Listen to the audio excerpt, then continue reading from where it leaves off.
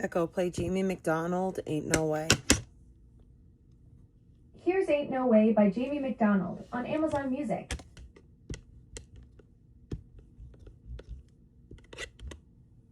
I put this like as like an outfit to just lounge about, and now I feel like I want to put my jammies on. So we're gonna see how long I can make it before I put my jams on.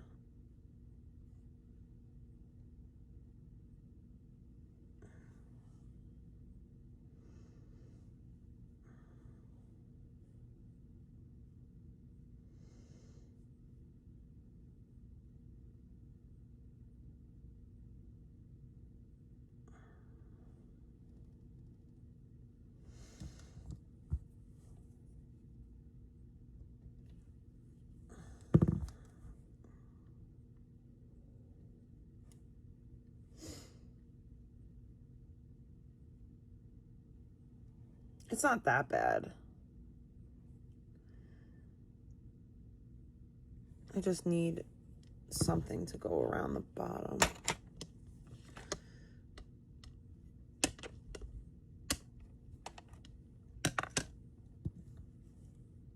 Yeah, I think I'm gonna put jammies on.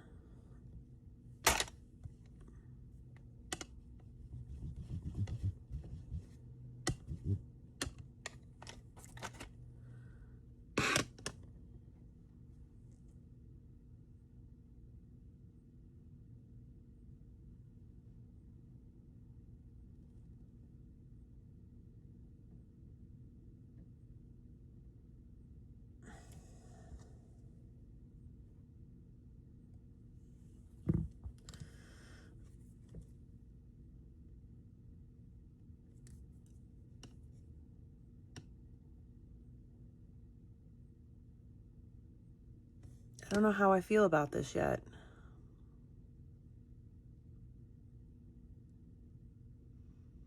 I should have did the vines before I did the leaves, but that's a learning experience now. To do, if I ever want to like do this design again, the leaves should be the last thing I do. Because I should add the leaves on top of the vines. But the vines was something that I added on last minute because I was like, you know, maybe I should put some vines on there. Maybe it'll tie it all together.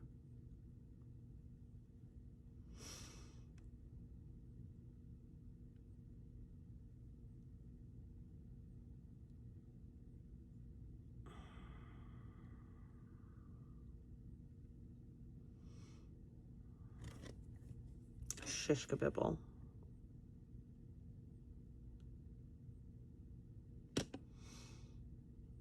Yep. Because now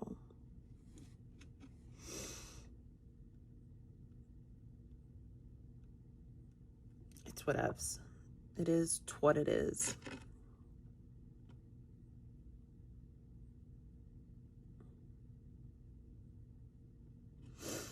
Now, this is what I don't know if I want to do vines on the this little, I don't think I want to. I don't know though. I feel like I need it to like tie it together. But then how am I going to do that? Maybe I think I could figure it out, something out.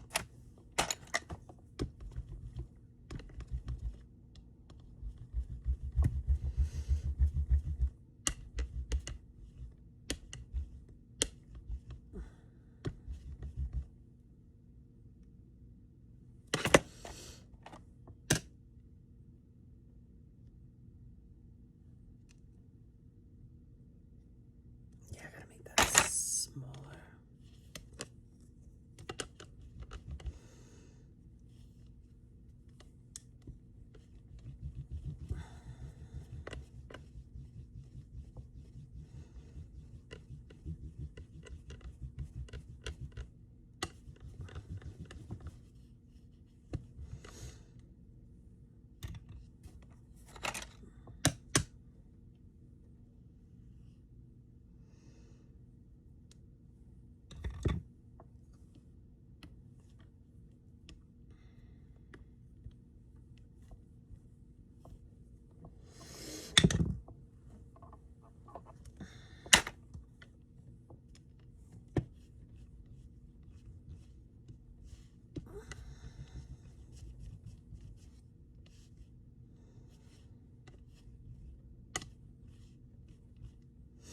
So unfortunately, I was perusing through my YouTubes and I seen something by, I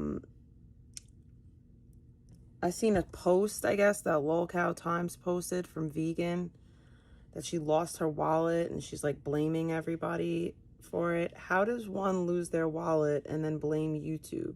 Like, how is that even a thing?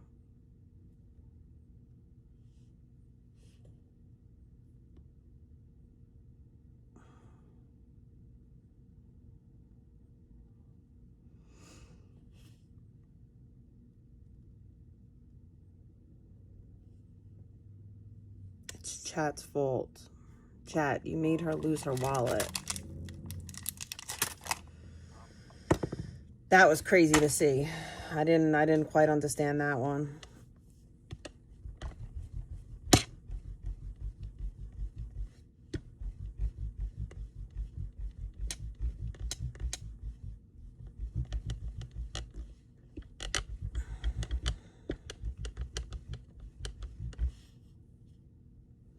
Yes, Jesus loves me, for the Bible tells me so.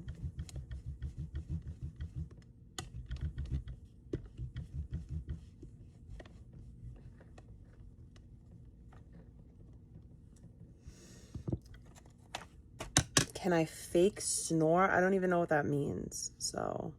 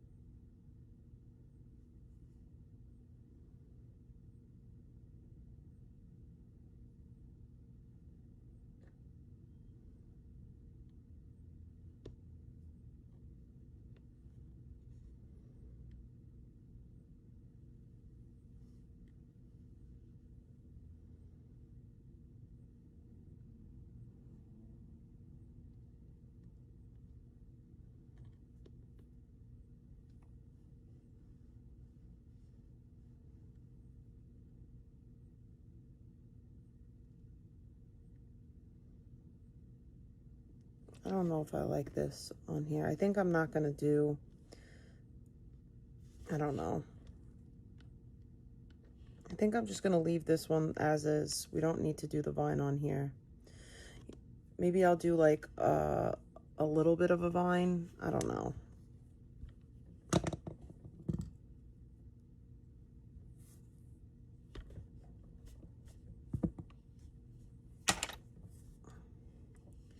I just can't believe that she's blaming chat. Like, that, to me, is kind of wild. Like, how is it chat's fault?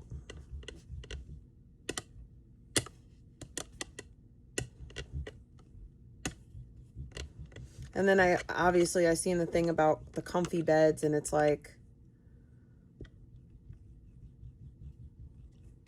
I don't know. I feel so bad. Like, I genuinely feel bad for her.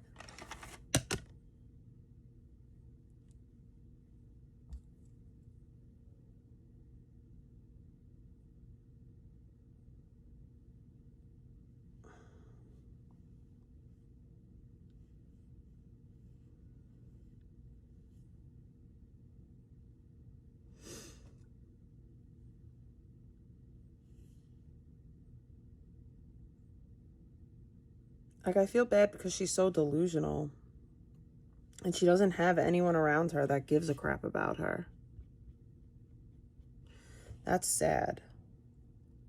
Yeah, I don't think I could do the vines on here. It's too much. It's too much, right? that's fine. The way it is fine. I'm not going to even add to it. The vines, I don't know why, but I did it. And now, I don't know if I regret it or if I love it. Whatever. But I feel like this is like missing something if I don't add something. Maybe I'll just add like a little coil or something. I don't know.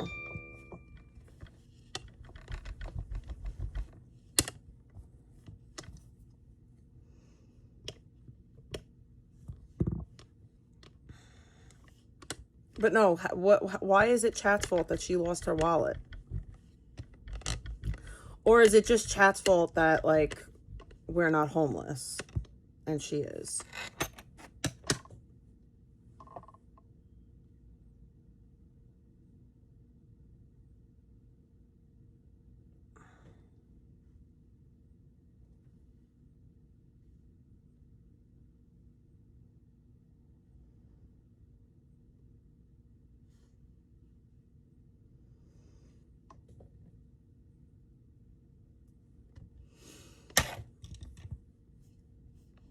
Okay, so it's our fault that she's homeless.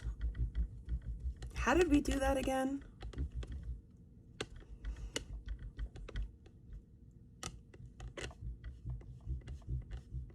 And then I seen like some dumb, like weird thing that she shared about me. And the lack of self-awareness is quite astounding, considering, especially considering the person who posted it. It's like, you have no self-awareness, like, at all. Like, if I'm standing behind vegan and I'm quote-unquote stalking vegan, then what are you doing to me? Because, like, I can assure you that your obsession runs way deeper than my obsession for VP. But it just seems like next level cope.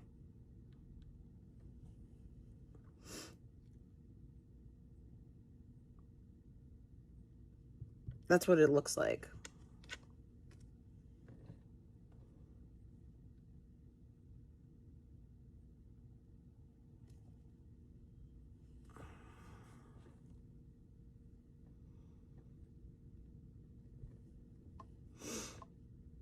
I never drove hours and hours and hours to follow vegan around.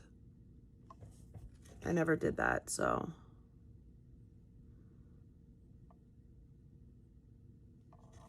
I didn't do that.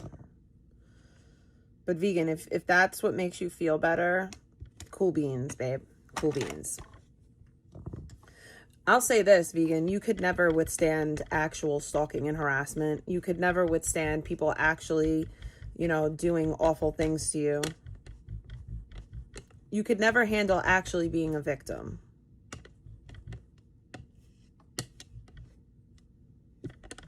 You're not built for it. Unfortunately, I am. Doesn't make what happens okay. It just means that I'm well prepared for it.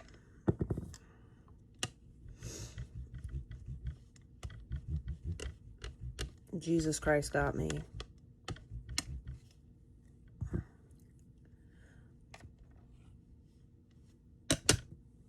I worship a very loving and giving God. Very forgiving, loving, and certainly making sure that I'm thriving and doing well in life.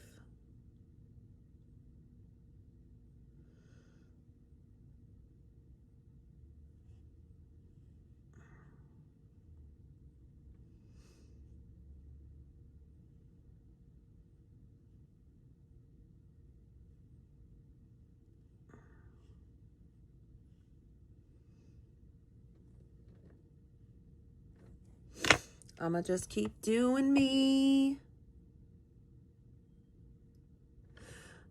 Vegan, while you're out here trying to pretend to be a victim, you're helping people victimize others. And it's not really cute. You can't condemn certain behaviors, but then when it's done to people that you don't like, it's funny and cute.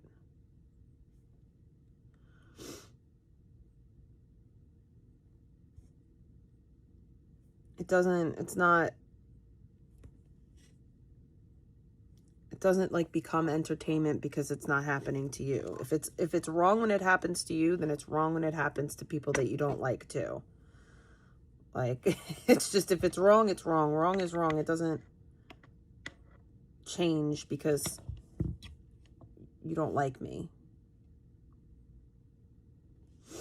But I digress.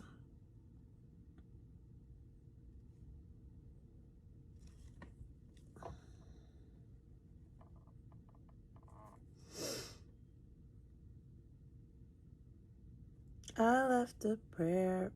No. I left my at the bottom of the river. God left me there, showing me something better. My life was changed when I stepped into the water. I'm also learning that with these roses, I should not make them look super perfect like that. These down here look more like roses when I like bunch them together. So now I learned that for the next time.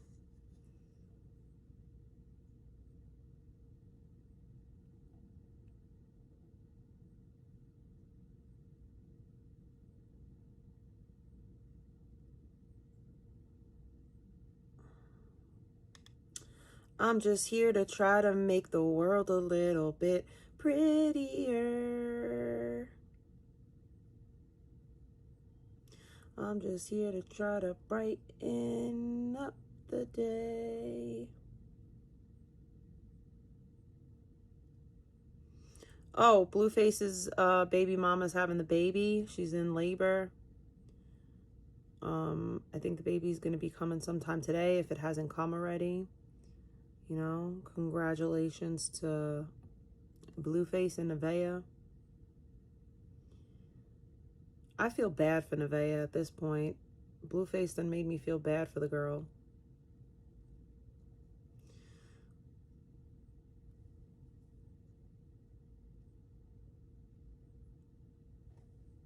And I really used to think that the only person I would feel bad for in the circus was Jaden, because Jaden, you know, got with Blue before he was Blueface.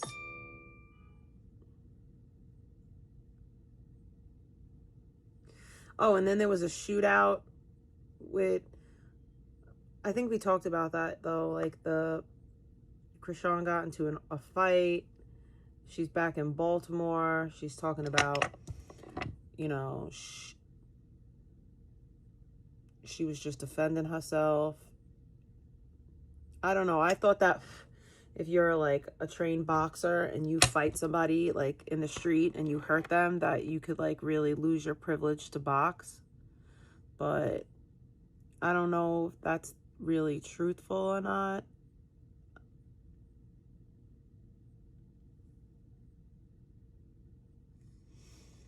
But we'll get to it in a minute.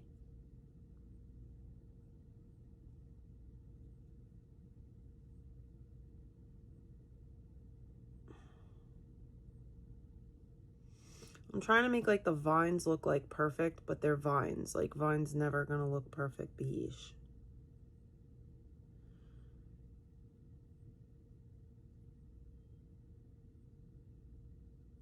And I could have used like the extractor for that to like make the coil like even, but I wanted to roll it out.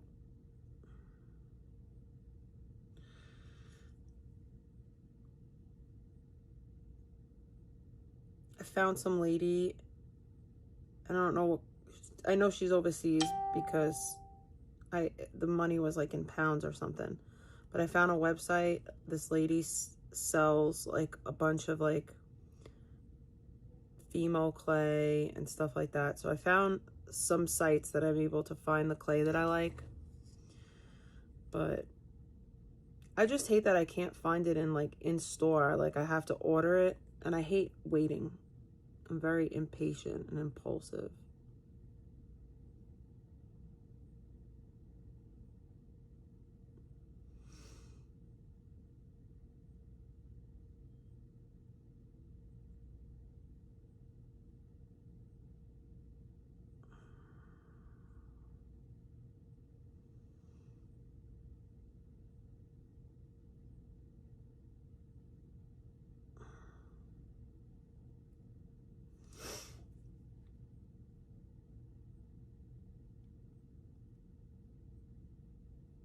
Is there anything that you guys want to listen to? Obviously no drama from like the little community, but we could always listen to like celebrity gossip and drama and stuff like that.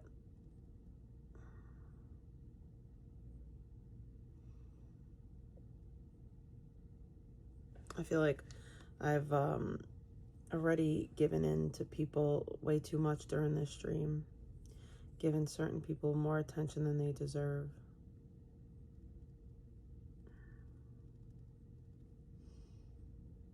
The most loving thing that I can do is ignore.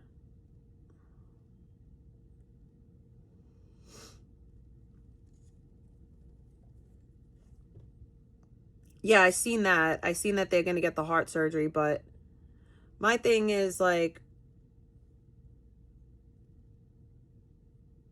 I don't know. Like, I get that they didn't want the baby or whatever, but it's still their child, and I hope that they do everything that in their power to protect that baby.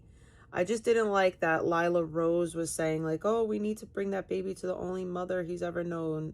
Respectfully, ma'am, that was a surrogate. Like, that's not his mom. That'll never be his mom. And it's weird that the whole point was to make sure that the baby lives. Now we're trying to take the baby from his biological parents. I don't think that that's the maneuver. I don't think that's the way to go in this. I do think that the parents should, as long as they obviously care for the baby.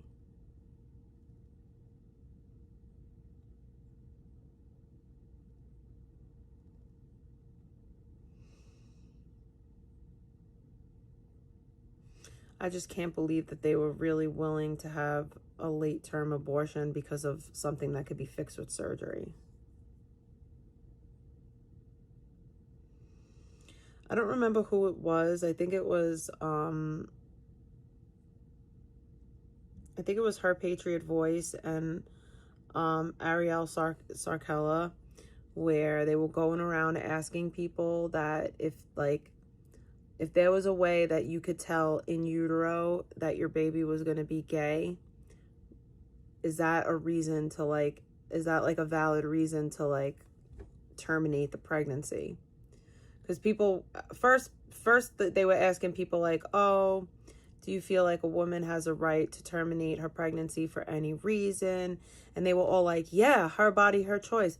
Any reason that she wants to, terminate that pregnancy, she can. So then the follow-up question was, what if there was a way to determine, if the baby was going to be, gay or not? And because that's a harder life for most kids, the parents decide that they're going to terminate. Would that be okay? And some people were like, yeah. And then other people were like, no, that's wrong. You can't do that. But you just said that it's, her body, her choice. It kind of shows you like that argument doesn't really have much, it doesn't have legs to stand on.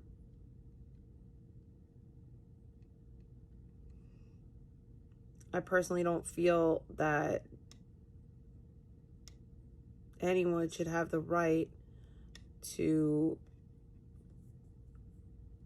unalive a baby simply because it's inconvenient, or they're not ready, or whatever it is. Well, there's adoption, and you better get ready, because if you're not ready to have kids, then you shouldn't have been ready to have sex. And I'm sorry, that's really the truth of it. Too many people seem to think that having sex is like that's your right to fornicate. No, it's not. That's a gift given to us by God so that we can create new life. The whole point of sexual intercourse is to create new life.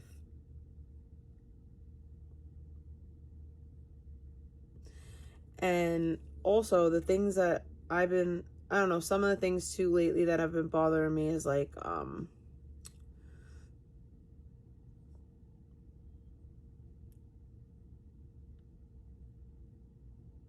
I lost my train of thought. I'm sorry.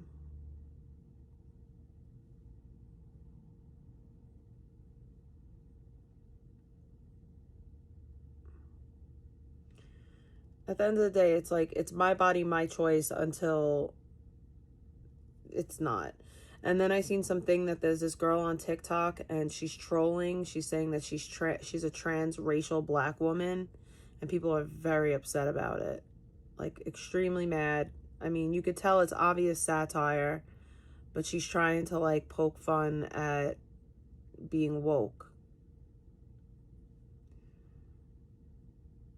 I kind of hate the fact that the word woke has been co-opted to mean a bad thing now.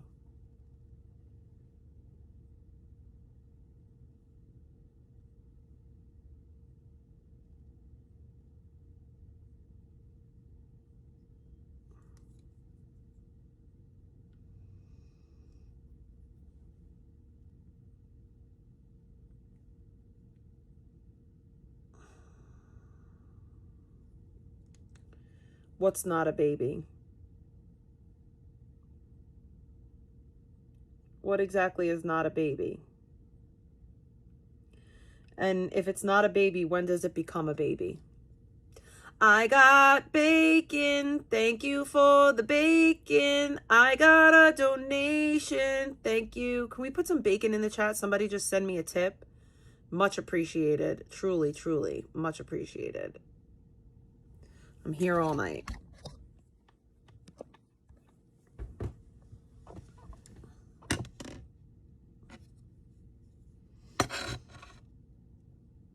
I just want to understand the logic, like, because if it's not a baby, then when does it become a baby?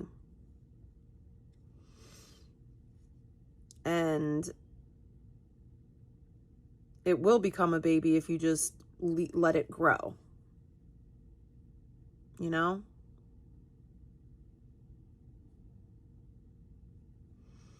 I've heard people refer to a fetus as a parasite, whereas that's not true, because if it was a parasite, it would never be able to be removed.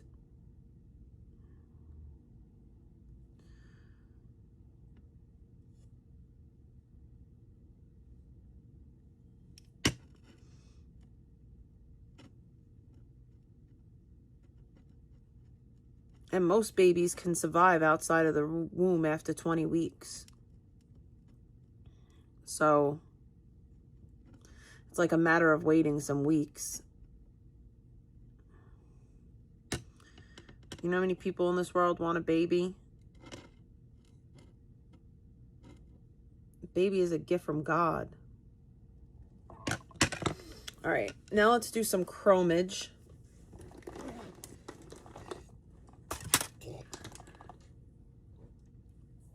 We're going to do this gold green on the leaves.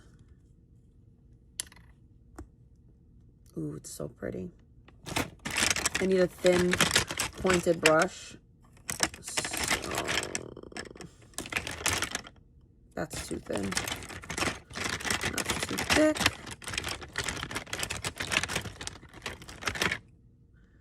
Right here.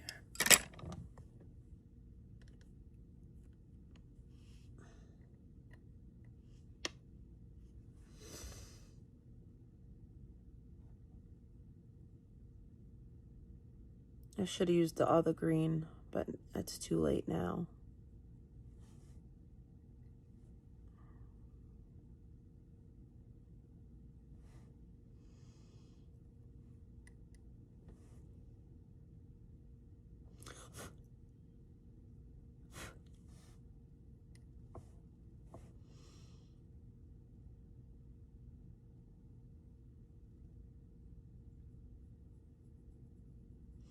I watched this video today of Lil Wayne saying that he doesn't sleep, like, at all, ever.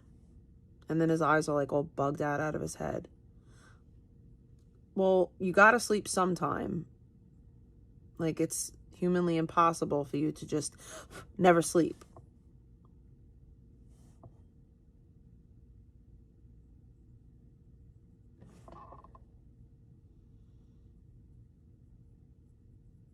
And then the girl was like, oh, what, do you just stay up all night writing? I don't write. We know, Wayne. We know. I don't write rhymes because I ain't got time.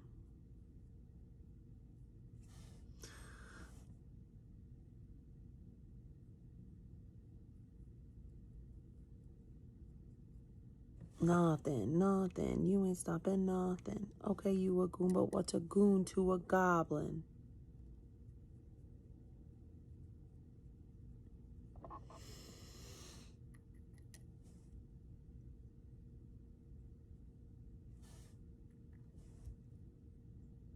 I was listening to a video on my way home, and the amount of cope coming from like Andrew Wilson is quite scary.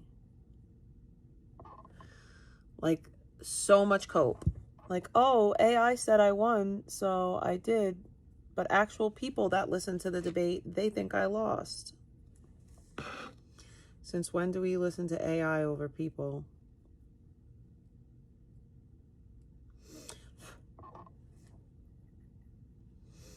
Do you guys want me to put on like, we could listen to like a true crime podcast, or we could put on some theology, like theological debates. I haven't listened to God Logic on stream in a couple of days.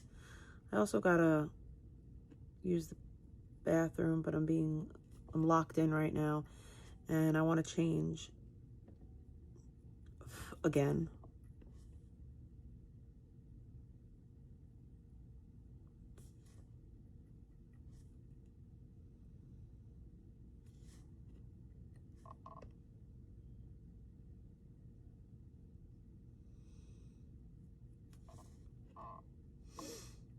What up, Traveling Jack?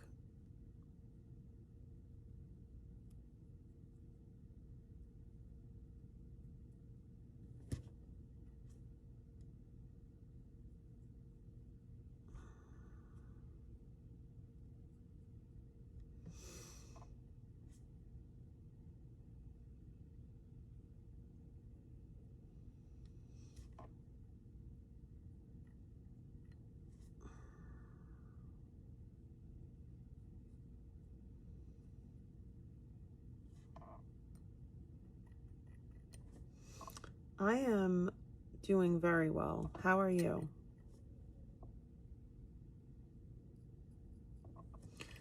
Life is good. Can't complain.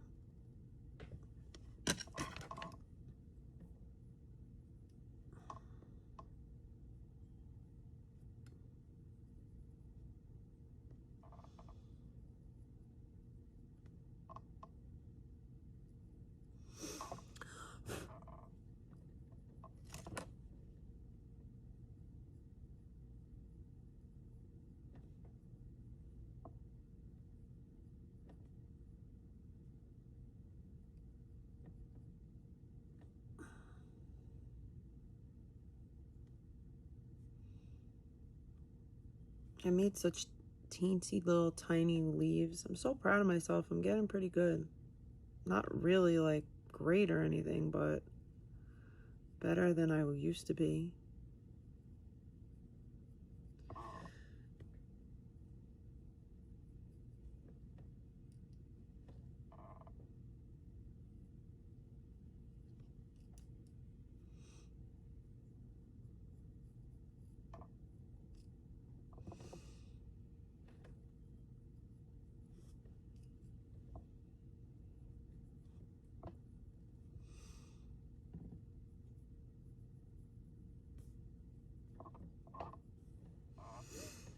I'm still gonna put that other chrome on here too. I just like to mix them.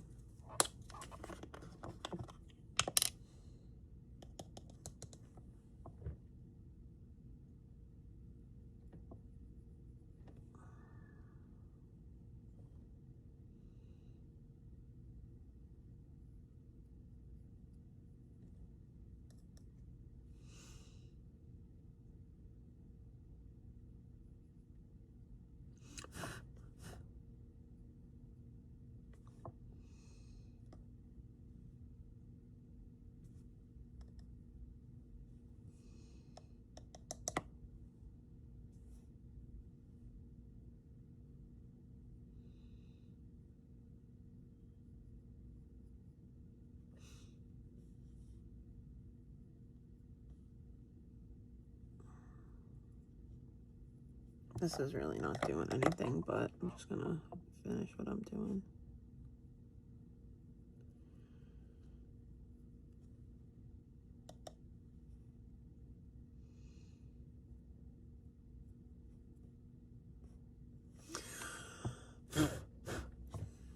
All right, now it's time for red. We're not going to use this one because I don't like that one that much. So we have a red green. This is purple, red, orange. No. I want a red, green, red.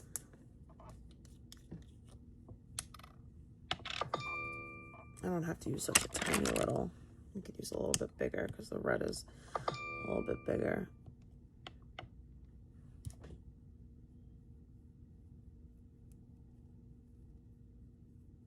I don't know if I should have used this green red, but it is what it is. I want more of a red. That's like looking more green than anything. I want more of like a red. So maybe this blue purple. No, I don't want it to be purple. Blue, purple, orange. Red, orange, yellow. It's blue, purple. This is a green red. Was this the one I just used? I don't think so. I don't think this is the green red that I just used. No, it's definitely not.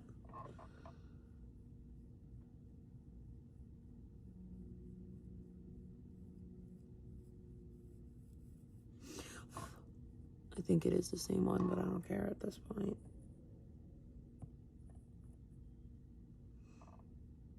No, it's different.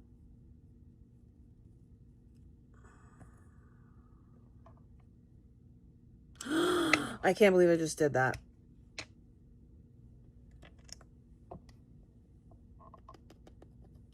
What a dumb bitch.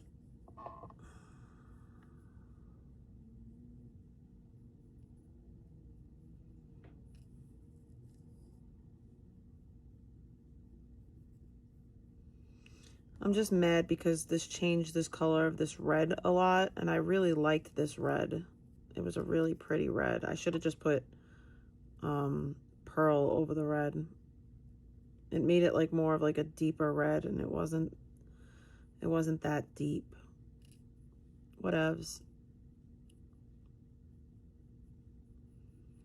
The only way to really like know how the chromes are gonna work, like how they're gonna look on every different color, is literally by swatching it on every color, and ain't nobody got time for that.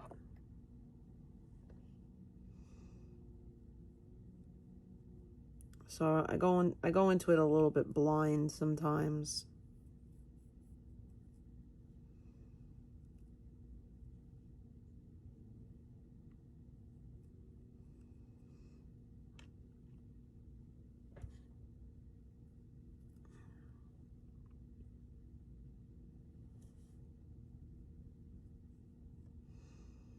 And then I'm just gonna dust pearl over it all to like pick up the white part.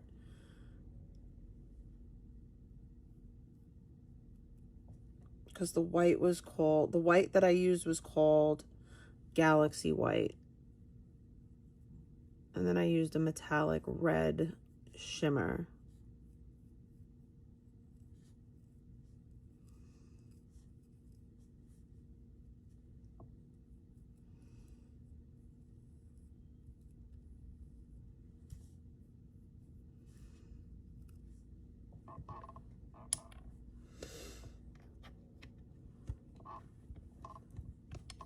Okay, now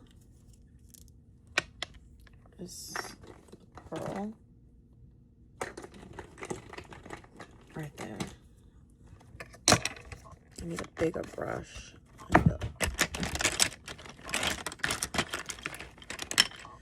This one.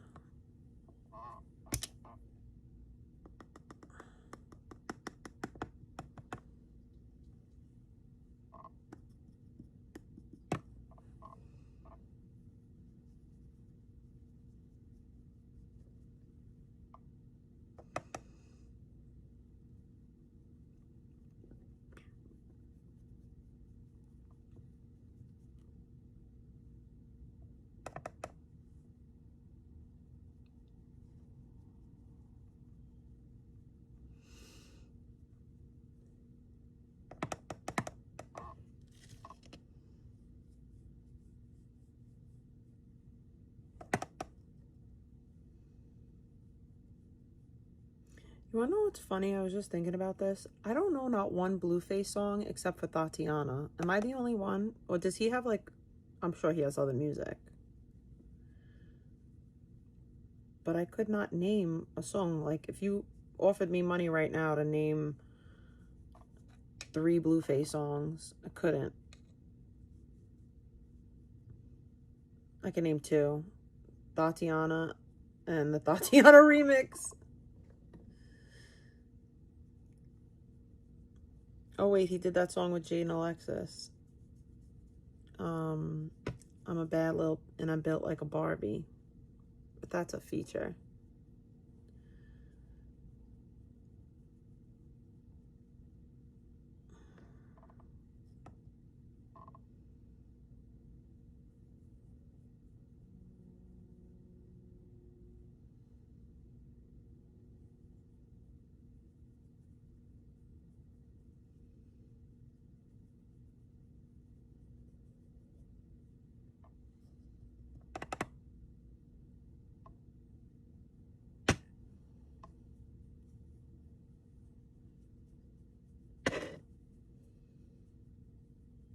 Now I take a bigger, fluffier brush and I just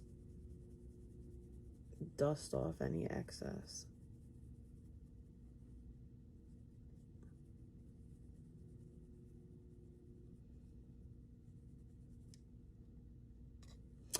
I'm not mad at this.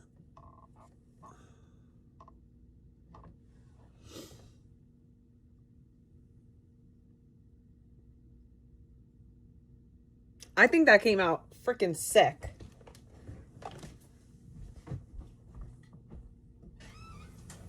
I said a prayer from the banks of the river.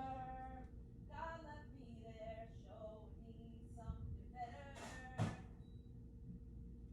I left the wrong at the bar. I have to make something for a Jewish friend too. Well, not a friend. I wanted to make something for my therapist, and my therapist is Jewish.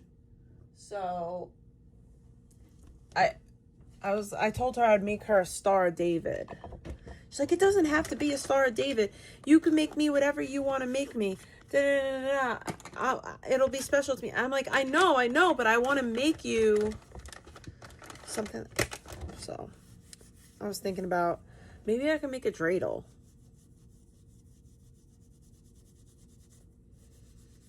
How do you make a dreidel?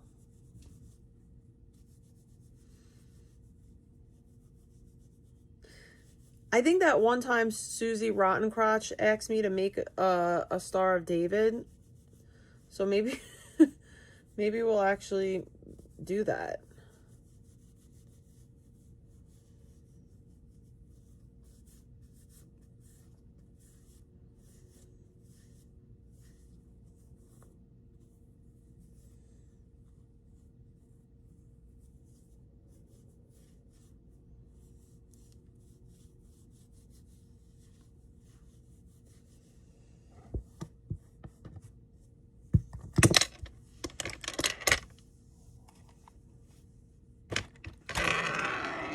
It's time for a smack break. It's time for a smack break. And I want to go check the mail. Because it wasn't here when I got home. Here's the mail, it never fails. It makes me want to sing and wail. Mail!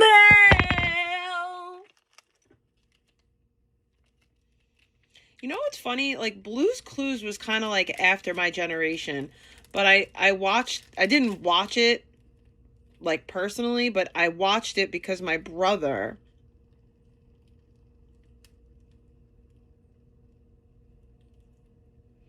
here's the mail, it never fails, it makes me wanna sing and wail. Hello, Alexander. How are ya? Hi, how are ya? In my Jeffree Star voice. All right, the reason why the camera's like this is because I'm changing into my jams.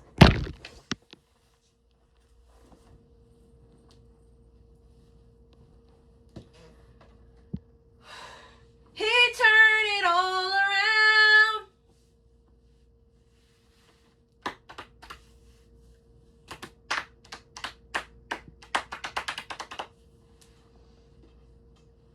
I want to keep the red on, so gonna put my red jammies on. About to look like Where's Waldo in this bish.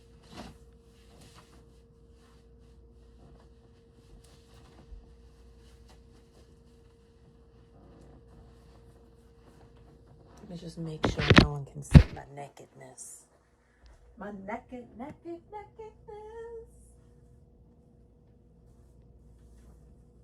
I have burning all my trouble from my life. I left it in the river.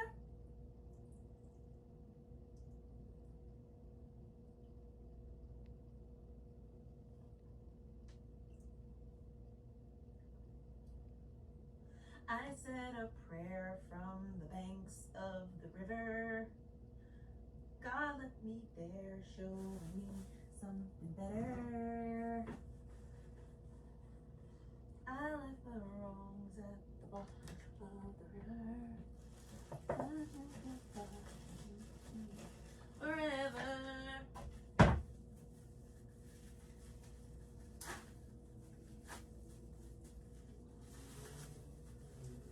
Oh, I'm not gonna put on red pajamas. What am I talking about? I have my leopard pajamas that I wore yesterday. Derp, derpity, derp, derp, derpity, derp, derp, derpity, derp, derp, derp. Don't be such a derp, derp.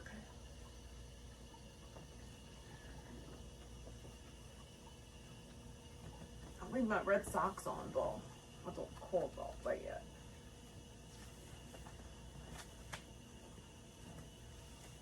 Where's my black tank top?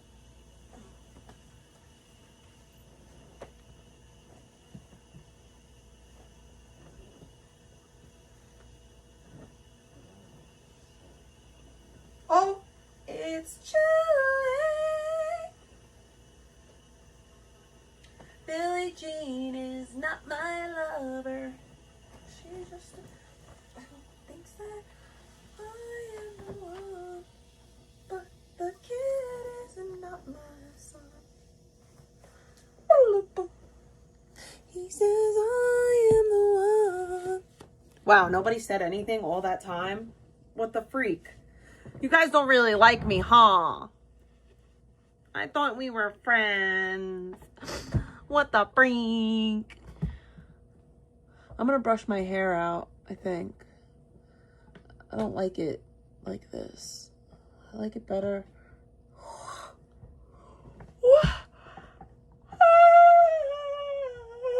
Sorry about that. I like it better when it's like not defined, when it's just like beach waves. Where the is my Totoro socks? Totoro, Totoro. Those are my faves. Where's my gray socks? Beesh.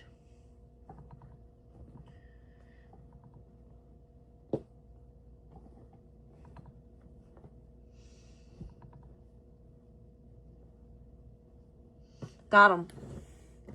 Got him! I don't have pantaloons on yet.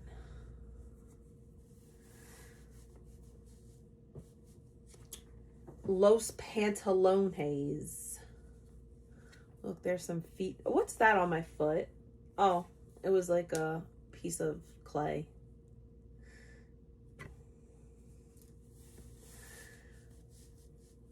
Socks.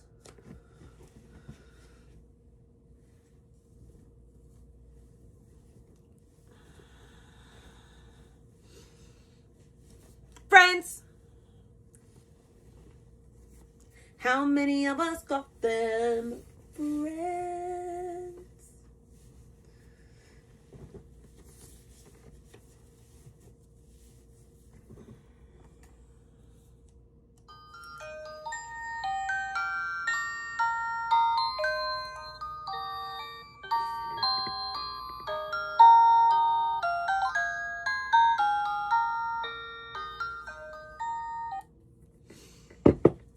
I still have to watch that Princess Moanoke thing.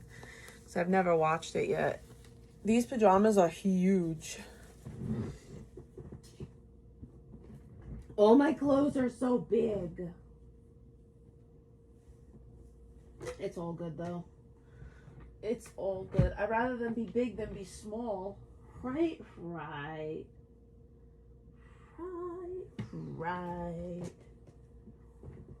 I'm so tired. I keep yawning. Goodness gracious.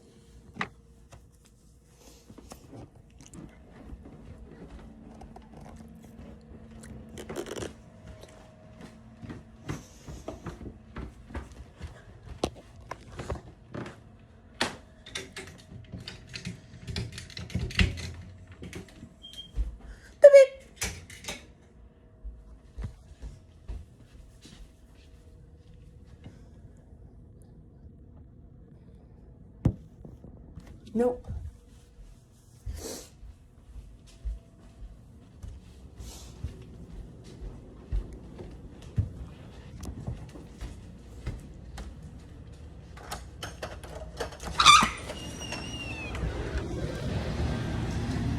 Nope. I thought it would be here today. It's not here. You're not coming upstairs. No. You're not coming upstairs. You're punished. You're not allowed upstairs.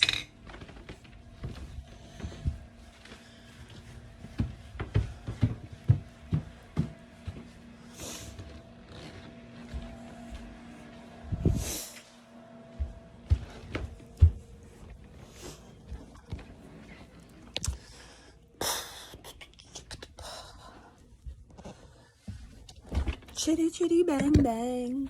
Chitty chitty bang bang.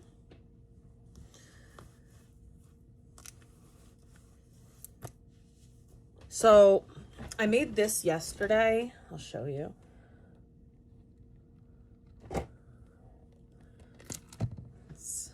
I gotta clip, like I gotta fix certain, like I gotta take all this off, but I'm gonna fix that anyway.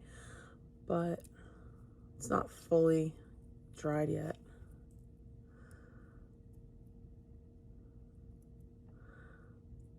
I kind of like this one. I don't like this ugly blue color, but I'm not mad at it. I love this one. I think that this one is so pretty. I want like 800 more of them.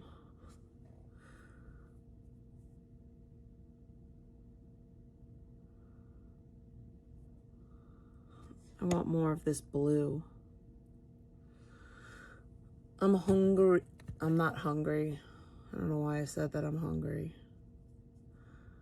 I think I'm bored. He turned it all around. I like this design too. I don't mind this one either. It looks like Mickey Mouse. I didn't realize that till just now. It looks like Mickey Mouse. You know what I was thinking about doing? I was thinking about making myself a custom pin for Disney World. Like a custom birthday pin for myself. Like something like obviously like this. And then I could put words on it. And I could maybe put like a little Mickey Mouse on it or something. I don't know. But I was thinking about making myself a little custom pin.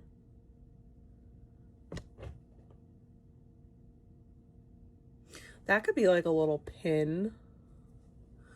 Bring them out, bring them out. It's hard to yell when them barrels in your mouth. Where does this one go to? This one goes to the other one.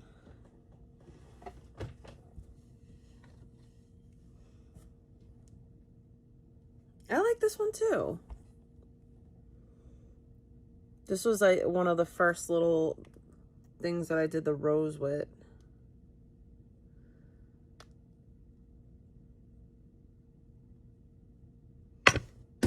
That last one I've been working on for a while. Not everything. Oh, man.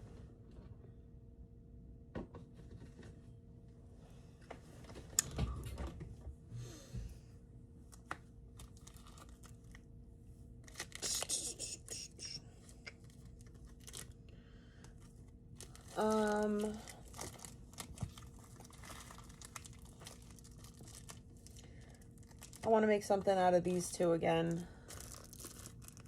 These two coolers. I'm going to make the base this one, and this will be the top. That'll be the accents. What up?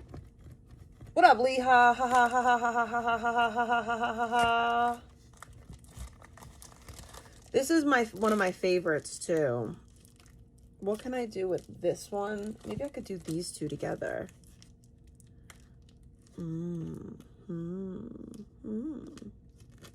I think that these two together would actually be pretty nice.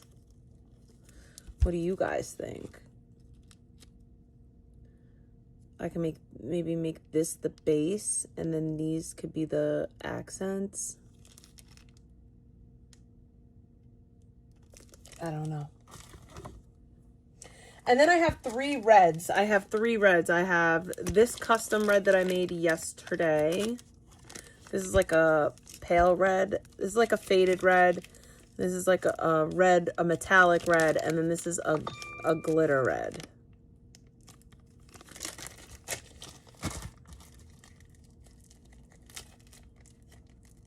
This pink, though, is one of the nicest clays that I've ever used. The way that it bakes is just amaze. The way that it looks is amaze. This is called what is this called? This was called Ruby Quartz. All right, let's smizzle biz. Smizzle.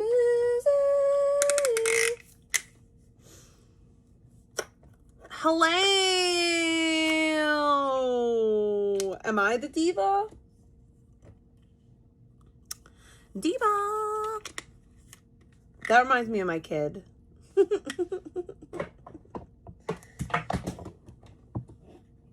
Whoa! I should actually do this purple with this pink. This purple and this pink. This purple and this pink. What? That's gotta happen. Should I make the copper one first, or should we work with the pink one? I already got this one out. Let's start.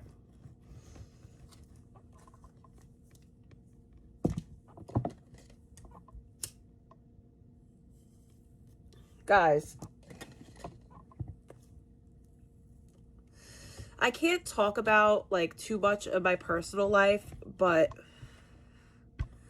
I've been receiving blessings, and God has been good to me and kind to me, and he's been opening my eyes to a lot. And I think the worst thing that I ever did was feel the need to explain myself, and then on top of that, I made it even worse with trying to defend myself when I never needed to do that, because the people that matter know the truth, and the ones who don't will never, they don't care about the truth. So I need to keep doing what I've been doing and keep focus on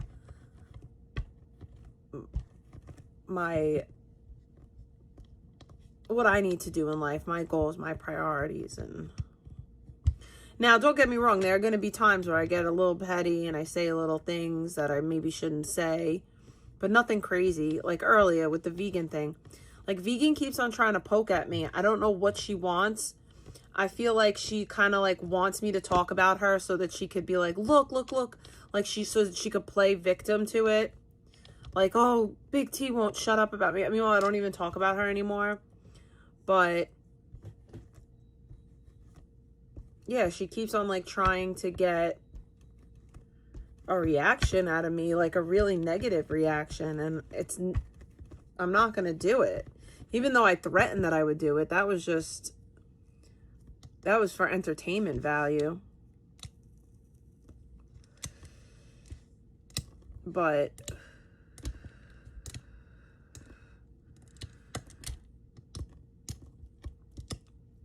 I'll say this, vegan, what does it tell you that your life keeps on getting more and more effed up, and my life, for the most part, keeps getting better? What does that tell you? Maybe you should stop listening to the people that you're listening to.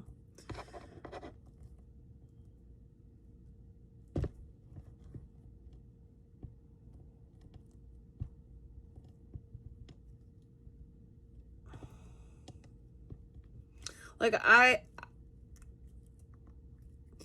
let me say this, when Vegan left, I stopped recapping Vegan before she, like, left. Because I heard people saying that, like, oh, well, she was only not talking about Vegan because Vegan left. How is she going to talk about her? You act like there isn't archives. I could have talked about Vegan every single day. I stopped talking about her before she even left. But, you know, Jesus is king.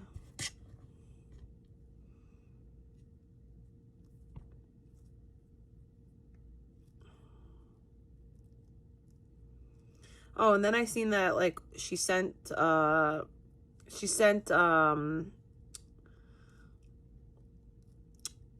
his name? The owl guy. She sent him freaking, Skelly. She sent him, voice memos, and he, I guess, put them out to everyone to make fun of her. Yes, I do believe in Jesus.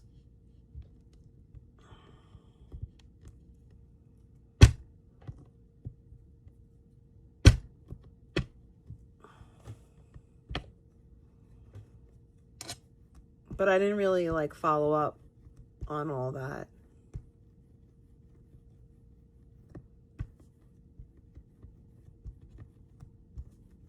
I'm going to be the same regardless of what's going on. Whether my life is good or bad, I'm still going to treat people kindly. The package came. Glad to hear it. I hope you enjoyed it. Let me know how that stuff works for you. Also, I could have still used that skincare stuff. The reason why I broke out was because I got my period and I was going to keep, like, one of them. Then I was like, nah, I'm good. I knew that you'd get, I knew that it would be, that you would appreciate it and you would get better use out of it.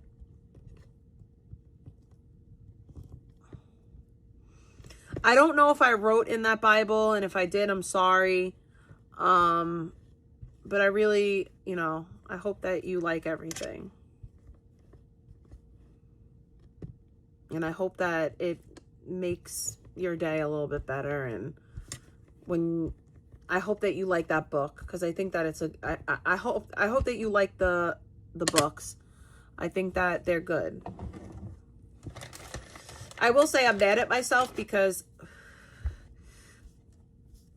I bought that Bible in a year at Target, and then they had it at, where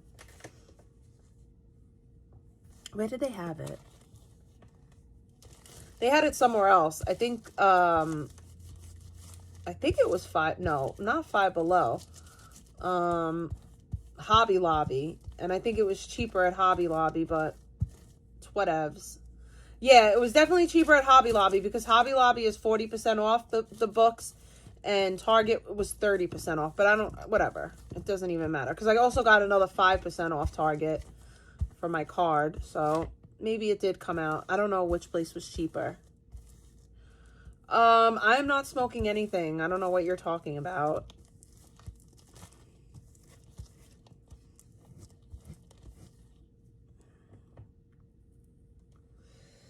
I don't smoke cigarettes, that's for sure.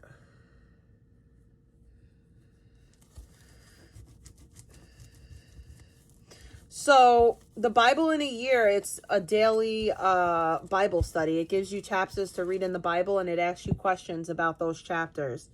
And then the other one is devotional. Like, it's like it's like the Hope for the Hard Days. I have one too. Oh, I'm so glad that you like it.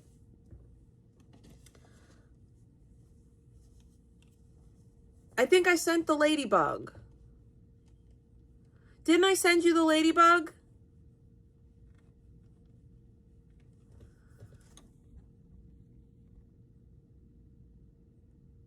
Oh, so then maybe I didn't give you the ladybug. Maybe I sent the ladybug to Trisha. Maybe I didn't send you the ladybug. I apologize. Maybe I sent it to Trisha for her daughter. I think I might have put it in Trisha's box for her daughter. I'm sorry. What did I send you? I probably put it in the box for Trisha's daughter then. I think that's what I did, now that I think about it. Yeah, I think I did. I think I put it in the thing for Trisha's daughter.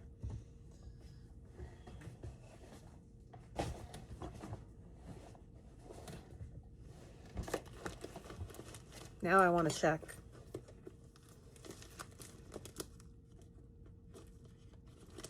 Nah, I can't open this.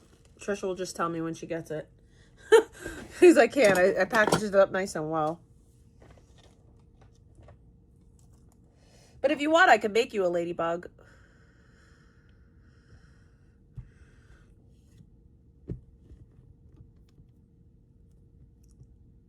You're right. You can't read the Bible and not follow it. I agree wholeheartedly with that statement. You can't read the Bible and not follow it. The whole point of reading the Bible is to learn it so you can apply it.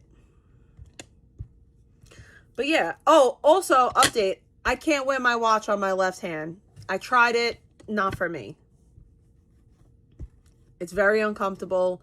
I think I've been wearing my watch on my right hand for a long time. First of all, I don't know what you're talking about as far as throw anything away, but where in the Bible does it say that you can't smoke weed?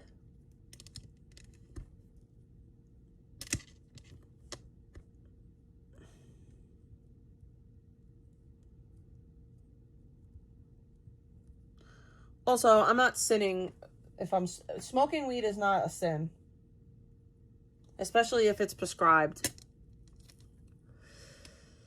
I'm a righty and I put it on my right. I write with my right hand and I put my watch on my right hand, and that's what's comfortable.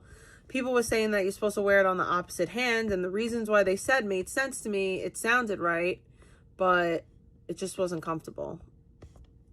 I thought it would be like more comfortable, but it's not. Wearing the Bible doesn't say anything about weed explicitly. What the Bible does say about substances, though, is, I have it right here.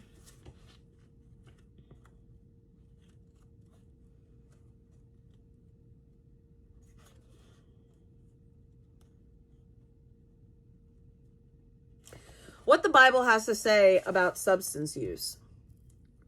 Well, substance abuse. It doesn't say anything about weed. It says not to get drunk. So in 1 Corinthians 6:19-20, it says, you should know that your body is a temple for the Holy Spirit who is in you. You have received the Holy Spirit from God. So you do not belong to yourselves because you were brought to God for a price. So honor God with your bodies. Then it says in Ephesians 5:18, do not be drunk with wine, which will ruin you. Don't be filled with the Spirit, but be filled with the Spirit. That doesn't say anything about weed. Anyone who is having trouble should pray, and anyone who's happy should sing praise, James 5:13. So yeah, again, I'm not getting high. It says not to get intoxicated, which I'm not doing. The Bible the Bible is explicitly against anything that which would impact your decision making. Anything that would, impact your ability to, to make good choices. Okay? My use of my prescribed medication isn't impacting my ability to make sound and good choices. In fact, in my recovery, I have made way better decisions than I previously made in my life. Now, am I saying that I'm going to smoke weed forever? I don't know. I hope not. But being 5 years in recovery and not willing to risk relapse at this point and dealing with the pain that I deal with and using cannabis for what I use it for, I'm okay and content. Now, if I was sitting here all day long, getting high, being a loser, not being a productive member of society, and not progressing, then sure, I am filled with the Holy Spirit. I'm not sinning by smoking weed. Now, am I limiting what I am doing is I am limiting my ability to experience the Holy Spirit. That's what I am doing. However, no, I'm not sinning. Actually, I'm not sinning. And you can't, you respectfully don't get to tell me that I'm sinning. You don't know more than my priest, my doctors. You don't know more. Saying that I'm sinning is like telling somebody who takes their insulin they're sinning for taking a prescribed medication. Telling them, you should pray. You should pray your diabetes away. That's no. As Christians, we learn that God gives us the tools to have a good quality of life. Well, yeah, I've definitely cut back on smoking and I want to continue to cut back. If you are a kind, good person, who cares? Exactly. Now, if I was getting stoned on cannabis and coming out here and being cruel to people, then that would be for sure a sin. Me alleviating the immense amount of pain that I'm in after a long, hard day of work, that's not a sin. It's okay if you think it's a sin, but I know what is and isn't going against God. Now, is it possibly stifling my ability to experience the Holy Spirit? Maybe. But that's with any medication.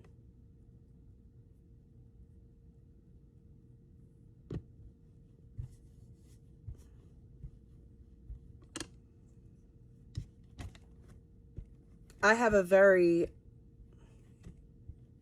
close and personal relationship with Jesus Christ. I read my Bible multiple times a day.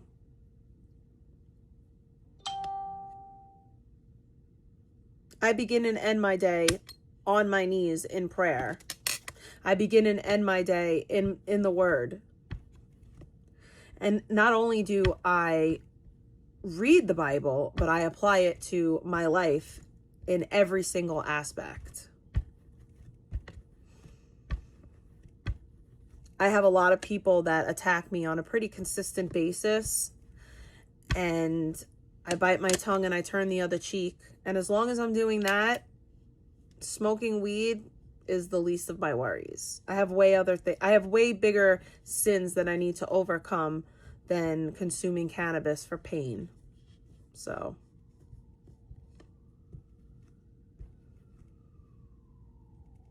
I was quite literally a minion of the devil for 3/4 of my life.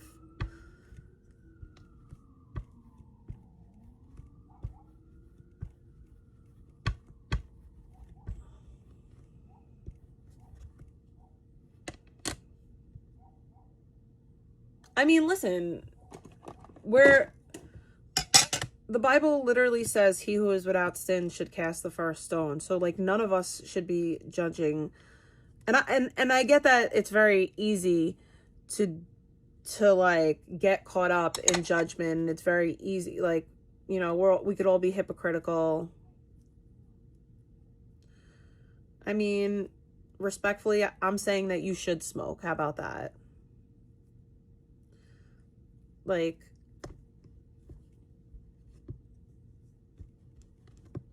if I was leaning on cannabis to survive and get through my day and help me deal with every little problem, that would be a sin. But using it the way that I use it, I mean, my feelings aren't hurt. Like, I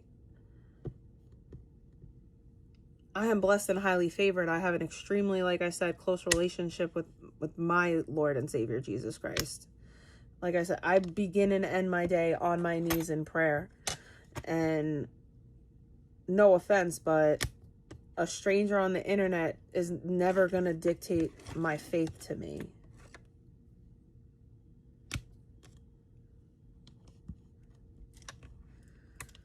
I'm very proud of who I am and who I'm becoming, and I'm even prouder of the Christian that I am becoming.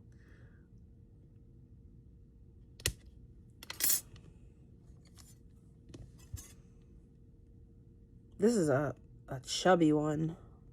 I made this one big. I don't know why, but I did. And I'm just going to go with it. I mean, again, there's nothing in the gospel that says that.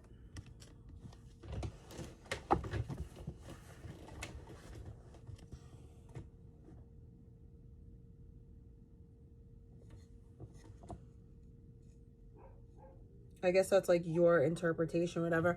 And thankfully, I am Catholic, so I don't have to go on my own interpretation of the Bible. Luckily, I get to turn to the Catholic Church.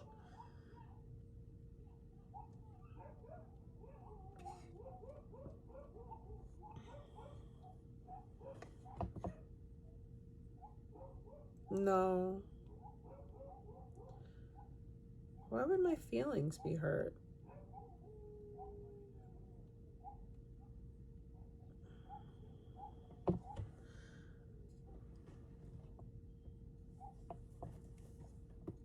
I mean,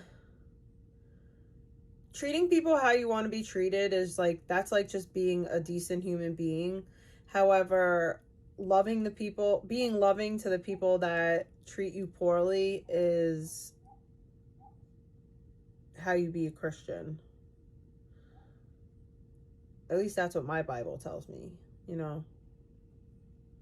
It's not enough for me to treat people the way that I want to be treated. I have to treat people better than they treat me. Like, I have to literally not meet evil with evil and just try to operate in kindness. It's difficult, and I'm not saying that like I excel at it, but I am trying.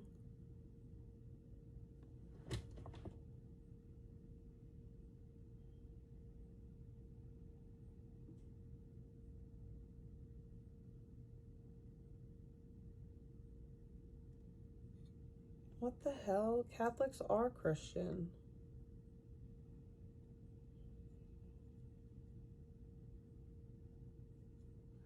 Catholics are the OG Christians, in fact.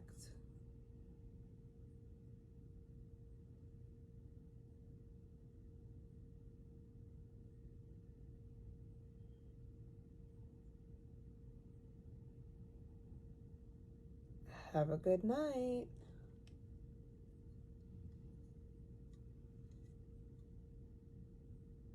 You too.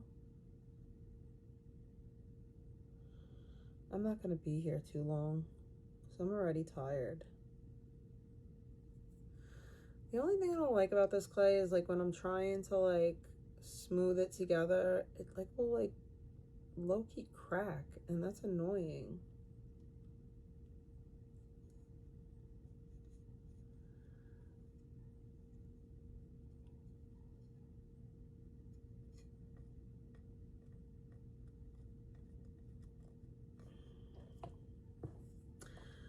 I think it's crazy how many people want to, like,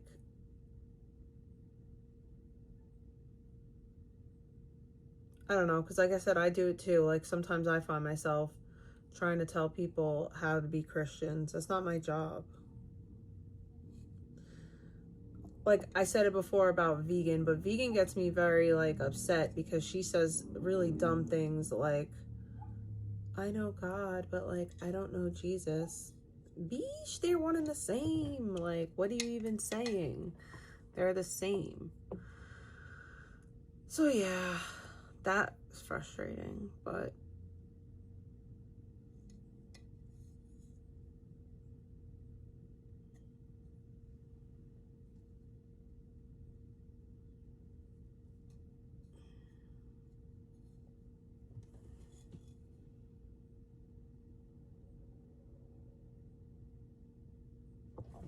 bro, my back is hurting so bad. And smoking didn't do anything. I mean, it did, but not enough. Sheesh. Shish kabibble.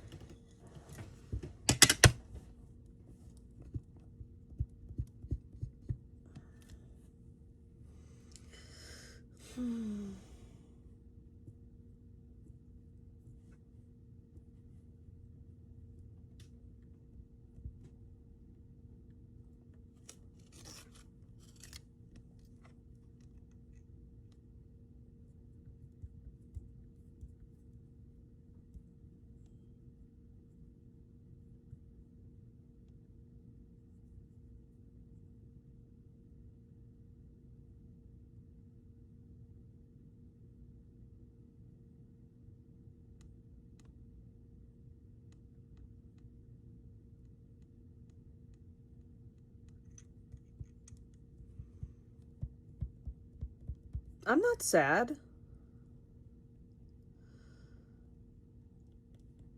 Oh, I look sad. I'm not trying to look sad. Lonely. I am so lonely. I have nobody to call my own. Lonely. I'm so lonely. I have nobody. I'm just joking. To call my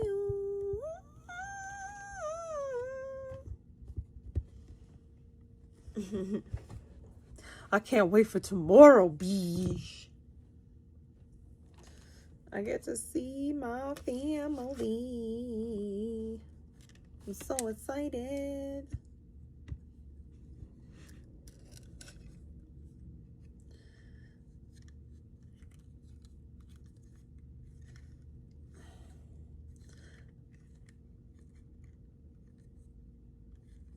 It's going down basement Friday the 13th. Guess who's Miami?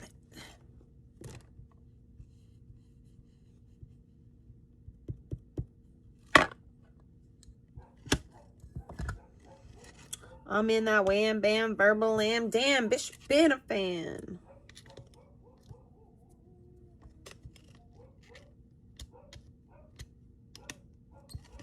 I mean, I don't know what, like, I'm portraying to the chat, but I'm chilling. Like,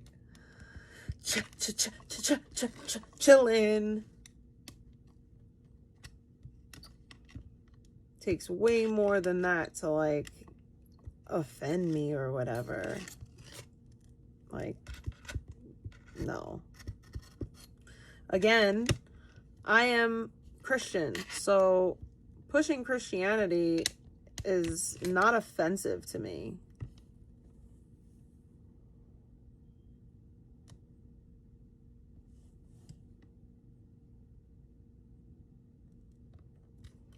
I believe I could fly. I believe I could touch the sky. I think about it every night and day. Spread my wings and fly away. I believe I could soar See me running through that open door. I believe I could fly. If I just spread my wings, I can fly.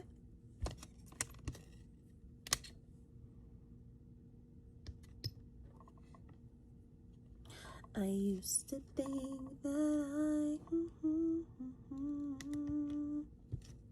I used to be able to play that on the piano.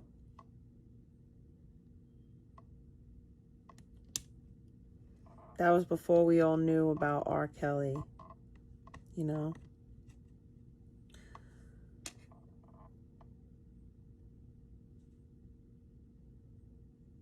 No, it's not. Oh my God. Again, Catholics were the first Christians ever. Everything that all Christians believe started in the Catholic Church. All the church fathers, Catholic.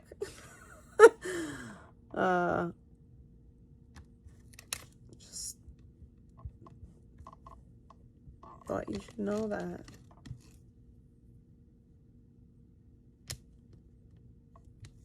I don't like when people try to debate me on that, because it's like a discernible fact. Like you can like, no. I mean, Christianity also has rules you have to follow. I mean, you have to believe in Christ to be a Christian. It's not just like, oh. Do you know what the word Christian means? Do you know what the word Christian means? And actually, no, Christianity is more than just having a relationship with Jesus. You have to believe in the triune God, the Father, the Son, and the Holy Spirit. Actually. And to be a Christian, you also need to be baptized. There's certain things in the Bible that are kind of explicit. Now, I understand as far as like, you know, being a non-denominational Christian, that's something different. But Catholics are certainly Christians. As I said earlier, the first Christians. All of the church fathers and everything like that. Pentecostal is not a Christian. Pentecostal don't believe in the Trinity, so you're not a Christian. Pentecostal believe in a completely different doctrine than Christians do. So, you're actually not a Christian.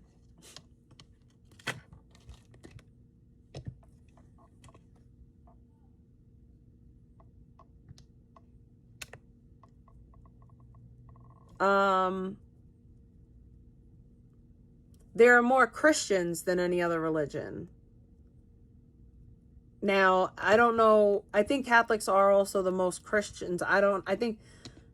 Okay, Google. What are most Christians? What denomination are most Christians? Roman Catholicism is the largest denomination, making up about half of all Christians worldwide. Thank you. Thank you, Bish. You're right. So, Pentecostal do not believe in the Trinity.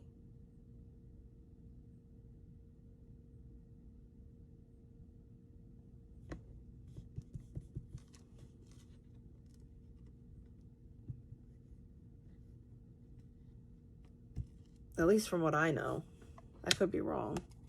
Okay, Google. What do Pentecostal believe in? Pentecostals emphasize the direct, personal experience of God through baptism in the Holy Spirit. They believe this power manifests in spiritual gifts like speaking in tongues and divine healing. You speak in tongues? I'm gonna stop. That's mean. Because I believe in exorcisms, so. Jehovah's Witnesses aren't Christians. Mormons aren't Christians. Maybe I'm wrong about Pentecostal, but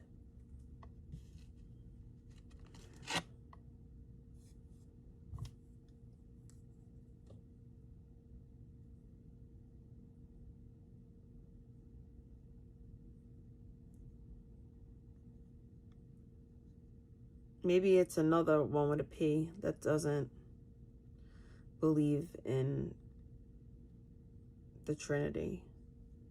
But either way,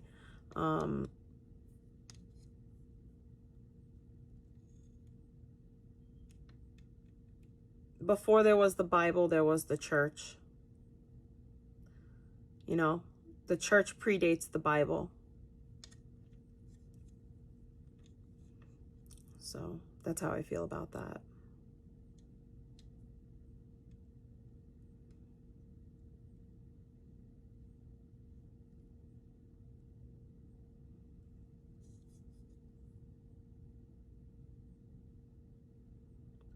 Well, there's like all different types of Protestants.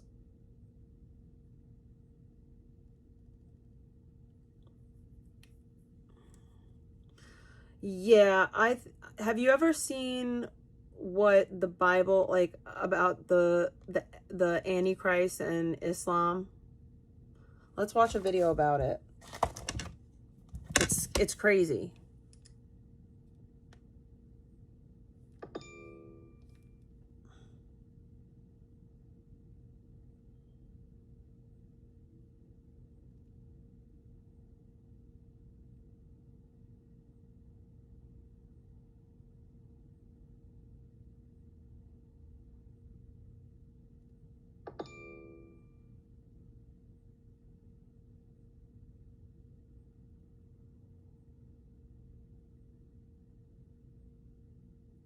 I think this is it. Prophecy teachers think the Antichrist will be a Muslim. They point to Islam's global rise and aggression toward Israel. But this popular theory that is a precise description of the Bible's Antichrist. The Islamic Mahdi is the biblical Antichrist.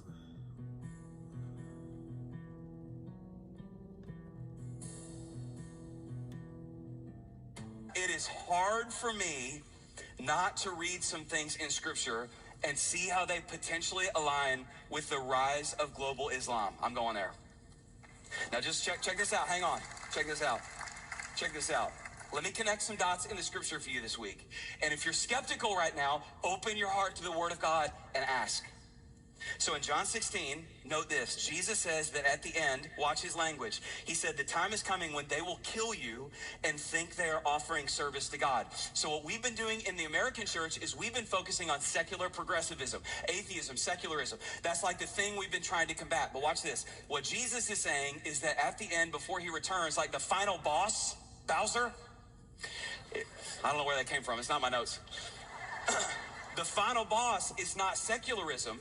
He's saying the final boss will be another religion that believes that when they kill Christians, they are doing something holy and offering service to God. That's what Jesus just said. Now let me go a layer deeper. Fast forward to Revelation 20. And when John gets a vision of the throne, this is what he says.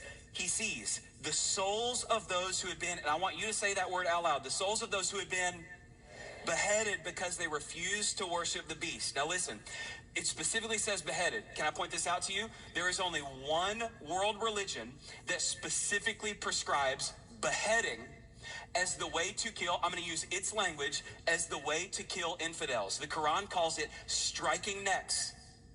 That is the language of the Quran. That is very interesting to me. Now, let's go a layer deeper. This is going to send a chill down your spine.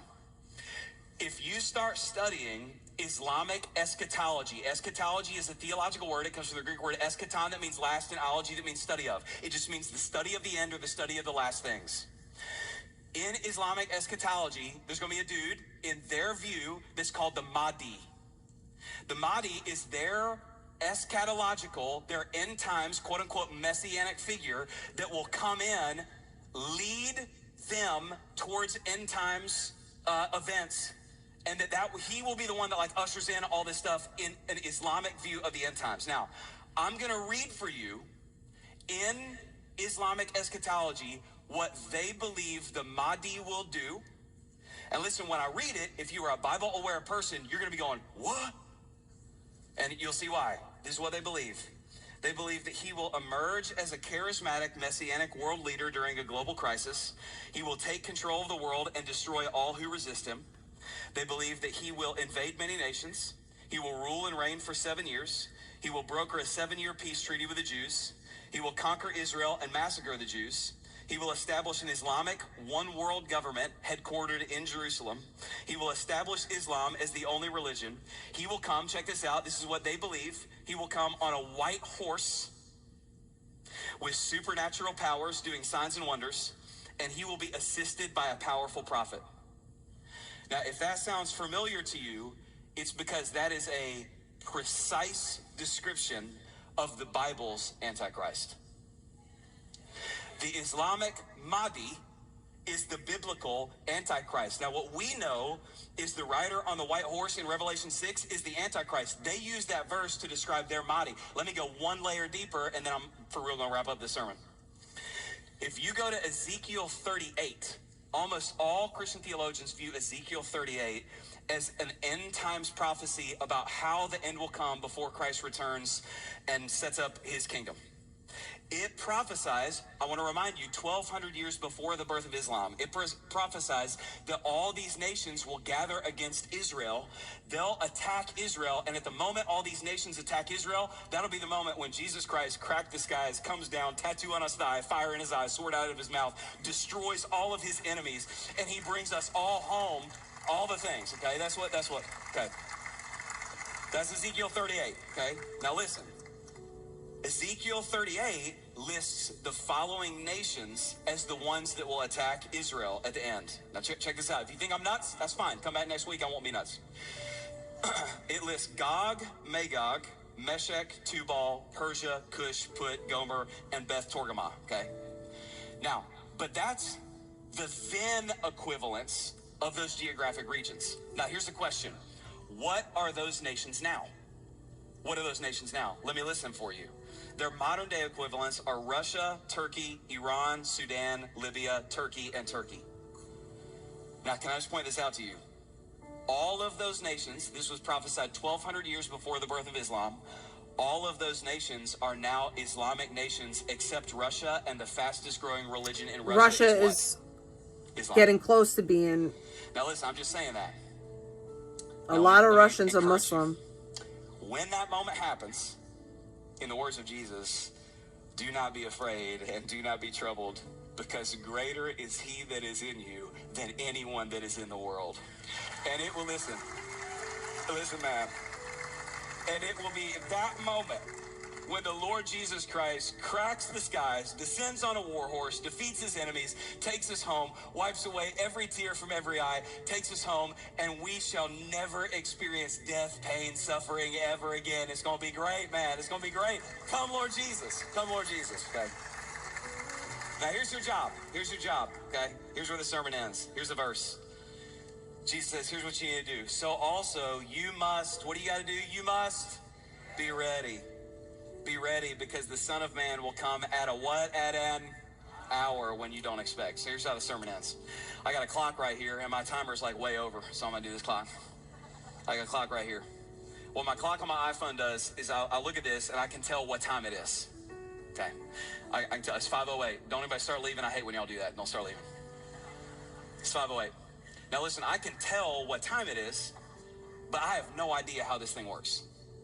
I don't know how all the little chips, all the microns, all the little gears, all the processors, I don't know how that stuff works. That's way above my pay grade. I don't know that. Okay. But if you ask me what time it is, that's fine. I don't know how all the details work. Listen, if you start studying eschatology in the Bible, can I tell you something? You're not going to know how all of it works. You can study Daniel, and you can study Revelation. You can go to Ezekiel 38, Ezekiel 39. Honestly, man, there's so much. This week, I got halfway through the week. I'm like, dang, man, I'm just going to call Mike Bro, have him come preach. It's too much. I can't do this. Okay. But listen, do you know what? It doesn't matter that you know how all the stuff fits together underneath. Here's the only thing that matters. You know what time it is. That's the only thing that matters. You know what time it is. And you know you've got to be ready for the thing that comes next. That's all you got to do. Our job is to help you get ready as a disciple of Jesus Christ. If it's not Yahweh, if it's not the Godhead, the Father, Son, Holy Spirit, it ain't the divine creator of all things. It ain't the omnipotent name above all names, the I am. It's a lie. It's false. And I just pray for all of these people to truly surrender in repentance and turn from these sins, to break free from the bondage and to have that heart transformation that they need. It's going to get extra toasty for eternity for anybody that's still out here walking lost and astray. Ooh-wee, inferno, gnashing of teeth, fiery furnace, pain that we can't even put into context. I don't want that for anybody. I don't care who you are. I don't wish that upon anybody. John 3, verse 16 and 17, for God so loved the world that he gave his only begotten son, that whoever believes in him should not perish, but have everlasting life. For God did not send his son into the world to condemn the world, but that the world through him, which is Jesus, might be saved. Amen. It's real simple, folks. While you're here, get one thing right. Get Jesus right. And another thing I don't want for anybody is for y'all to be getting the crap into the stick when it comes to your Medicare. We're called to be stewards of whatever God's blessed us with. And part of that stewardship is me making sure that you aren't getting swindled by a system that's designed to be confusing. It's a system that stresses a lot of people out because we might see a bunch of deceivers in the media. We call them out all the time. We expose those we're just throwing ads willy-nilly now. There's predators in the insurance world that are looking to take advantage of seniors. They do it every year. And that's why I'm so grateful to be partnered with Chapter, because my mother-in-law has used them and she loves them. They saved them a ton of money. And their advisors, they search every single plan that's available and they make sure that they find a plan that actually fits your needs and covers your doctors. If you're approaching 65 or you're already on a plan and feeling like you're paying too much for too little, do yourself a favor, please. Do not leave your health care coverage to chance or some government bureaucracy. Give my friends at Chapter a call. It's a free consultation and they'll give you a clear roadmap so then you can have peace of mind while we focus on these bigger battles ahead. I left the phone number and the link for you down in the description below. You should also see it on your screen right now. So make that call. It'll probably take you about 20 minutes, and I'm praying it'll be the best 20 minutes you spend all year, just like it was for my in-laws.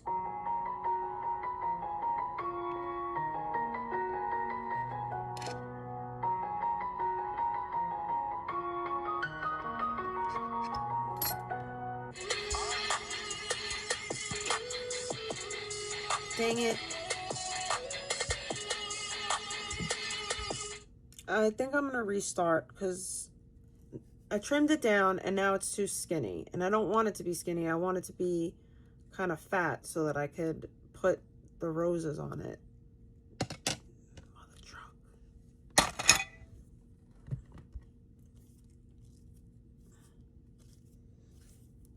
I'm a little hungry.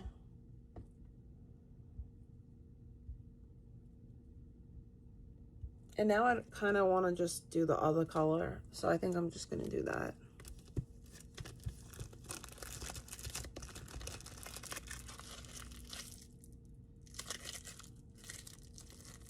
We're going to do purple and pink.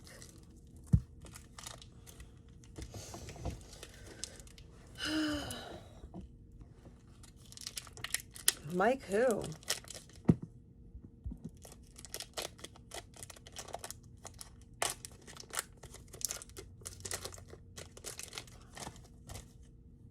I know she came from that life, but goddamn, she got another life. Right. It was a friendly fade, as she call it. Yeah. If somebody would have walked up on me, I went to jail and I ain't even do nothing. You know what I'm saying? Yeah. But I get it, but sometimes you gotta say, you gotta just say no to drugs. Sometimes you gotta say no to that bullshit. I know she came from that life, but goddamn, she got another life. She ran up on me. I really like Summer, y'all. I would really adopt Summer if I could. She's really a sweetheart. Yeah, I really wanted to say bye to Summer before I left, so I went over there and I spoke. Because at first, I didn't know that my Zelle was unbanned, and then it was unbanned, and then I paid heard the money on Zelle, so I was like, okay, well, if I'm here, I'm gonna just go speak to Summer. I spoke to Queen too. She just going through a lot mentally, and I was just telling her, like, you know, don't let this stuff take a toll on you. Even though she talks shit, I just said, don't let all this take a toll on you. Like, if you need a break, just take a break. And then I was telling her, like, if she goes into labor, I'll watch Summer for sure. So. I know I'm fire. You want me to come for you? Check it out, dog. Nurse. Nurse lady. Aaron. Nurse lady Aaron. I know, you know, there's blood down there and all that. There's blood down there right now? Just a little bit. Oh, man. You don't I ain't blood? scared, because I'm a cricket. No, okay. Shut up. Don't embarrass me. You're a crip, no blood? Oh, shit. Hey, hold on, nurse. Hey, hold on, you say tripping over here? You say tripping?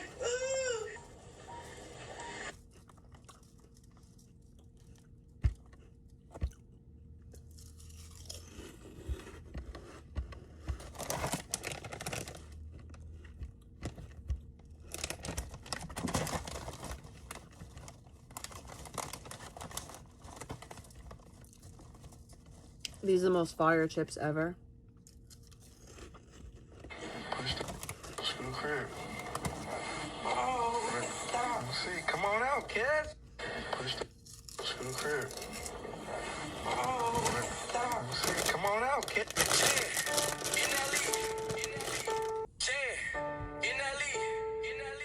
Top shotter. Baby Mexico, Charlie.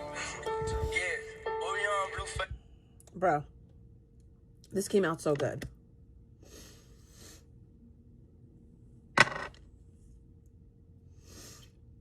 Bish. I'm so happy with it.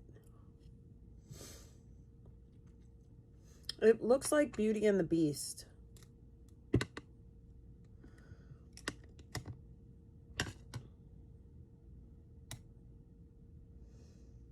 That's what it's giving. It's giving Beauty and the Beast.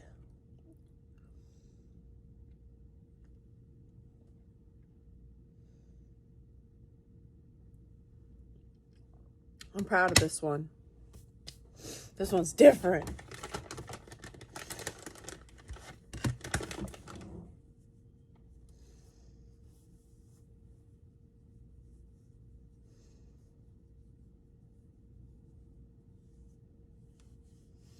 Thank you. Thank you very much.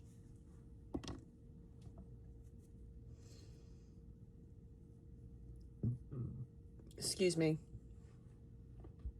Girl, Krishan say the beef is over between her and Blueface. And she said she is Krishan Rock when she around Blue.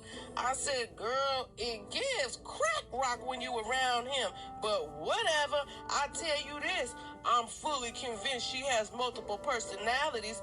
Because what happened to Holding Hands Malone? I guess she takes the weekends off. But anywho, baby, she was popping it. She spoke on the fight she had. She spoke on Ronnie's death and folks trying to implement her and say she did under the and influence, she spoke it on him seems. being her baby daddy. I mean, you know, not being her baby daddy.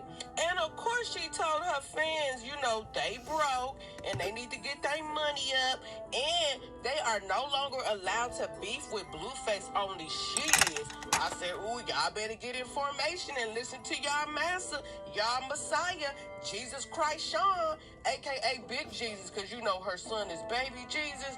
And tell me why she said y'all comparing her to Whitney Houston is not a bad thing. Because you know Whitney Houston was popping.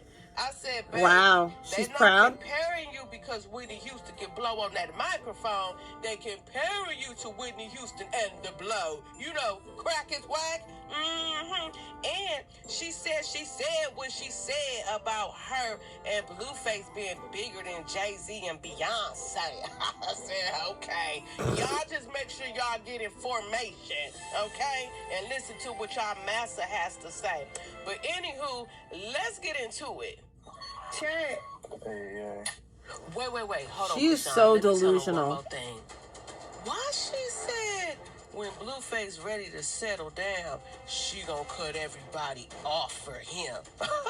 I said, girl, y'all gonna be them cut each other's TVs and lights out on each other the way y'all gives it up. Mind you, she was just calling the nooker a serial killer last week. Earlier this weekend. Girl, yes. And he was asking her how many bodies she got.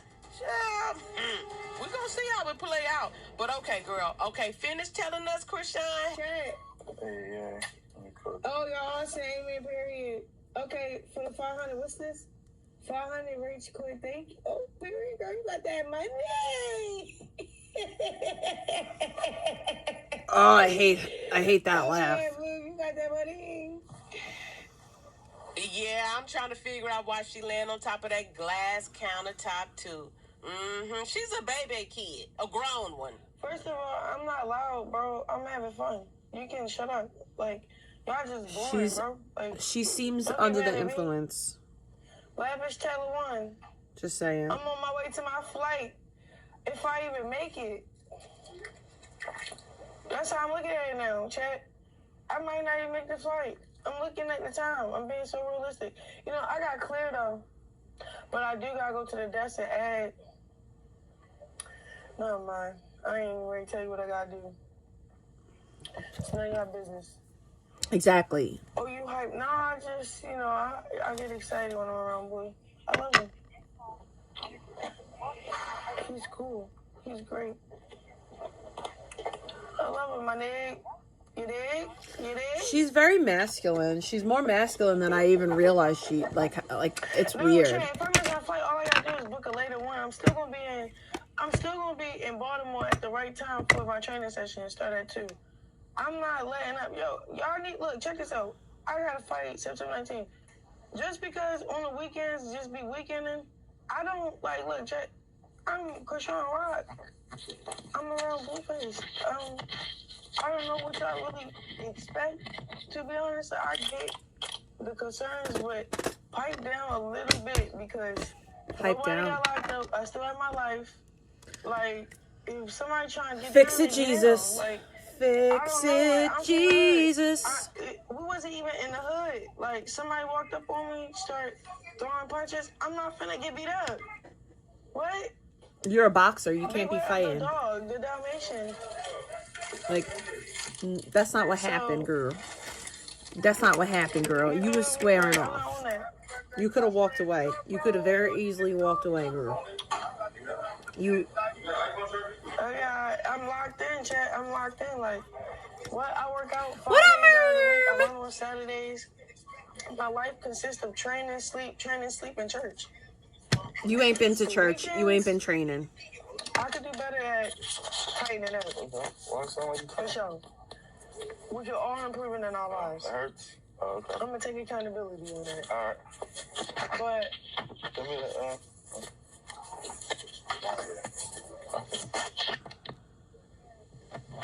are you moving to the new blue? Gotta go to the mall. I don't know what he got in store. I don't know what's going on. I don't know what's next. Like, if I was to say, if I knew what was next, then y'all wouldn't tune in. Like, if I knew everything. We know about a trooper. Right now? She's not even there yet. So I'm just in the gym. Focus. I don't really care about nothing else. No, we don't get in the truck. Y'all like saying get down. I'm gonna get down when we leave, bro, when we get ready. Yeah, I drove. That phone turned on? That's her. Oh, you got money? How far in the car? I got my car. Where is my motherfucking? Nah, not my phone. What the fuck did I have with me? Is it in your pants? No, I got my phone. I'm not looking for my phone. I'm looking for. So that'd be cool, Blue. I mean, it's crazy because I did train with Blue. He was teaching me how to block. Cause all I know, like I'm still learning my defense too. Take Blue to Baltimore, bro. He live in LA. I live in Baltimore. If that's the vibe, it's the vibe. If it's not, it's not. You know what I'm saying? Like, y'all just be trolling in the chat. Like, Who is y'all, like little kids? How old is y'all? Say your age in there, because y'all just childish in this one. Thailand, thank you for the gifts, the subs. What's up, June 2311? Thank you for the gifts, the subs. Girl, get down. Please be careful. Girl, mind your business. Like, go, like, log out my chat. Go somewhere else. All right, 27, 42, 38, 44. Dang, y'all grown. Y'all in here talking like that. I'm thinking y'all like kids. What? What?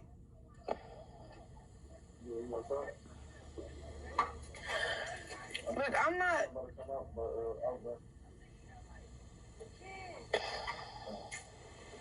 Chat. It's blurry. 3.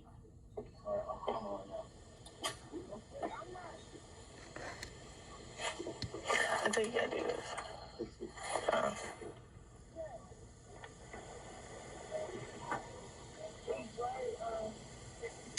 I appreciate you, boo. You got me on fly. I look like a little jit for real. Look, y'all. It look like I'm dragging for real. You think I own this store? That's the blue face effect, huh?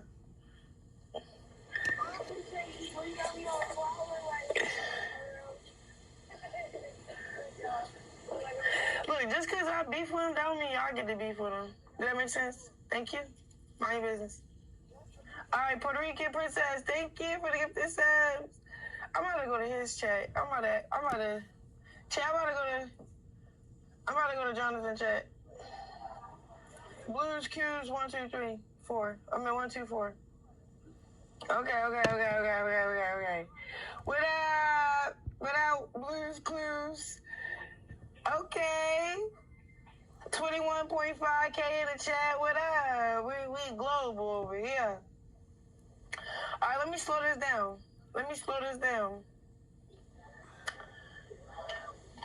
How about Krishan, look. I see why they call her. Why is there like feedback? She doesn't know to like mute the other stream, like mute the stream that she's listening to. You're a streamer. You have a $5,000 camera. You don't know to like mute the stream on chat phone. Offer you. It's cool. I like y'all calling you out because it's subscribe.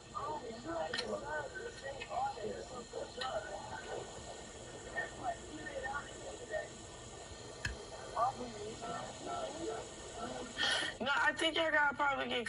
You know what it is? I ain't been around him for a little minute, so y'all like, what is this? What's going on?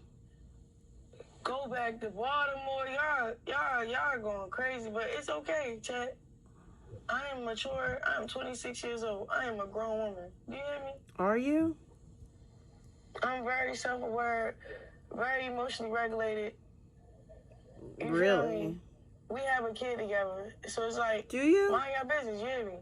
I ain't even getting into all that negative stuff. Do you have stuff. a kid together? I don't really got nothing to do with that. I really don't.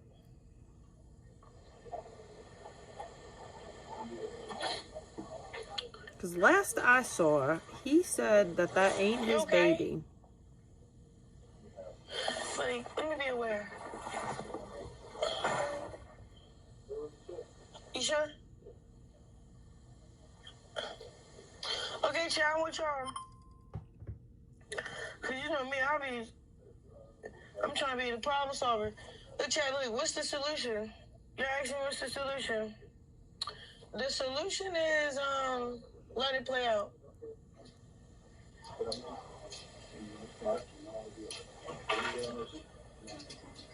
You got the mic? Take his mic.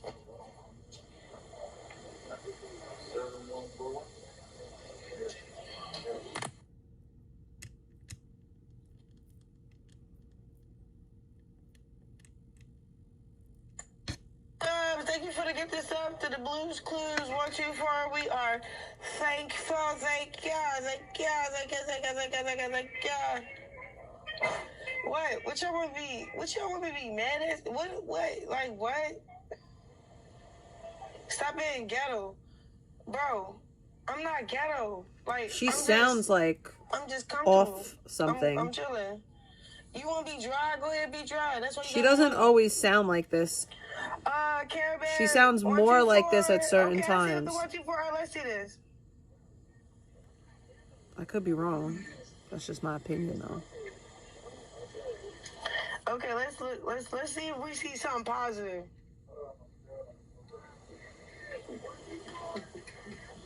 Hey there, Delilah. What's it like in New York City? You're 1,000 miles away, but girl, tonight you look so pretty. Yes, you do. Oh, y'all really feel bad for somebody. That's cool. We know you killed Ronnie, though. You're evil. Chat, quit the conspiracy stuff, bro. I would have been locked up already if I killed that nigga. Okay?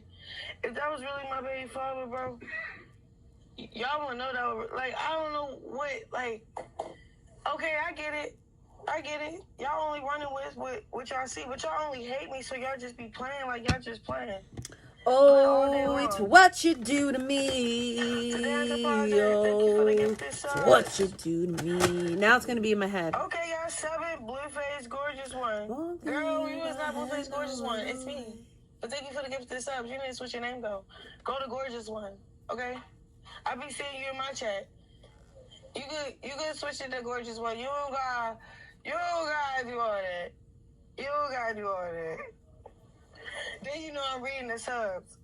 Oh, Rihanna NZ just gifted 1 subscribers. What y'all want me to be? Am I the only one who thinks that she sounds dry? A little off? Whitney hard, bro. She's a legend. What are you talking about? Whitney, she dragged. Yeah, she wasn't ashamed of who she loved. Yeah, what's up? What? And you couldn't take who she was from her. What? Nobody was beating her in her game. Whitney died in a bathtub. And when she left us, what y'all all felt like. So stop playing with me. You thinking you comparing me to Whitney is supposed to get me mad. Like, why is she so dumb? They y'all all tripping about that Jay-Z and Beyonce clip. First of all, I love them. 2, I said what I said, babes. You can't help it that it's true. Not like that, you know me? You know? Numbers don't lie. Just look at the numbers, babes. Missy Tiffy Warren, just get the scrubs. Okay, thank you for the blues clues, donations. 1, 2, 4. I'm gonna be honest, the chat moving so fast. So she claims that the reason why she's acting so weird is because she loves Blueface. I'm trying, chat. I'm trying. Look, I'm gonna put my I down. love my husband, but I never acted high simply because he was around. But, you know. What do I know?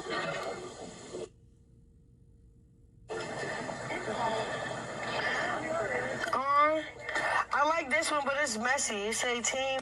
I don't think I should say that, though. Team. I'm going to say it. All right. I'm only saying it because y'all keep doing it. Team. I don't even want to say it. It's his kids.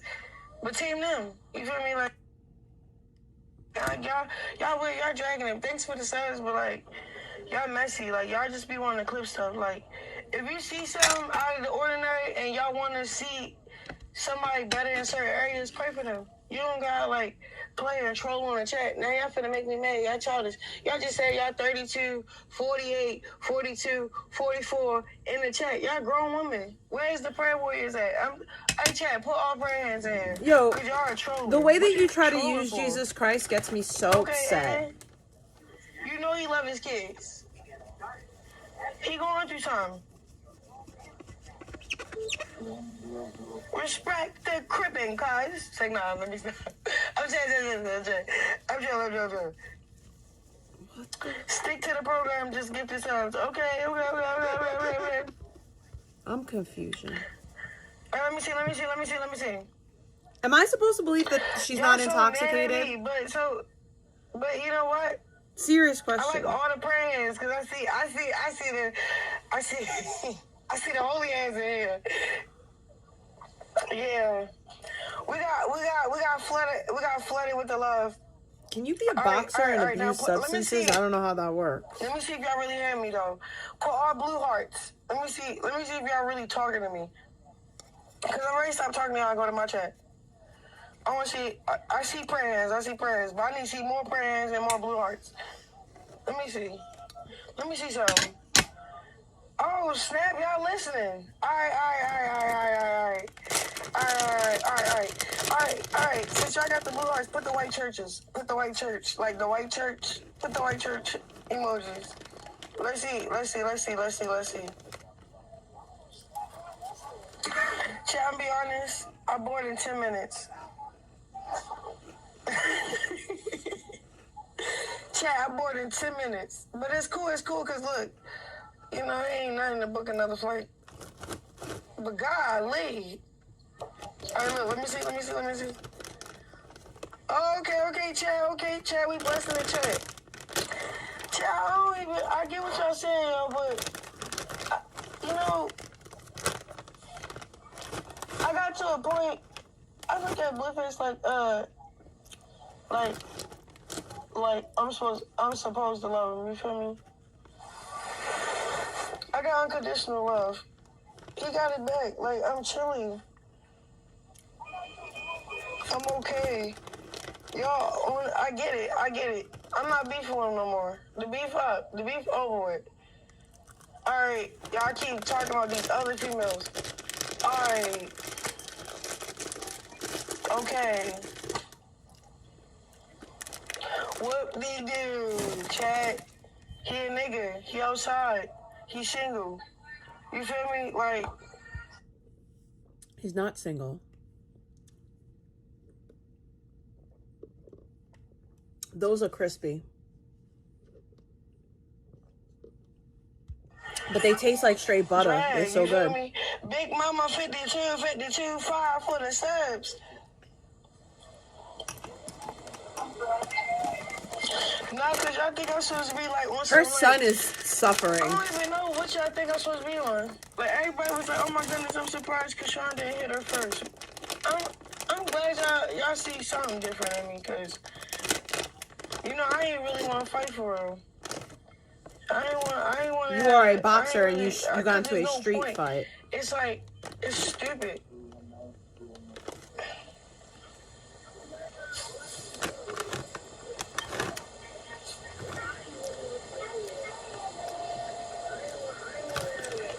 All right. Let me see.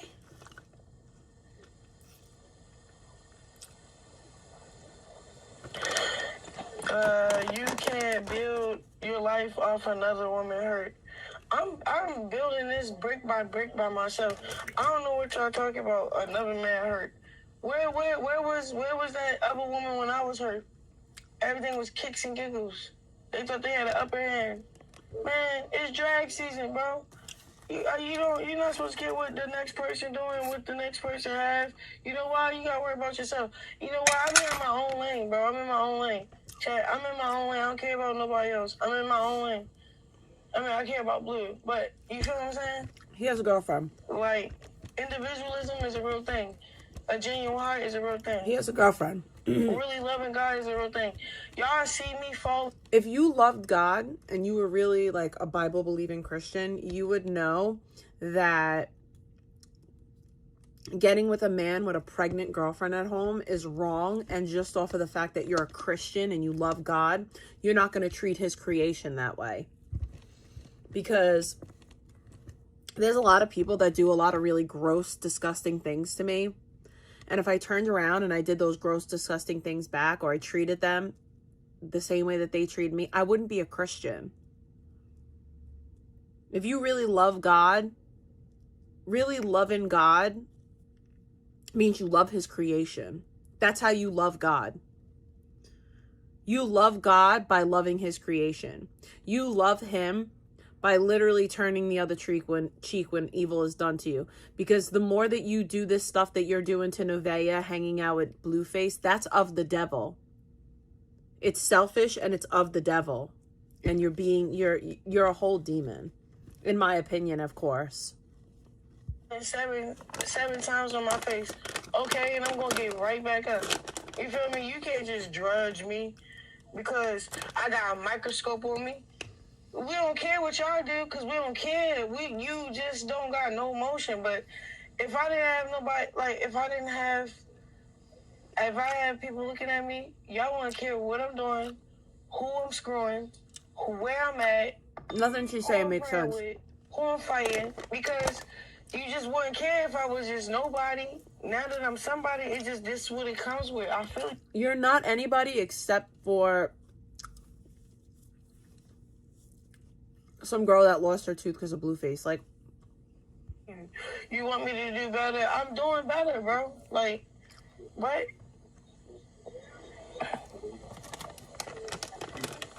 Y'all geeking though. Y'all geeking in the chat though. You're geeking, like, geeking.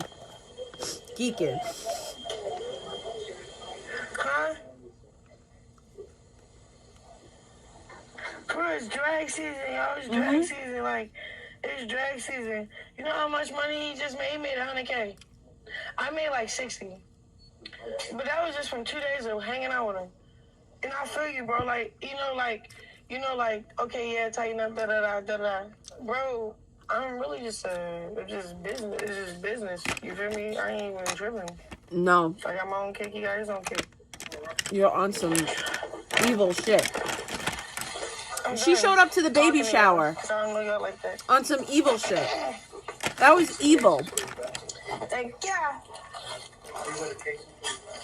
Like, that was evil. I'm excited. Alright, ask me anything. Give me half the corner. She could have made that girl go into labor at her baby shower. Wrong. Me too. We just doing us. It's just all about us. You know what I'm saying? So, that's just my opinion. Yeah, I'm ready to settle down. I'm gonna cut off everybody for real. I'm coming. Right now, can you try again? I'm trying again. Can you live in this life? I'm with my...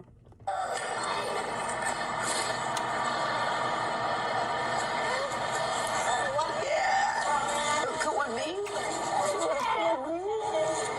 Alright, let's try to stay there. Because you fidgety right now. Want to stretch your legs? Yeah. Yeah, buddy.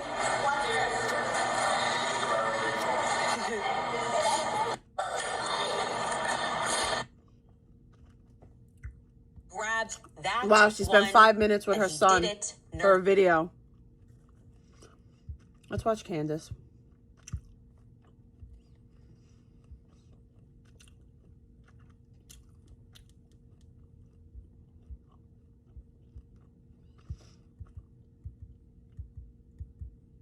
That's patently ridiculous. All right, you guys, happy Tuesday to everyone except the people who think that we need positive evidence to share our opinions and cannot comprehend why that's patently ridiculous. Like, I think granola is delicious when I'm pregnant. Where's your positive evidence for that? Shh. We can just say what we think, put ideas together. And as stated yesterday, there must be a sentence handed down from the Court of Candace for Turning Point USA's misdemeanor offense. They ran afoul of CO Code 92784, colluding with debate bro slobs to attack me, violating my personal space, ignoring the rules, having the permanent creep Steven Crowder sneak his CEO into my home to join Steven's show from my children's playroom without my consent, without my knowledge. None of that can be tolerated under the current law that we have on the books. We all know what their punishment is. So what their punishment always is. I am the magistrate. Therefore, the judge and the jury, they have been sentenced to what they hate the most. More truth. Welcome back to Candace.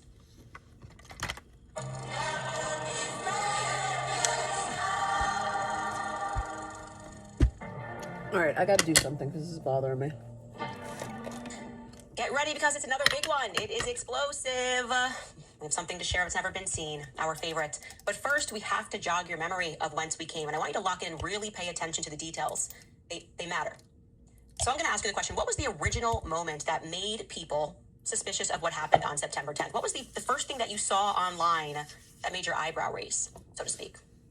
I would offer that it was when Terrell Farnsworth, the guy taking the camera, audio and visual lead, everyone's visual impulse. Yep, the guy taking the was camera seen down. taking down the cameras, particularly actually taking down one camera, the camera behind Charlie's head. And this turned out was less than 4 minutes after Charlie was hit. We know he went up and he recorded himself. He announced that Charlie was dead. He went down and he began removing that camera in particular. Before anybody knew who he was, I knew who he was. But the rest of the world just went, what's going on? Why are we violating a crime scene? Why is somebody moving a chair that Charlie was just sitting in to stand up and take that camera down? And I actually should be honest, unlike the rest of the world, I was not immediately suspicious because I knew Terrell. You'll recall this, right? I reached out to him.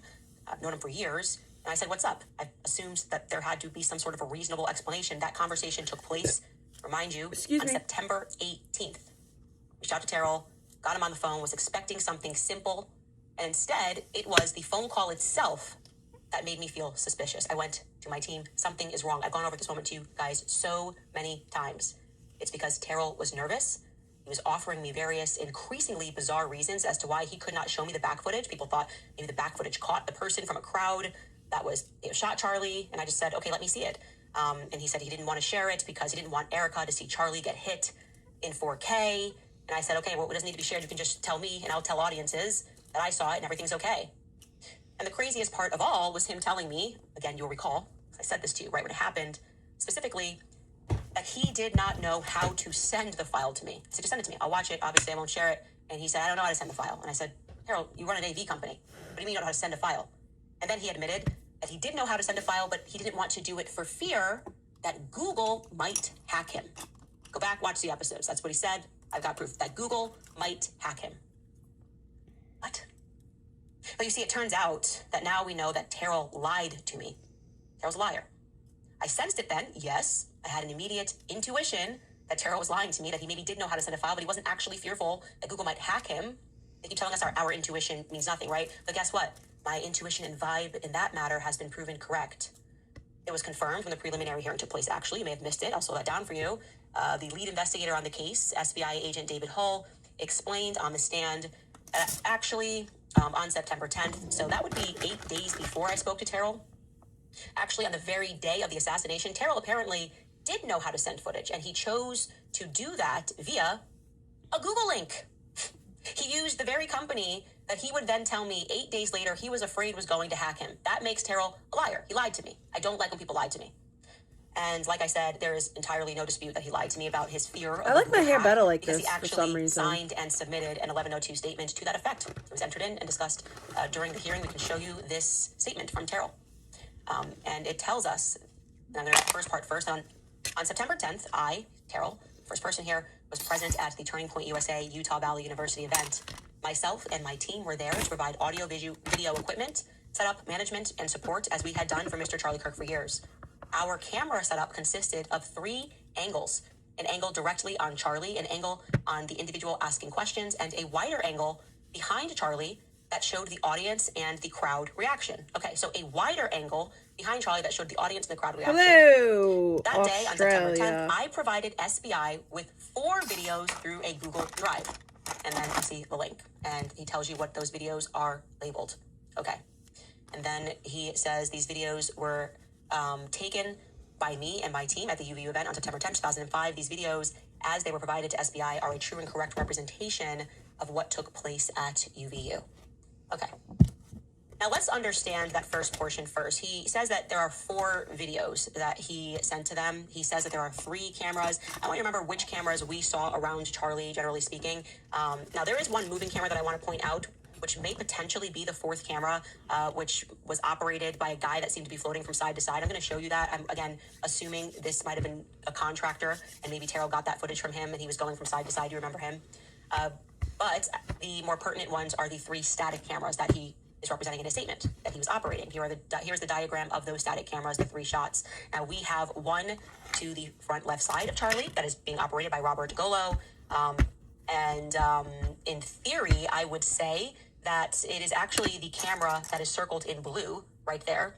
The yellow one is operated by Robert Golo. That's the one that he is going to be facing the person that's asking questions. The one that is in blue is the one that I would say would carry the most critical, graphic, up-close evidence of Charlie Kirk being shot, right?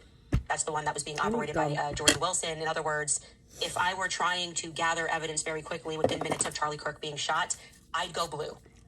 That's an opinion. I'm saying were I in control of the AV department and I was trying to be useful to police, I'd probably grab that footage as critical evidence. And then I would grab that footage of what's circled in yellow, which we just discussed. That is, as he described, pointing to the person that's asking questions. We know that has some rotating capability. I'd probably grab that 1 second, right? If you're trying to help detectives secure the best footage to scan the crowd, since that is the crowd footage, as I demonstrated, potentially to find a shooter in the crowd. I'd go, okay, number 2. 1, 2, I'm trying to be useful. But that third camera, to me, if I'm running this event, is instantly the most irrelevant because A, it's facing downward. B, it's behind Charlie. And traditionally, in case you're wondering or need reminding, all it showed was a view of what was happening below and around Charlie's feet and captured some audience, right? But not more than the yellow camera's going to capture. The red camera, if you want to capture the audience, you go with the yellow. And the reason why I'm saying traditionally that is what it showed is because there was a massive discovery from YouTuber Nissy when she realized that Terrell Farnsworth, when he finally did show me the completely non-graphic footage from behind Charlie's head, had presented to me what appeared to her to be a zoomed-in shot from that camera. This is important that we go back and we revisit what it is that Nissy caught about that camera. Take a listen. In this footage that Terrell has selectively shared with Candace, we can't see the ground where Charlie had been sitting. You're probably thinking, okay, so what? Well, I'll tell you what. Actually, I'll show you what. On February 28th, 2025, the American Comeback Tour did a stop at Florida State University, and here is the back camera shot. On March 3rd, 2025, the American Comeback Tour did a stop at the University of Southern California, and here is the back camera shot. Here's San Francisco, here's San Diego, Long Beach, Boise, Idaho, Washington State. Do you notice a pattern? The camera is a wide-angle camera and was always used as such. However, in the footage that Terrell has selectively shared with Candace, you cannot see the ground. So either that day at UVU, they had changed things up and they had zoomed in the camera so that you couldn't see the area around Charlie, or Terrell had zoomed in after the fact and he was showing a cropped version of the footage to Candace. Across. Why did Terrell do that? And we've already demonstrated from Terrell's 1102 statement that he's willing to lie to me, so I don't think we can go directly to him and ask that question. We're going to have to continue to prod this narrative on our own to join Nissy. She raises an important question. Did Terrell do this after the fact? When did he do this? I have so many crosses at this point. I have to start to unload them. Did not give them the SD cards.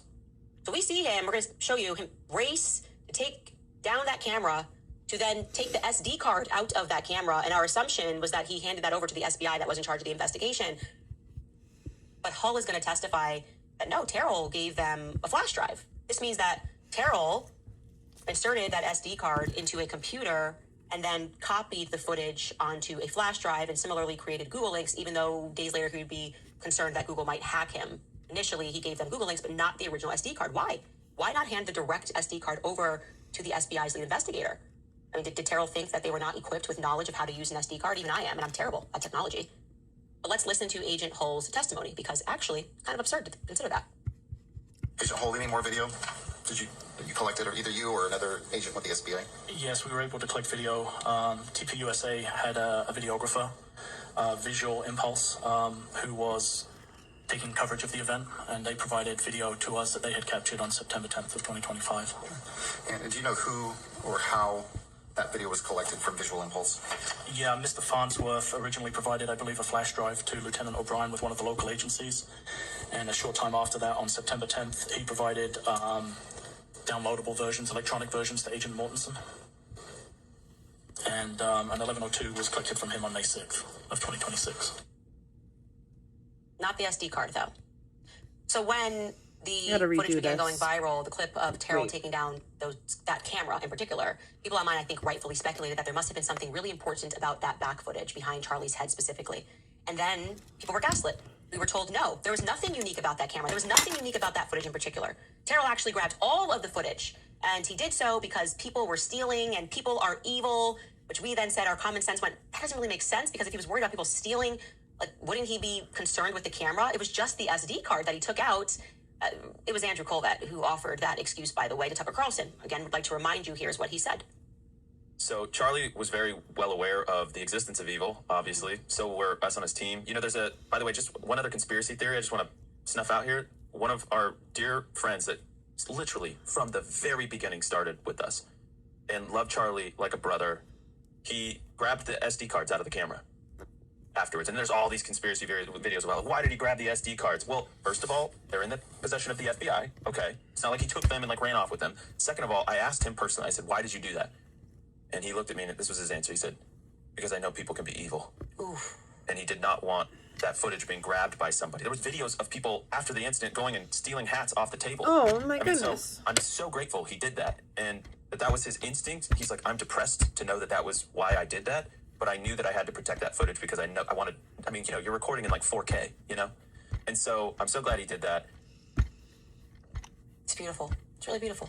He said, because I know people can be evil. Let me try that again.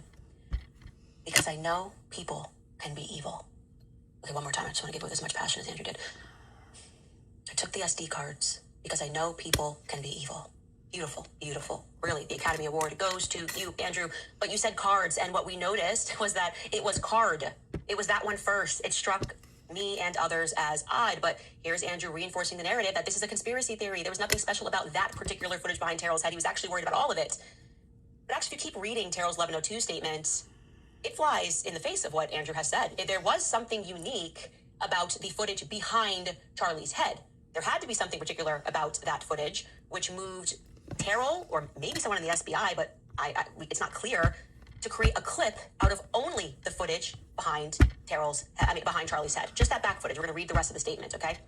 Terrell writes in the statement, and we can pull up that statement if you guys have it. It reads, regarding the clip, which has been labeled 80704, turning point footage of the crowd and behind Charlie, I have reviewed, and from what I can see, it is a true and correct representation of a portion of the larger files previously sent to SBI. So let me slow that down for you because it's very important.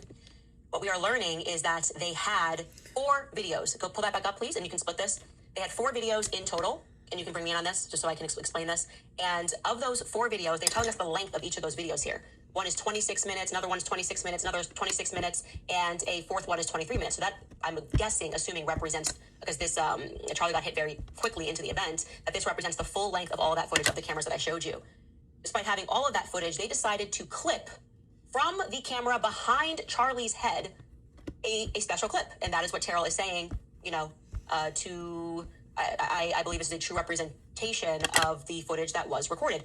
Why did they need to clip out from the full footage of that camera just a little 3-minute clip? That's the question, okay?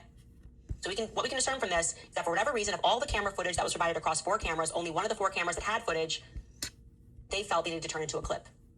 Like I said, we're not sure if Terrell clipped it or if it was SBI that clipped it. We do know that Terrell was the first to touch that footage, and we do know that the footage wound up clipped, and Terrell is testifying in a statement that from what he can see, it appears to be a true and correct representation of the portion of the larger files. Now, the way that he is phrasing that is interesting. A true and correct representation, because it would still be true and correct. It would still be a true and correct representation if it was zoomed in. We learned that during the whole back and forth regarding 12.1 and 12.4 in the courtroom when they were debating. They got to see zoomed in footage, but they were like, this is still a true representation of what happened. We're just zooming in and making some circles. So Terrell is basically saying it's still a true representation. It's plausible that the only reason they would have to clip that out is because it was zoomed in. You would have to create a new clip if you were zooming it in. You couldn't just run that in the entire content. So again, I want to underscore what I'm saying to you here. Okay, you would have to clip the footage in order to zoom it. I am making the case based on Terrell's 1102 that the footage behind Charlie's head was specifically clipped. And I'm also going to make the case that contrary to what Andrew Colvett is saying, there was something special about that footage behind Charlie's head, and Terrell beelined to it in particular. And he was nervous about that footage in particular because he did not instantly grab all of the SD cards. He grabbed that one, and he did it nervously. That's what people saw. He was looking around to see who was watching him as he took only the SD card from that camera before he disappears behind the tent. Let's watch that together. Here he is. Here he is.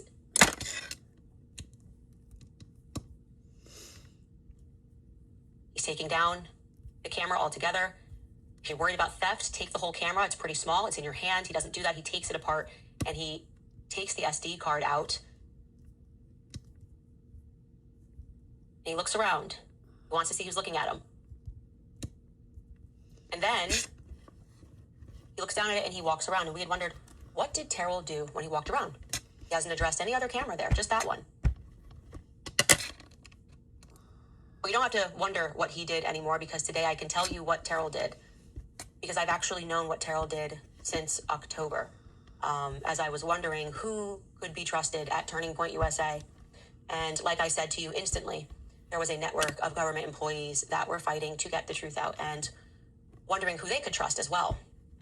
And now appears to be the moment to not tell you what Terrell did, but to rather show you and let you draw your own conclusions about whether Terrell appeared concerned about anything other than that particular footage, okay? Here's what Terrell did thereafter, seen for the first time.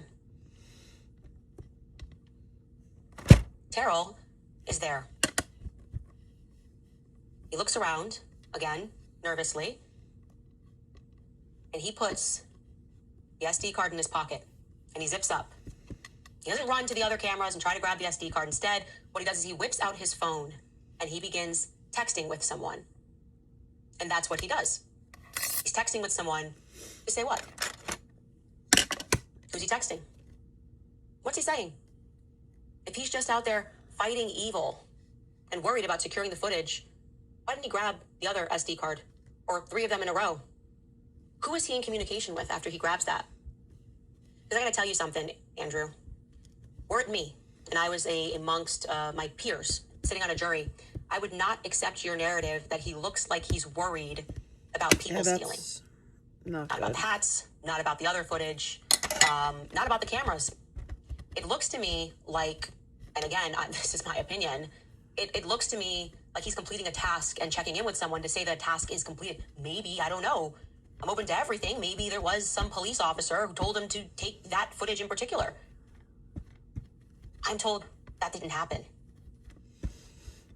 And I will say this, that when someone demonstrates that they are capable of lying to you, you have a right to take note. And Terrell lied to me. He lied to me about his fears regarding Google. It is therefore my opinion, on the basis of everything that we are observing with our eyes, everything that I am observing with my 2 eyes, his mannerisms, the beeline to that footage so quickly, within 4 or 5 minutes, as if that had to be secured. The 11:02 statement, where we know that that footage in particular was clipped. I'm speculating because it was zoomed in.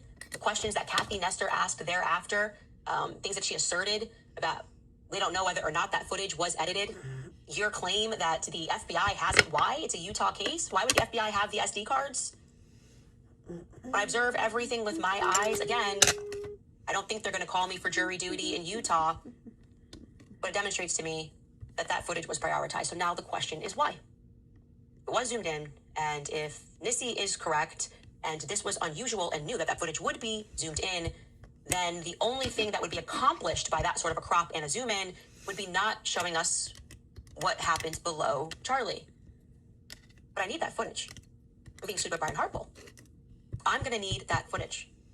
I'm going to trace that footage and to be able to understand the custody of that footage and whether or not, as Kathy Nestor is asking, it was edited before it was given via Google Link or via a flash drive to the SBI.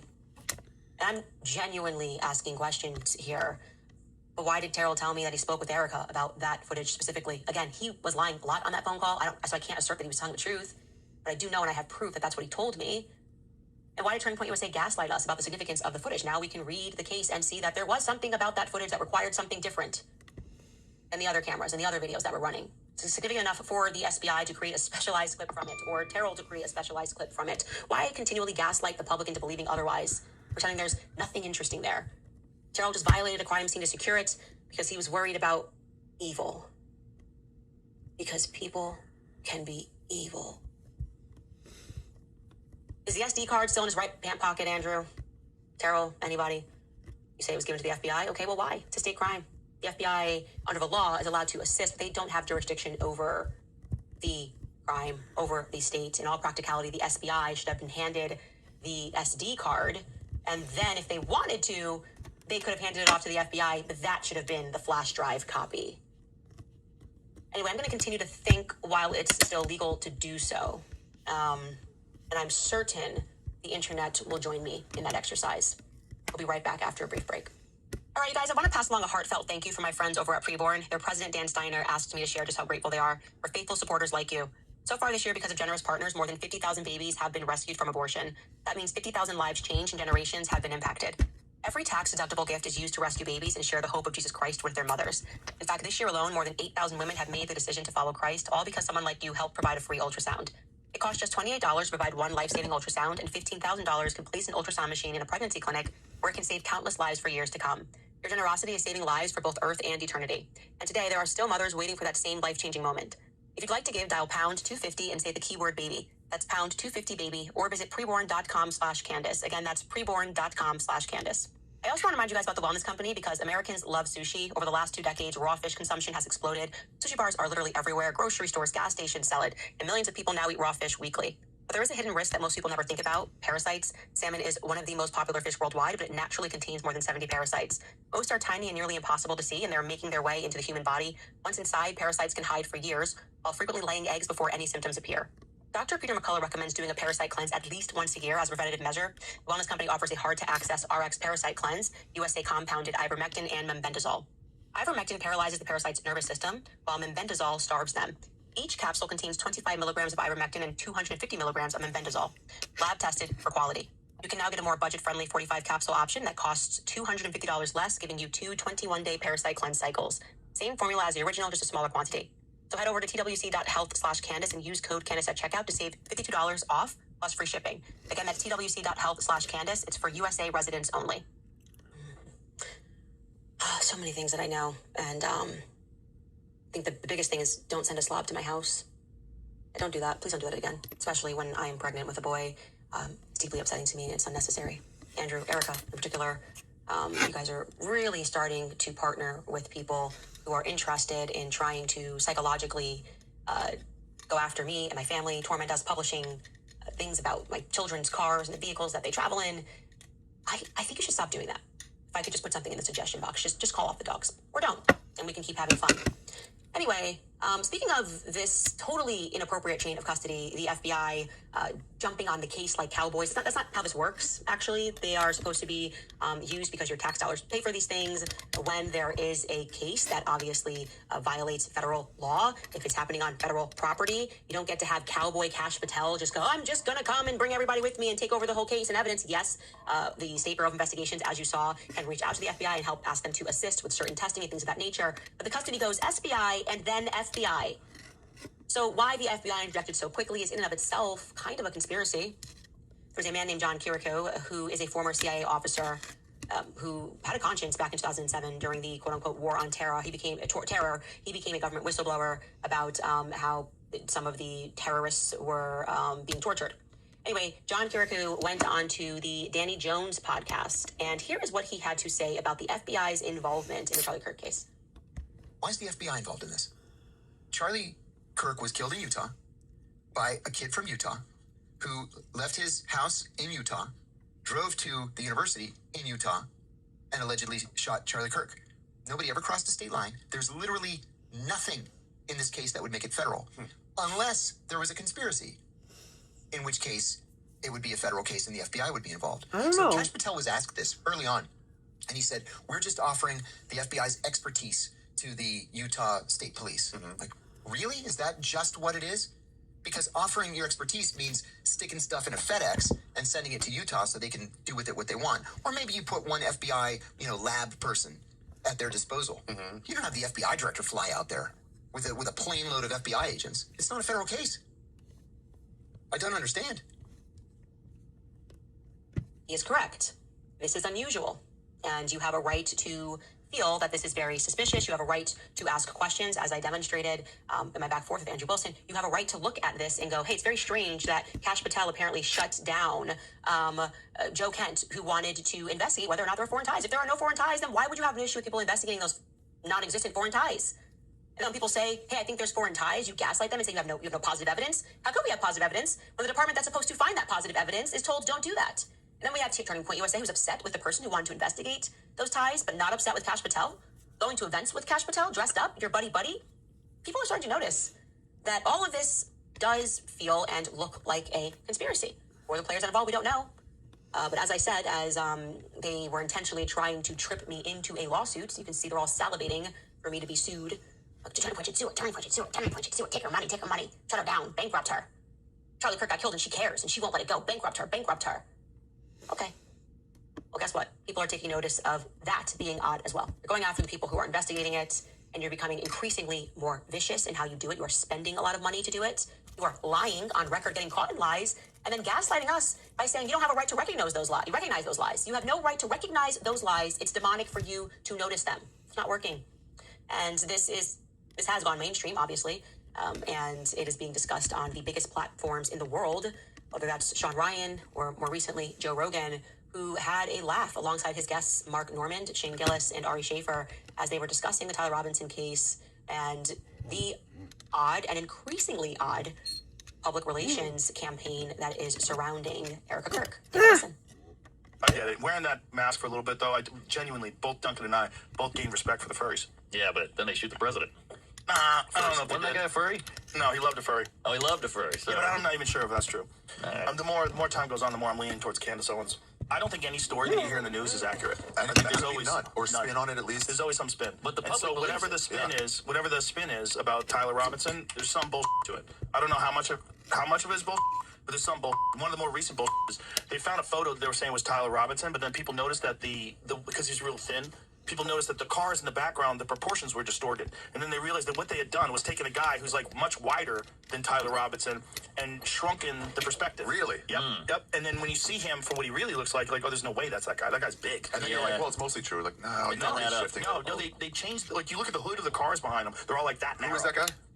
What guy? Tyler Robinson? He's the guy who supposedly shot Charlie Kirk. Yeah, not the president. You ever seen Drewski's America Kirk? Well, yeah, I thought it was people Erica. threatening him they're going to sue him for that? I don't know. It's funny. He's so the best funny. thing that ever happened to him. When he came out, he starts doing cartwheels and with white face on. He's killing it, that guy. Every video kills him. When he goes to the NASCAR, yeah, he's unbelievable. Funny dude. Funny dude. People that got upset with that, shut up. I know. You don't think it's weird the lady comes out to sparklers behind her? You're out of your mind. That's insane. You don't think someone can make fun of that? Walks out like Randy Orton. Goldberg coming out. He's going out like Undertaker. Queen wore black for 80 years. Crazy. In an interview, she dresses like SEAL Team 6. She's all blacked out with like a black hat and everything. She's serious, bro. She's serious. Very serious. Cool. She's serious.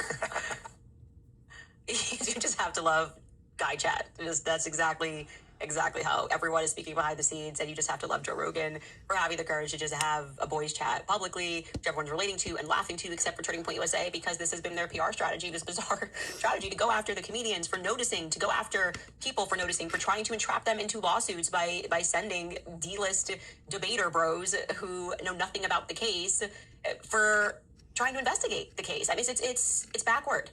The best thing that they could have done would have been to say and do nothing for at least a year rather than partnering with Charlie's enemies, saying that his friends were enemies and that his enemies were friends. None of this is making any sense, and we have I'll check in a minute. comedy with people now. I haven't just really leaning into been it on and top mocking it, of and somehow my email. They continue to go after me as if I were not here, this conspiracy would somehow stop.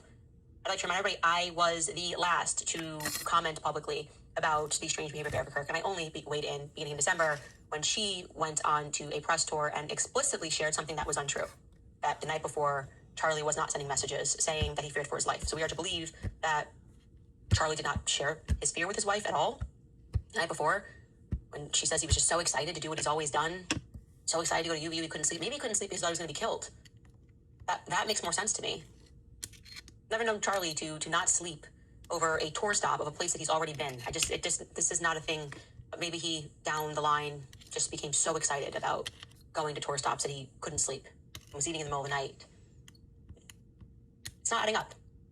Anyway, another video I want to show you. Yesterday I was telling you about this account at Where Forbidden. They are just brilliant. I mean, talk about somebody who has the creative force within them.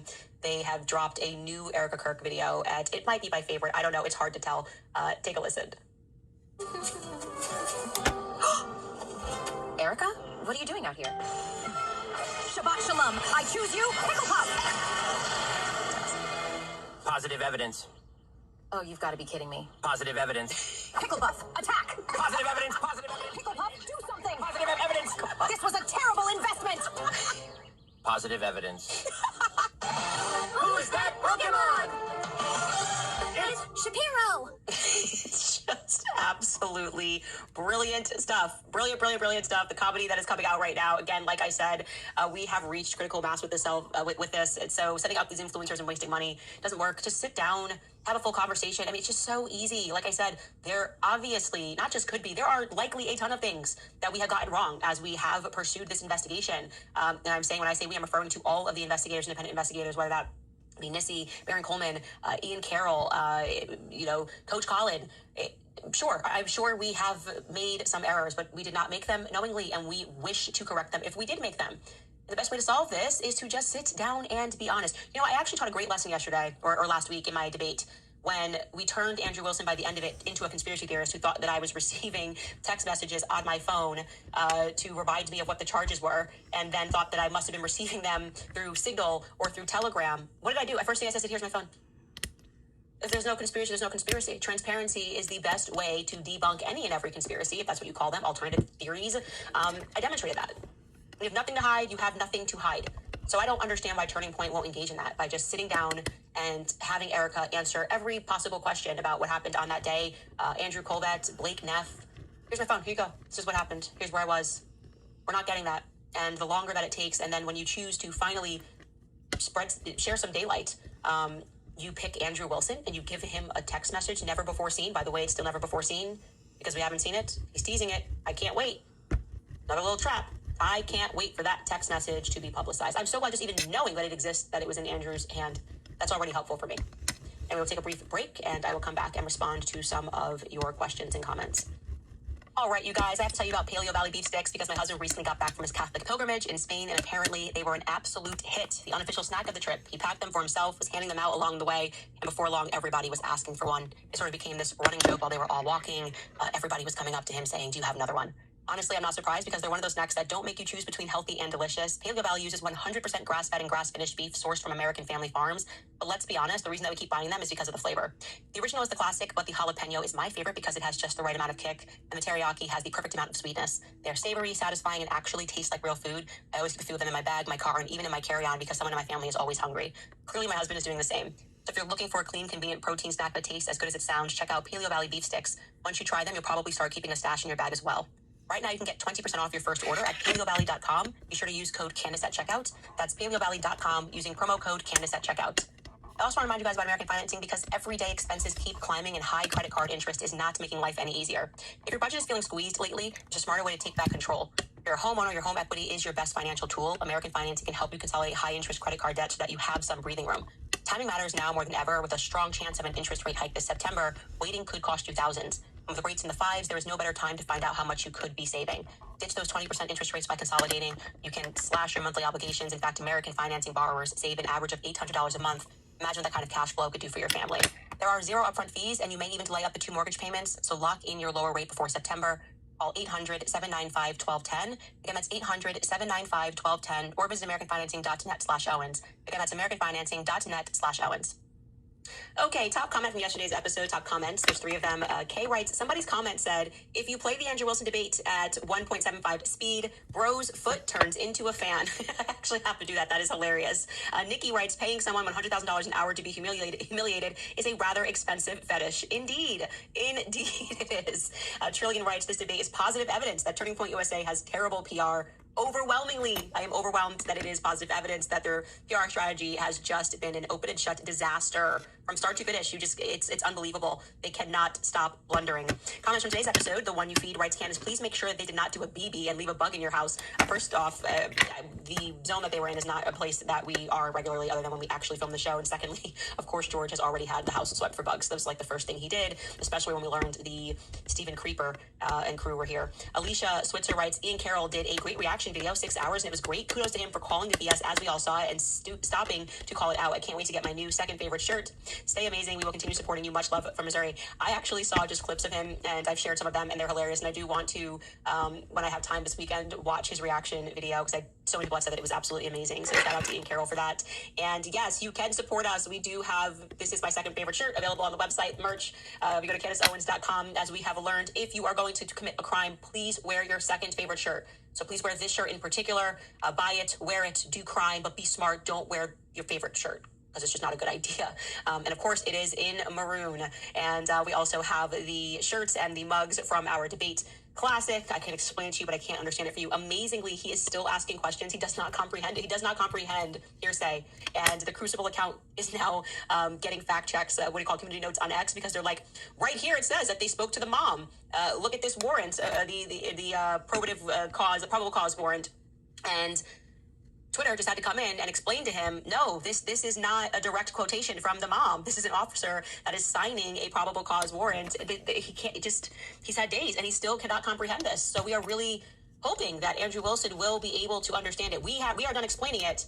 It is now on him, incumbent upon Andrew Wilson, to do his best to sit down and understand why we are saying he is a hypocrite for allowing the courts to do what he says that we can't, which is to take a look at evidence and to infer upon it.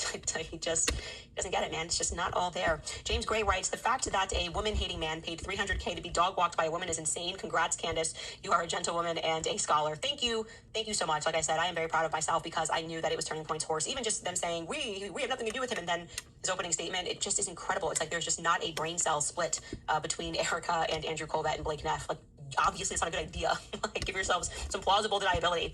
DJ Pelusa writes, because I know people can be evil. I would like everybody as a homework assignment to practice that in the mirror.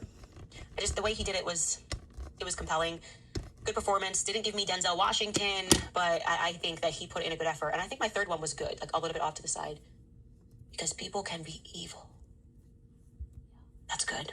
I'm warming up there.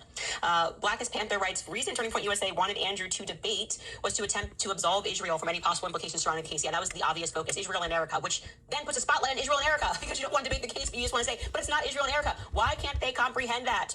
Why is everyone's social IQ so low as to not realize that if you keep pushing it's not Israel though, right? It's not Israel. Then people go, maybe it's Israel. It's weird. Why would he come in here wanting to talk about Israel? His opening statement, he starts talking about Israel. Why? Like, this is just a weird thing for you to do. Look, if he had proven the his debate claim that there was overwhelming evidence that Tyler Robinson did this, he would naturally then absolve Israel from any guilt. But he didn't want to do that. He wanted to absolve Israel from any guilt without having to prove his statement. Weird focus. Zamet writes, a burden bestowed on Candace Owens is a blessing to us all. That's very funny. Okay, I'll tell you one thing. It's just... I don't like having to give out these punishments and sentencing people to more truth, but this is just the way things work in the court of law. Here in my court, my house, where I am the magistrate and I reign supreme, you can't be doing that. You can't just be bringing people with just no type of values, no type of decorum, people whose wives act like a Jerry Springer episode, waiting to have him, like, make you beg to bring Maury back on air. It can't be like this, Turning Point. You're scraping too hard at the bottom of that barrel right now. Anna writes, if the text said that he feared the left was going to take him out, why wouldn't Joe Kent need that message? Make it make sense. These people endlessly contradict themselves. Keep going, Max. Because they're relying on us to have a short memory. Of course, if he was handing messages over as he was, of people that Charlie felt threatened by or anything that could be significant, that would have been the first message that was handed over. And certainly they would have expressed it publicly, that Charlie was fearful that the left was going to kill him the night before. Instead, they denied it for 4 months, and then had Erica deny it on Glenn Beck, or rather stayed mum on it for 4 months, and then had Erica deny it on Glenn Beck. And then when it backfired, they were like, oh no, there's messages, but like it says the left. Suspicious timeline, in my opinion. I'm allowed to have an opinion. Joey D. April writes, DebateGate is worthy of its own spot in the official Candace timeline. I'm going to put random things in the timeline now, because I just know how angry they are about the timeline. Like, they're all just like, why is it in your timeline? How could you put this in your timeline? I'm just going to be like, Candace went to Whole Foods. No evidence needed. Candace went to the farmer's market. Like, we're going to start putting just random little tricky stuff in the timeline, and see who has a heart attack about it on X. It's my timeline. It's my timeline. So weird, strange reason to question me about my timeline, which I take great pride in. And I saw some people commenting going, Candace, I didn't even think this is like another level. I had mentioned that I even organized my fridge, and that it says, like, you know, sauces. I use my own maker, and it says sauces and dairy and things in those side compartments. And then we have little turntable trays inside of the fridge. Yeah, go Max. Organize, get to the container store and do that. Shout out to the suburban moms who just need it. When you have a lot of kids, you got to be organized like this. Like, organize their clothes. It's just so freeing. It feels so good to be organized. So I will be darned if anybody thinks that they're going to come from my timeline. I'm not going to stand up for myself. So me and Ashley worked hard on that timeline. Right, Ashley? Yes, we did. And we were pretty fired up when she almost came in from that. Things almost got physical when he addressed the timeline, but I kept my composure. Like, I was ready to knock him out. I'm going to be honest with you. I didn't do that. Golf Mamie writes, Cadence, speaking meant to write Candace. Golf Mommy, spelled M-A-M-I. Side note, I was listening to Kanye this weekend and came across the song Stars, and I was expecting to hear, all right, you guys, my heart raced, LOL, you have good taste in music. Thank you very much. That is our intro. I wish he had made that a full song. It really is just an intro, which is unfortunate. But yes, I absolutely love Ye. I love just who he was and how hard he fought for himself. You know, I love the song Power, the different phases of his life, and recognizing how much you have to fight for custody of your own soul once you make it. And that is why I love the song Power so much, because I feel like I've gotten to a place where they expect you to sell your soul, and I don't want to do that. Not to the highest bidder, not to anyone. And that has been the reason why I am focused on this case, because Charlie was my friend, and what has happened here is unacceptable, and what Turning Point has become is unacceptable, in my opinion. Anyway, you guys, we will see you tomorrow. Bye, girl.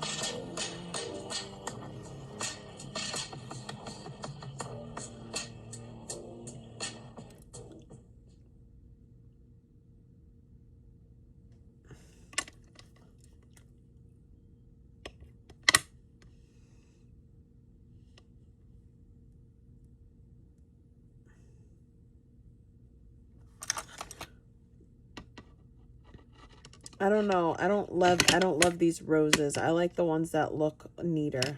I try to make them look like more like roses. We got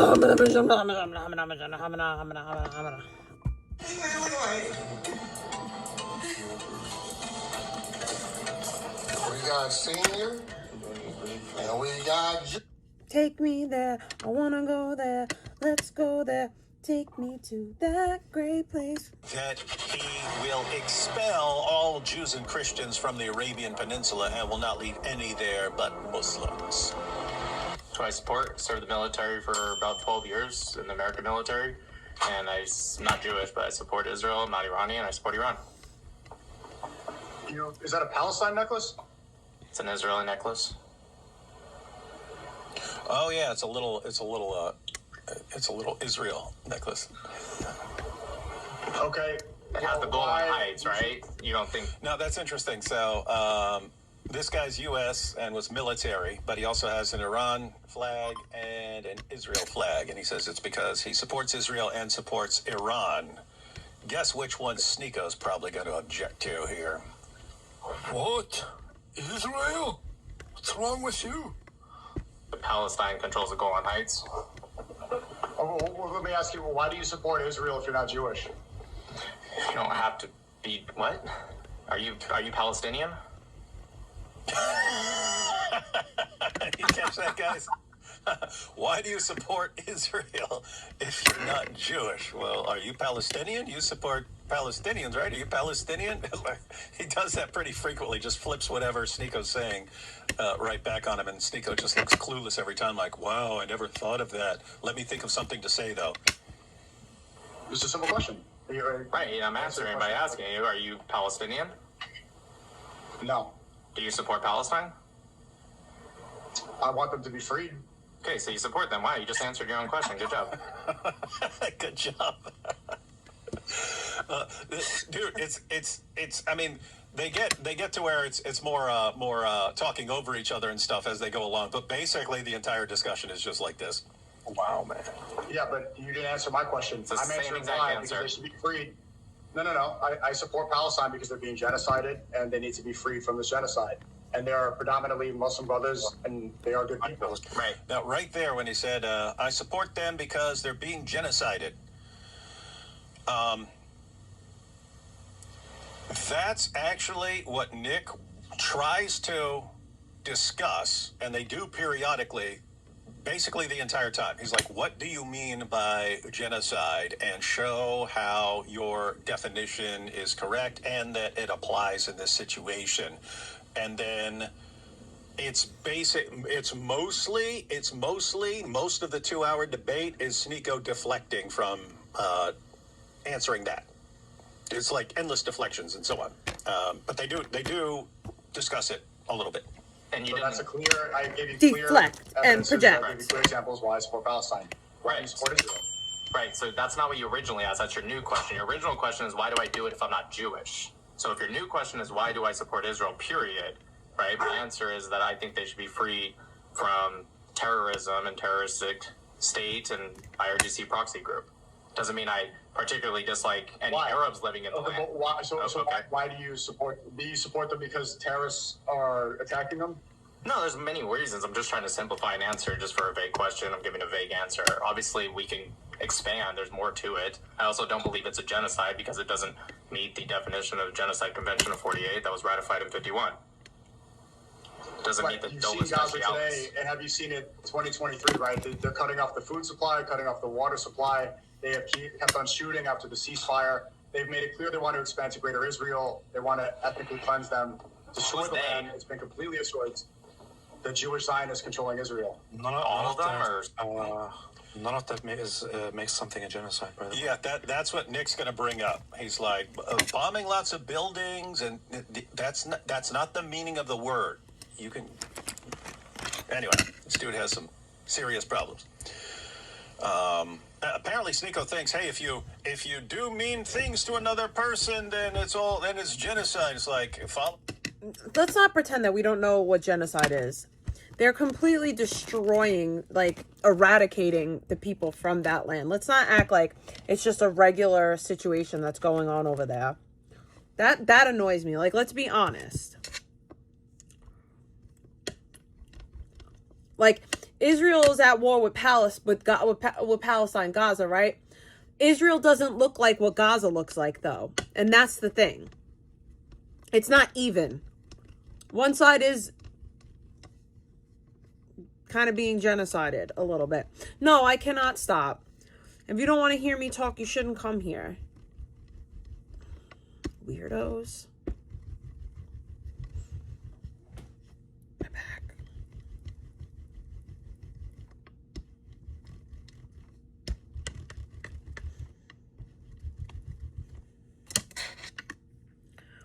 Like, I'm not like, oh, Israel's evil. I'm not that person, but I'm not also like, it's just the truth is the truth, man.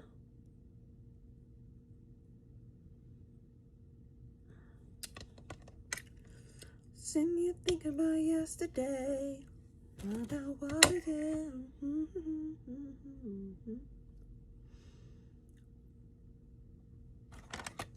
Again, you do not have to be here. You can literally leave. In fact, you should leave. Maybe this is not the place for you. The Ferk. Oh, my back.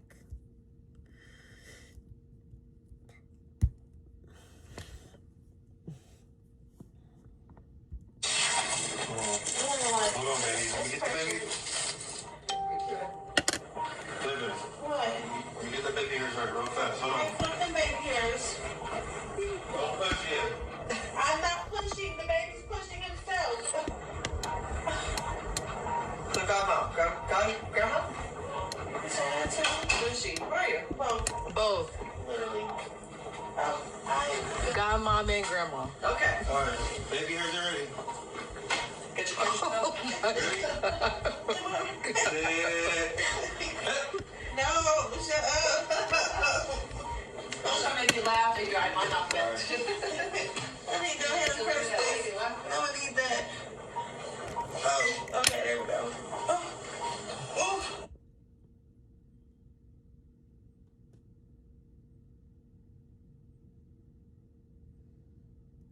These people are so weird and sad, man. Like, I could not spend my free time listening and watching something that annoys me, that I don't like.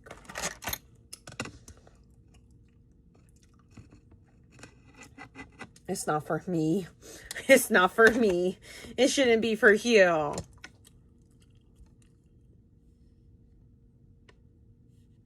Hello, Toxic. How are ya?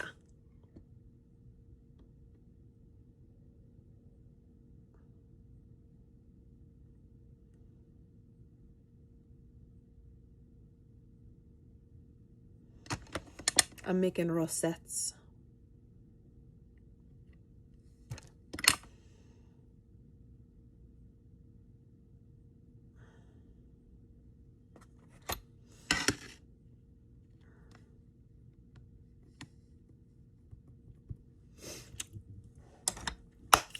Let's do the leaves. Let's do the leaves. Let's do the leaves.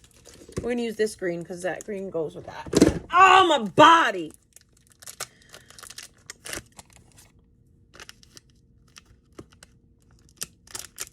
All over your body. I could never, it couldn't be me. It could not be me. I couldn't do it. I could not do it. I don't have the patience. I don't have the give a fuck.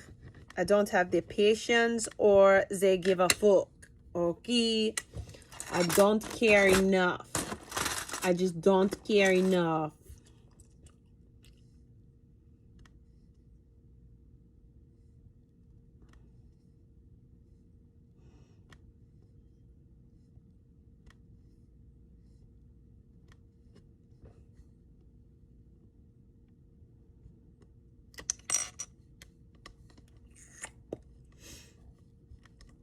Bum bum bum bum bum bum bum bum bum bum bum bum bum. Oh, Mr. Sandman, bring me a dream. Make it the cutest dream that I've ever seen.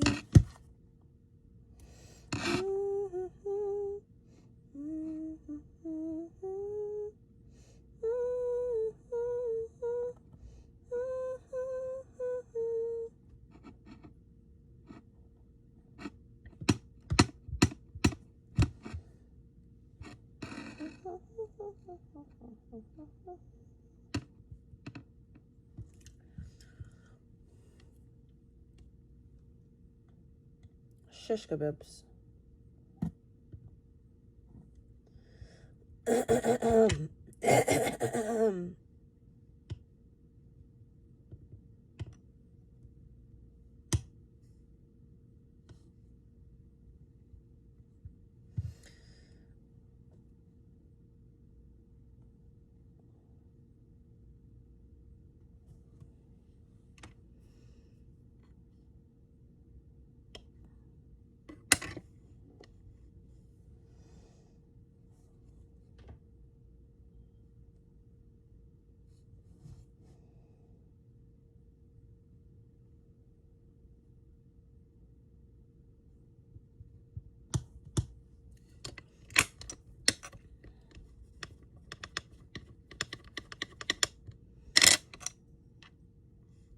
Never gonna get it, never gonna get it, never gonna get it, never get it. And now it's time for a breakdown. Never gonna get it, never gonna get it, never gonna get it. Whoa, whoa, whoa, whoa. Oh, you're never gonna get it. No, you're never gonna get it. Ooh, pop. Maybe next time you give a woman a little ooh. You'll be hearing her say, no way. And now it's time for a breakdown. Never gonna get it, never gonna get it, never gonna get it. I don't know what's wrong with me. I'm sorry. Shish kebabs. Where did that go? The heels are alive with the sound of music. Blue, blue, blue, blue. Blue, blue, blue, blue, blue, blue, blue, blue. Can you tell I have mental problems? I don't know how obvious it is.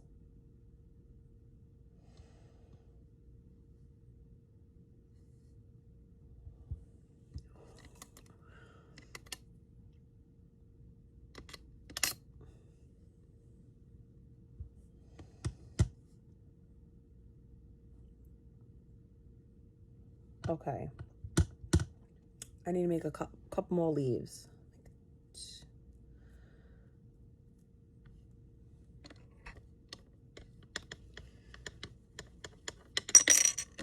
Oh, you're never gonna get it.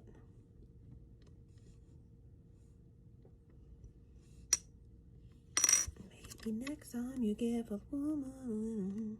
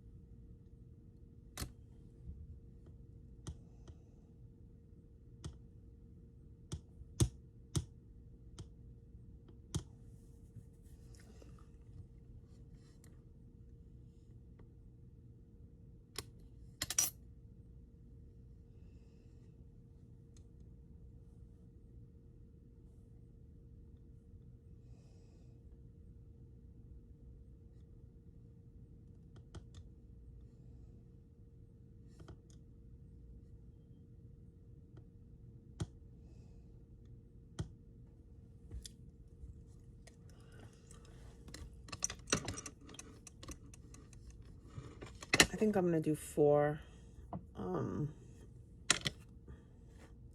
leaves on there.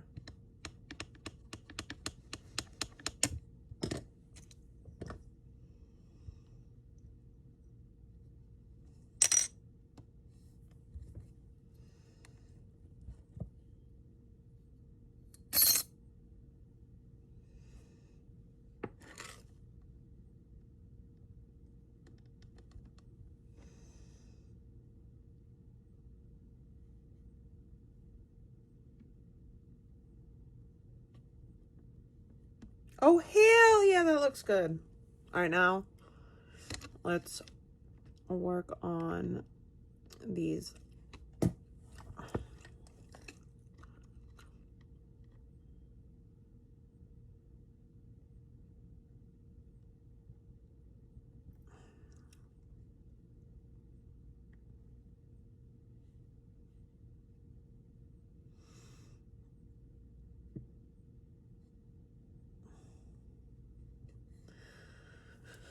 All right, let's do it. I am not Muslim, and I'm Christian, and I'm proud to be a Christian.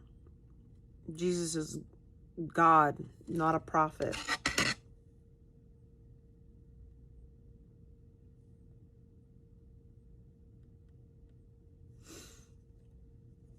At least that's what I think. Not even what I think, what I believe.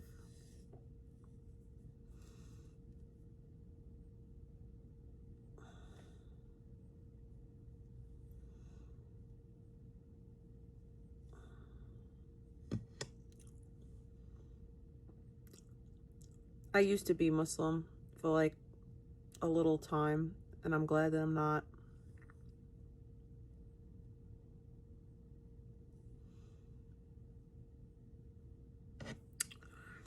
Fun fact, the guys that blanked me were all Muslim.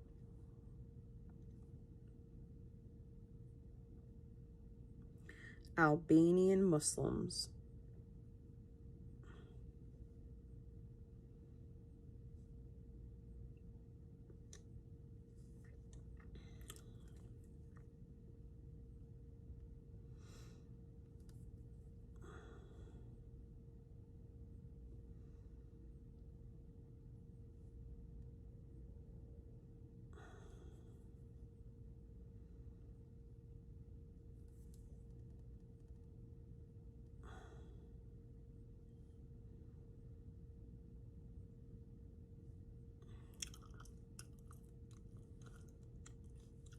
No, he's God.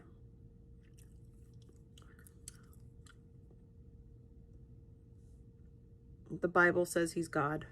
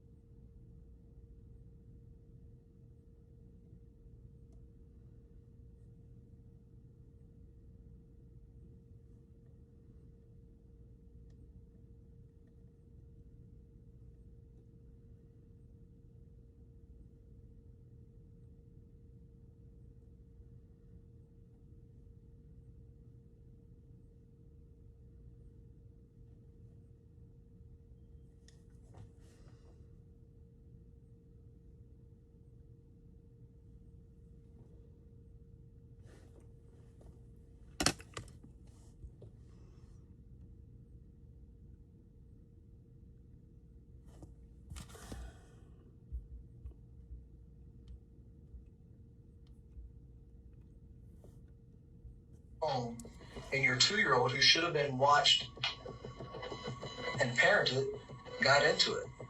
And as a result, she died. And as that result, you're here. This is Bethany Miller Williams, a 21-year-old woman who clearly didn't value a child as much as she valued a high. Just a few days ago, her 2-year-old daughter died after consuming fentanyl she kept in her closet. A closet she secured better than she ever secured her child. I'm saying I have multiple videos saying that proof of me and her being awake and not in my room, you know what I mean? Like, I was in my room a lot that day, but I wasn't in there full time. What she didn't know was that detectives had piles of evidence against her that showed how her daughter died. Does he have to be in here? Can I just talk to you? Who are you talking to? You, Miss What? Do I have to be in here? I'm sorry, am I hurting your feelings? On July 30th, 2024, the Cincinnati Police Department received a 911 call from a female reporting an unconscious baby. Cincinnati 911. What is the address? I need a contact 3119 Brackenwood Lane, apartment 1. Okay, give me that address one more time for verification. 3119 Brackenwood Lane, apartment 1. My niece is not breathing. Okay. She's 2 years old. Okay, your niece is not breathing, is that correct? No, she's not breathing at all. Her lips are purple. Gotcha, stay on the line. CPR on her and everything. Okay, just know that I'm already getting in, okay? All right, man. We have help coming. We have help coming, okay? Stay on the line with me, okay? The caller identified the baby as her 2-year-old niece, Alayla Bradley. To keep the baby alive, the dispatcher tried to instruct the caller on how to perform CPR on the child before paramedics arrived. Does he know how to do CPR, or do you have somebody on the line doing CPR with you? Do you know? Because I can give you instructions. Okay. Listen carefully. Lay them flat on their back on the floor. Move anything from under their head, and kneel next to them and look in the mouth for food or vomit. Is there anything in the mouth? Is there anything in her mouth? She's purple. Her lips are purple. Okay. Is there anything in her mouth? No, I don't see anything in her mouth. So this is what we're going to do. Now place your hand on their forehead, your other hand under her neck, then tilt her head back. Put your ear next to her mouth. Despite following the dispatcher's instructions, when paramedics arrived, they found the baby not breathing. After several life-saving measures were attempted without success, the baby was transported to the hospital, where she was declared dead. As detectives arrived at the multi-family apartment, they began interviewing everyone who had been in the house at the time of the child's death. But several inconsistencies began to emerge, and what they would eventually uncover after several days would reveal the disturbing final hours before the baby died. The baby's mother, Bethany Miller Williams, known as Angel, told detectives that all she could remember was that the baby had slept with her in the master bedroom on a queen-size bed. They had gone to sleep around 8 p.m. and she woke up Please around don't come in my 11 chat p.m. to talking find her that baby lying that face down on Islam the mattress. shit. You're not going to be Detectives met also too spoke with other kindly. family members, I don't but come doubts into your arose chat about the calling your truthfulness of their religion fake. Don't statements. come into mine doing What that. they didn't yet know was that the person responsible for the child's Because I'll death start had been getting with real them the entire disrespectful. time. In Don't the do days that. Followed, family members grew increasingly distressed The over true the baby's religion death. would never have a That was PDF when one of the as women their came forward prophet. to share I'm what she had sorry. seen. According to her, she had spent 2 to 4 days at Bethany's Gross. apartment. On the day the baby died, she and Bethany had spent Muhammad most was of a the day in the bedroom. PDF. After firefighters carried the baby out of the apartment and before officers arrived, she saw Bethany grab fentanyl from underneath her dresser and throw it into the toilet. The woman also recounted how Bethany told her that she had caught the baby playing with her fentanyl around 4 or 5 p.m. that day. You don't get to turn But my Bethany God never into imagined it a could kill her. prophet. With this discovery, detectives requested a toxicology test on the child. While awaiting the results, they made another discovery. A Facebook conversation between Bethany, who went by Angelia online, and one of her close friends revealed further details about what had happened to the baby. In the chat, the friend asked Bethany whether anyone in the house had said the baby got hold of fentanyl. Bethany replied that of course they knew fentanyl was in the house, and that although she hadn't smoked the blunt with them, she was aware they had broken it apart. From the conversation, it was clear Bethany knew what had happened to her baby. When the toxicology report came back, it confirmed fentanyl in the baby's system. The baby's death was eventually ruled a homicide. Following this, Bethany was arrested and brought in for questioning. How soon can I speak to a lawyer? So, if you want a lawyer to talk if you want a lawyer with you when you talk to us, tell us that you want a lawyer. I can't get a lawyer here for you right now. When you go to court for arraignment, you'll get an attorney appointed. When do you think that'll be? Maybe tomorrow. And that's an adult decision you have to make yourself. If you want to tell us what happened and you feel comfortable doing that, then I mean, I'm just going to tell you what happened because it's just the same thing I was going to tell a lawyer. So as I said, I want a lawyer, but it don't matter if they're here now because, you know what I mean, it's going to be the same story. So you'll get a lawyer for sure. But I just want to, I got to be really careful. Like if you're saying that you want a lawyer, but you'll talk to us, it needs to be really clear if you want one with you right now or if you want to talk to us right now without a lawyer. You have to be very... I can talk to you right now without a lawyer. Okay. All right. But yeah, I'll still get, because I just understand that I won't get one right now. So, you know what I mean? Yes, but the judge will have one for you when you go to court. Mm-hmm. Okay. So we're here to talk about Alayla. And I know you told us some things the night that we were at your house. And you didn't tell us all the things that happened. We know that. We got the report from the coroner's office, so we know how she died. Do you know how she died? Was it drugs? It was drugs. What was it? Fentanyl. Fentanyl. I figured. Tell me why you figured. Because I was asleep and my daughter was awake when I was awake, but two other people in my house used this fentanyl. You know what I mean? And they were all in the living room and away from me, and I still, long story short, I still had my shit when you guys left. So my daughter didn't get in my shit. You know what I mean? Real shit. I mean, somebody else's shit she got into. Bethany is beginning to shift blame to others living in the house, telling detectives that the fentanyl her daughter ingested wasn't hers. Of course it wasn't yours, because responsible parents totally keep a stockpile of deadly drugs lying around for their toddlers to find like some twisted Easter egg hunt. But what she failed to grasp was that detectives had already gathered all the evidence they needed, and everything pointed to her. I have multiple people that can vouch for me on that.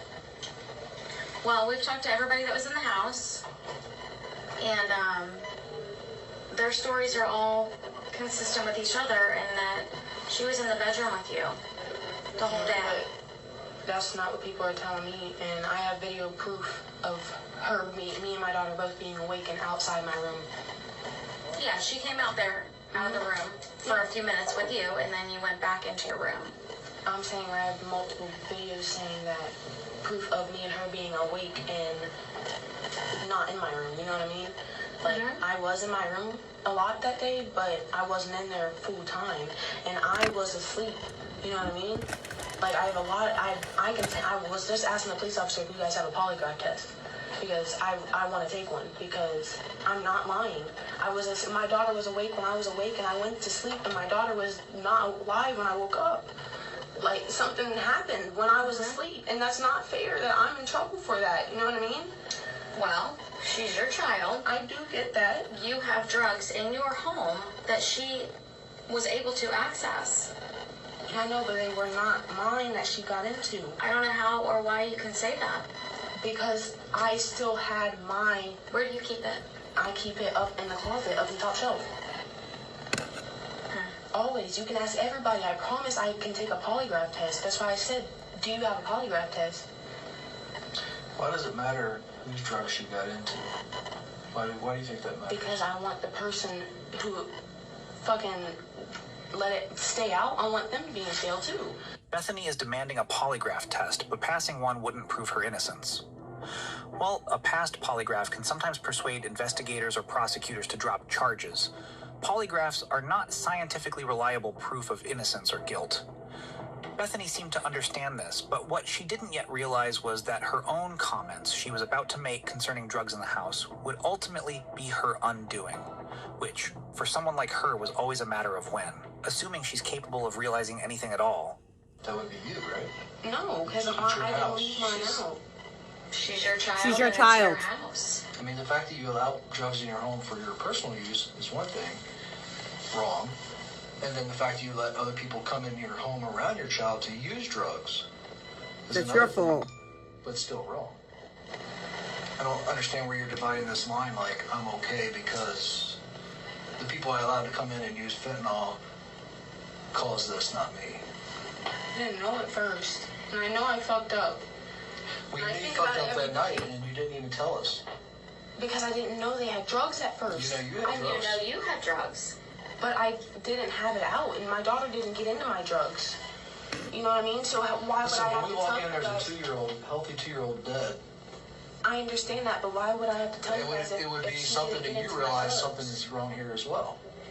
I do get that, but You would have got it that night. if my daughter got into my drugs... And we had a conversation. Remember when we were sitting there and you were sitting on the bed and I said, 2-year-olds just don't die? Yeah, they don't. And it could possibly be drug related, and you swore up and down that they had Because nothing it to do with wasn't, drugs. because I knew it We wasn't my asked drugs. you in very clear terms if there were drugs in your home. That I didn't know about. I didn't know about. I said, no, not that I know about. Well, you just said you had 2 people in your home that was using drugs, I and know, because along I with found yourself. out after Including the yours. fact that you guys Inclu- left. You should have said yes. I use fentanyl, and I have fentanyl in my home. There other people in my home use fentanyl. That would have been. Probably, I should have done that. Yes. I should have just told you guys up front where my shit was so you knew it wasn't mine. And I know I should have gotten in trouble, but What did you do with yours? I fucking, they did something with it. Like, as soon as I called for them and told them that that she was passed away and that call 911, they was like, where's your shit? Where's your shit? And I was like, my shit's put up. They were like, give it to me. Yes, that's why I was like, I still have my shit. Like, my shit was up. How many months has it been? It's been since July, end of July. July You had this whole time, this is the story you came up with? No, Did it's you the spend truth. like a lot more time on this? What do you mean a story? This is the truth. Like, what? I just stopped a little early because this stuff is making me upset, low-key. This whole situation should have made you upset. It is making me, it is upset. Not talking to us. It's just, feel like you guys aren't understanding. Well, we're trying to understand, but there's a point in time where you have to realize that and I know you realize that your daughter died. I know that. And that is the time when you tell the truth. And right now is the time when you tell the truth. You can't, and it's a natural reaction and feeling to want to kind of minimize your own involvement. And I know that you don't want to think about the fact that she overdosed on fentanyl and that is your drug of choice. And there was fentanyl in your home. But that is your responsibility. She's your child. It's your home. You have a duty to make sure that she has a safe place to live and exist and be a child. Do you understand that? And I'm not trying to make you feel bad. I'm trying to make you understand the situation and what your obligations are as a parent. Losing a child is traumatic under any circumstances, but when it results from negligence, it carries severe consequences. Keeping fentanyl within reach of her 2-year-old showed a shocking level of carelessness. When the baby's father learned of his daughter's death, a heated argument broke out between him and Bethany on Facebook. He told her she was a terrible mother, that someone in her house had hurt his baby, and that everyone on Facebook would know the truth once the toxicology report came back. Bethany told him to get lost, then added that he'd had countless chances to be a father and never took them, that he was an only child himself and had never even met his daughter. These messages reveal the environment the baby was born into, which was never really a home at all. Apparently, having an absent father who doesn't care and a mother struggling with addiction is a home with disaster. Despite this, detectives wanted one thing from Bethany, which is the truth. So we've, like I said, we talked to everybody that was in the house, and what you're telling us about where your drugs were and they all does not know what they coincide with what they have independently told us. I know what was going on, and I just ignored them all. Everyone kept telling me, they're making reports on you, they're going to the police station, they're writing up stuff, and my dad just told me, don't believe it because it's all lies, and that the truth will come out, and that's what I did. And I just waited, and this is what happened. Well, the truth did come out. We knew what happened to her. We were just waiting for the toxicology report. Do you know what that is? The autopsy. Well, we were waiting for that, but we were waiting for her drug test. Okay, we figured, and we're almost sure that it was a fentanyl overdose, but we needed to wait for the lab to give us the official report. And that is how she died. And that is your responsibility. What time did she pass away? I can't tell you that. Why? Because I don't know, honey. I don't know. I was say it's my daughter. No, because I don't know. What time do you think she got into it? I don't know, because my daughter was, when I woke up at 5 o'clock, I think it was about 5 o'clock, she was up and running around in my room, like, you know what I mean? And I saw that she broke my blunt up in 2,000 pieces, so I whooped her little butt, and I put her into bed with me, and she was sitting up watching TV, and I fell asleep watching TV. And then I woke up a couple hours later, around the 9 o'clock area again, where Leanne came into my room, and everyone's even saying it's weird that she went into my room. But she went into my room, we were talking for a couple minutes, and that's when she lifted up the blanket on Lay and checked on her. And I didn't feel the need to check on her because she checked on her, you know what I mean? I think she was probably already deceased at that point. And that's what we all put that together. So I laid back down, woke up again at 11 o'clock. That's when I found out she passed away, and I called you guys. And so we all thought, like, when I moved her over, she was a little stiff. So we all, like, this is what we were thinking. Oh my gosh, this is terrible. Whatever, I don't remember what she's saying. Put time to think of something. No, over time I was trying to think of everything, you know what I mean? This is what I've thought of over time. But rigor mortis already kicked in, which means she was already passed away at 9 o'clock when she came in and said she checked on her. So why would she, that's weird, why would she lie? Like, let me ask you about your blunt. Is it a blunt that you rolled? Yes, ma'am. Had you smoked that weed before? I don't know, I just bought that weed. I don't. Because I'm asking because there could have been fentanyl in your weed. I don't know. I didn't light that specific blunt up, but I can't remember if it's the same weed I always smoke, but I bought from somebody new. There could have been fentanyl in that weed. I don't think so, though. I really don't. Why? Because I've never had weed with fentanyl in it before. It's very common. Like, no, I don't think so. Because that means I would have smoked it. Like, I don't know. I don't think there was fentanyl in the weed. I really But don't. if you if you use fentanyl and there was fentanyl in the weed, it's not going to affect you the same as a baby. I really don't think they're using it. I think I know what happened, but I don't know how to say what I think happened. Because then you guys are not going to believe it, I don't think. But a lot of people think that this happened. A lot of people did. My dad, my aunt, my baby daddy, my friends, everybody that was there that night.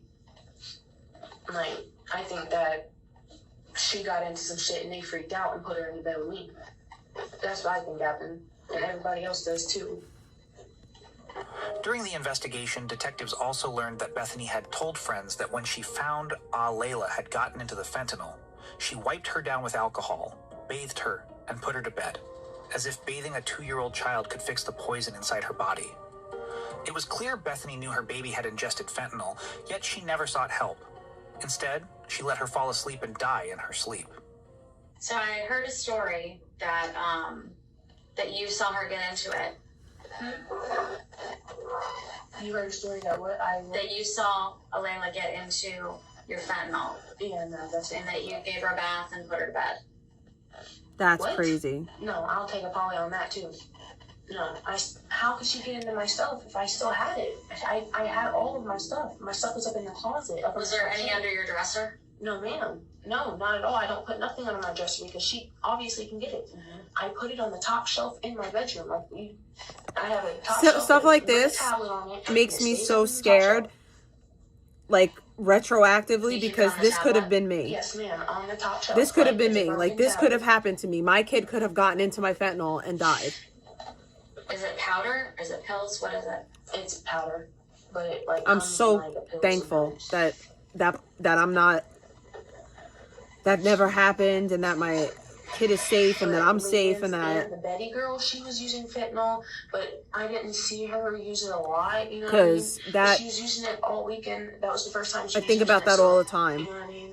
And my friend Mario, he wasn't there that night when she passed Like, I away, could have but done that. He uses too, and I don't know if maybe he would have left something, maybe, I don't know, like a straw, or it could be a straw. It could be a piece of paper that it came in before. It could be No, I anything. think she had a fair amount. Oh, really? I think so. I didn't know. I was trying to think of everything. Maybe she found a straw, a piece of paper that.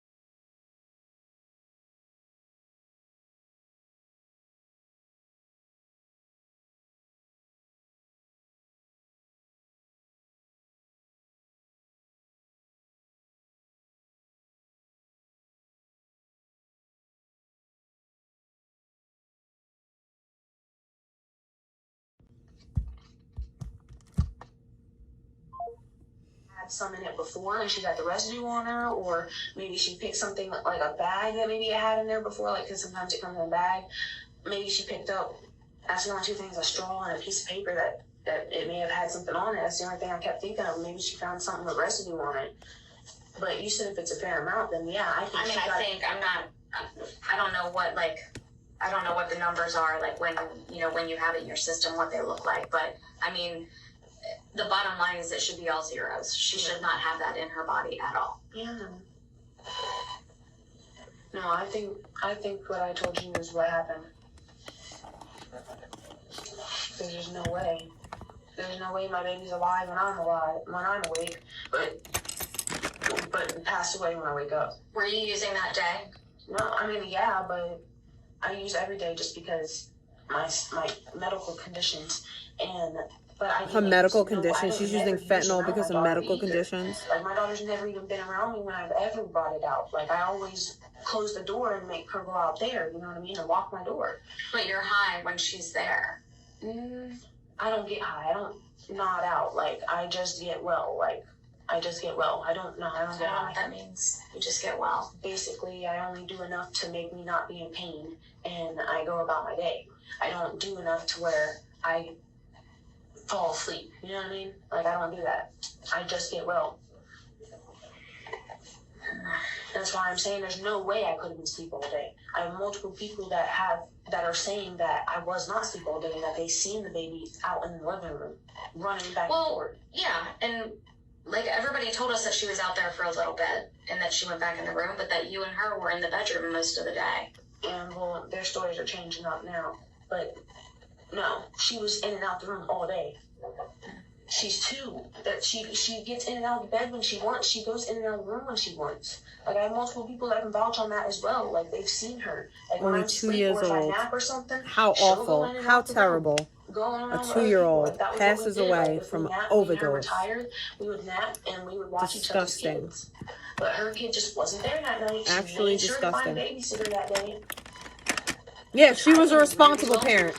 She had a babysitter for the night that she was getting high. Yeah, no, she's doing fentanyl when she's pregnant. No, she didn't. She don't do it now. Oh no, I'm saying, like, I didn't say that. No, I'm saying Leanne, she's done fentanyl before when she lived with me, but she just got pregnant. Like, so she stopped. She's visibly pregnant. You know, she's, well, now, maybe now, but back then, when my daughter passed away, no. She was only like 3-4 weeks. She looked pregnant. Yeah, she's just a really big girl. Like, everyone thought she was pregnant. She's got a belly. And she was only like 3 or 4 weeks, not even back then. So she was using fentanyl too, but she just stopped. And that's why I was like, of course they're gonna leave. Fentanyl's out your system in 2 days. Like, they're not gonna be able to be drug tested to see if it's in their system.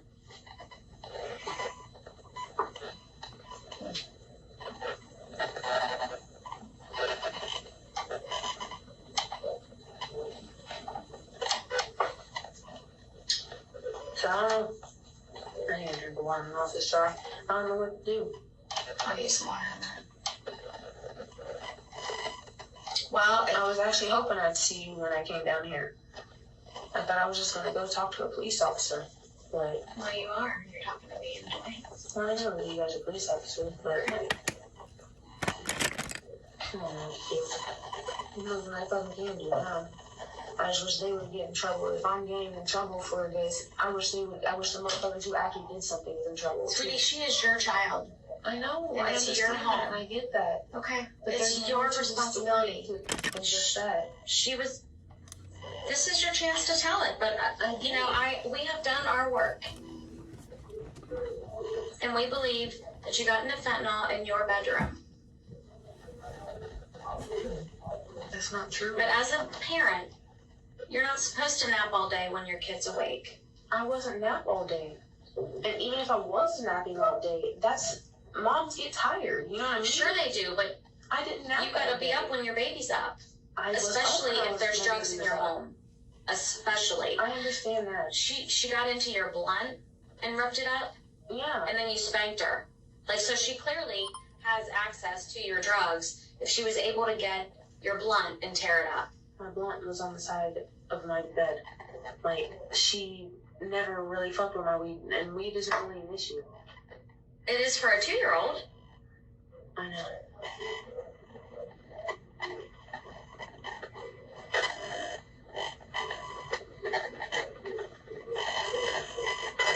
You're the person that has to accept responsibility for this. And I have. You haven't, because you're trying to put blame on other people. She was your responsibility. I'm sorry for doing it. I'm sorry for lying. No. I'm sorry that my daughter passed away. Like, I am sorry that your daughter died. You know what I mean? I don't think this is something that you ever wanted to happen. And it's horrible, and I am sorry that it happened.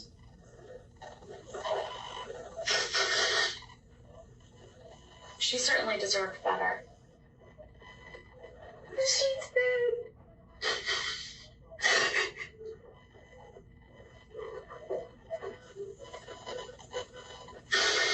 I'm sorry.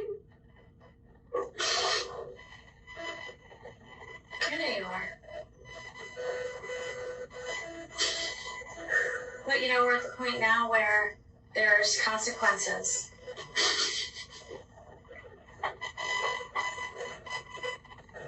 And this is the consequence.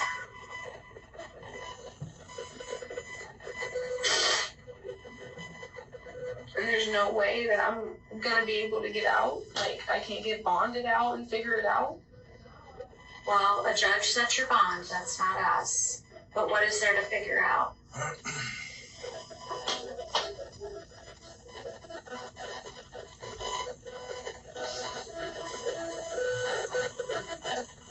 You said it's not true. Hmm? You said what I said isn't true, so. Well, you didn't tell us the truth that night. And I don't know that you're being... She didn't get into fentanyl in my room, I'm telling The you. story I heard basically just makes you feel better about the fact that your 2-year-old's dead. I don't see any part of this where you've accepted any responsibility or any of it. This is so-and-so had drugs in my house, which wasn't a shot. Hey! Throughout the interrogation, Bethany refused to take responsibility for what had happened to her baby, repeatedly trying to shift blame to others in the house. What detectives did next would make the weight of her actions unmistakably clear. Get down. This all lies on your shoulders. Get It doesn't matter what down. you had going on in your house. You Thank were you. in control of that home. You should have been responsible enough to say, hey, you gotta go. But you weren't, because you were doing the exact same thing. It doesn't make a difference whose drugs it was. It's the fact that there's drugs in your home and your 2-year-old who should have been watched I wonder and parented if I could mix Pearl And as a into result, this she died. and turn this into a Pearl as play. that result, you're I'm here. sure I could. And, you know, you can say that it was somebody else's drugs. If that makes you feel better, it doesn't change anything. I don't. But if that makes you feel better, then that's fine. I don't think I'm gonna make need you anything to else. I think I'm gonna tell me the truth. pack it in. It doesn't, It's you don't need to 8:46. tell me the truth. It doesn't make a difference. I want them to be in jail as well. If I'm being in jail, and I understand. If that I this gotta is go my to jail, fault, they should go to jail because I have too. harm. But I'm saying this because I want something to happen to them as well. And if we maybe could address that night. If we had known. If I'm gonna go to jail, then they should go to jail too. So that's the That's result. literally what she's saying. So did they. They don't get a chance. That's not their child. It is your child, you weird ass bitch.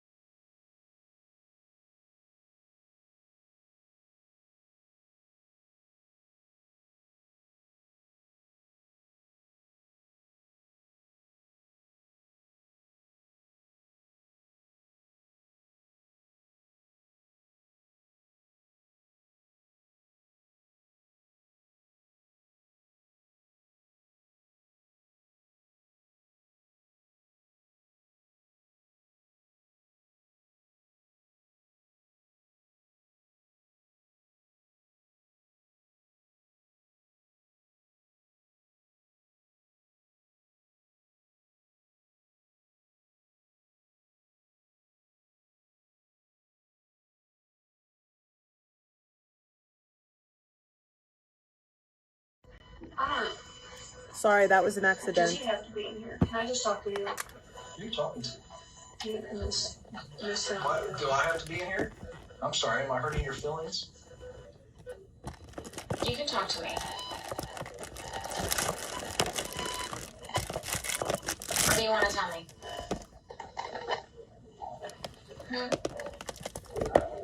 I've already told you everything. You that you're not, it don't matter.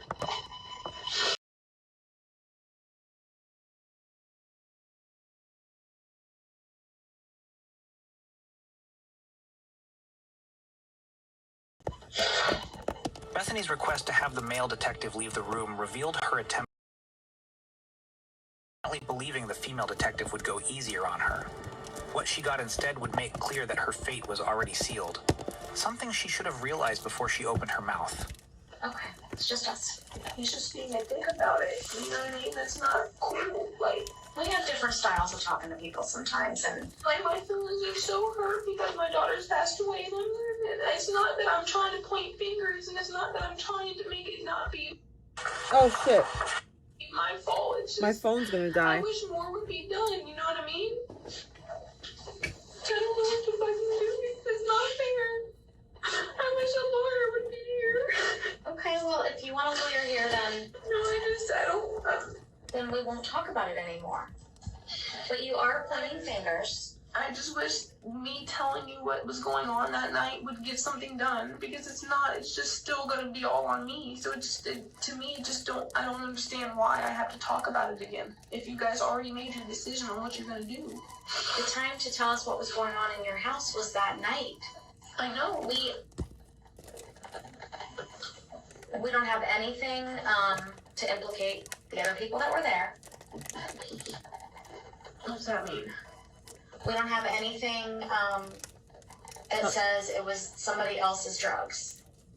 It all points towards you. Because they said I was in the room all day? You said you were in the room all day also.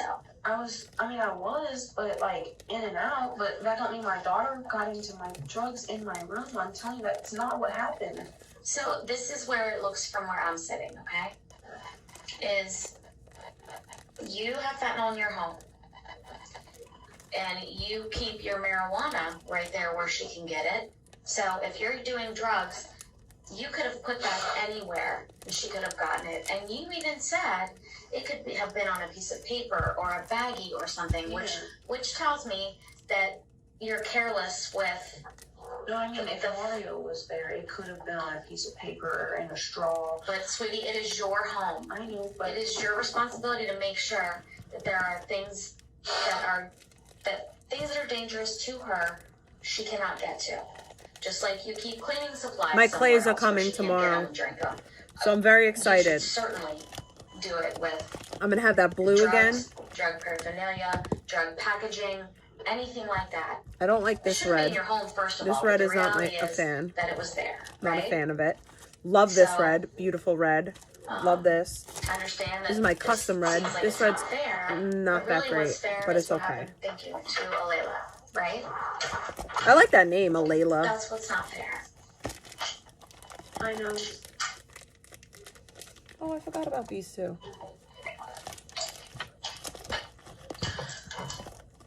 Okay. So what do we do from here? You go to the Justice Center. You have, you're charged with involuntary manslaughter and felony endangering children. So you'll go to arraignment probably tomorrow morning. Do you know what my bond is? No. Okay, they don't have one yet. Right. But you have a felony of the first degree, which is the highest felony, and a felony of the third degree. Despite the overwhelming evidence against her, Bethany continued to deny responsibility. She was ultimately charged with involuntary manslaughter, child endangerment, and tampering with evidence. She later pleaded guilty and was sentenced to 6 to 9 years in prison. 6 to 9 years in prison? That's it?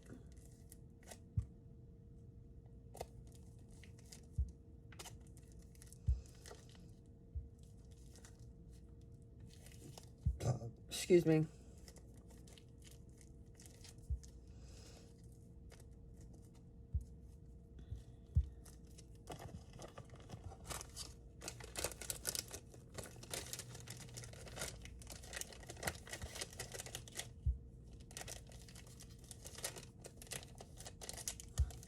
This is Jasmine Daniels. It's just after 3 in the morning, and 4 hours ago, her 2-year-old daughter was shot and killed in the basement the family had moved into a week earlier.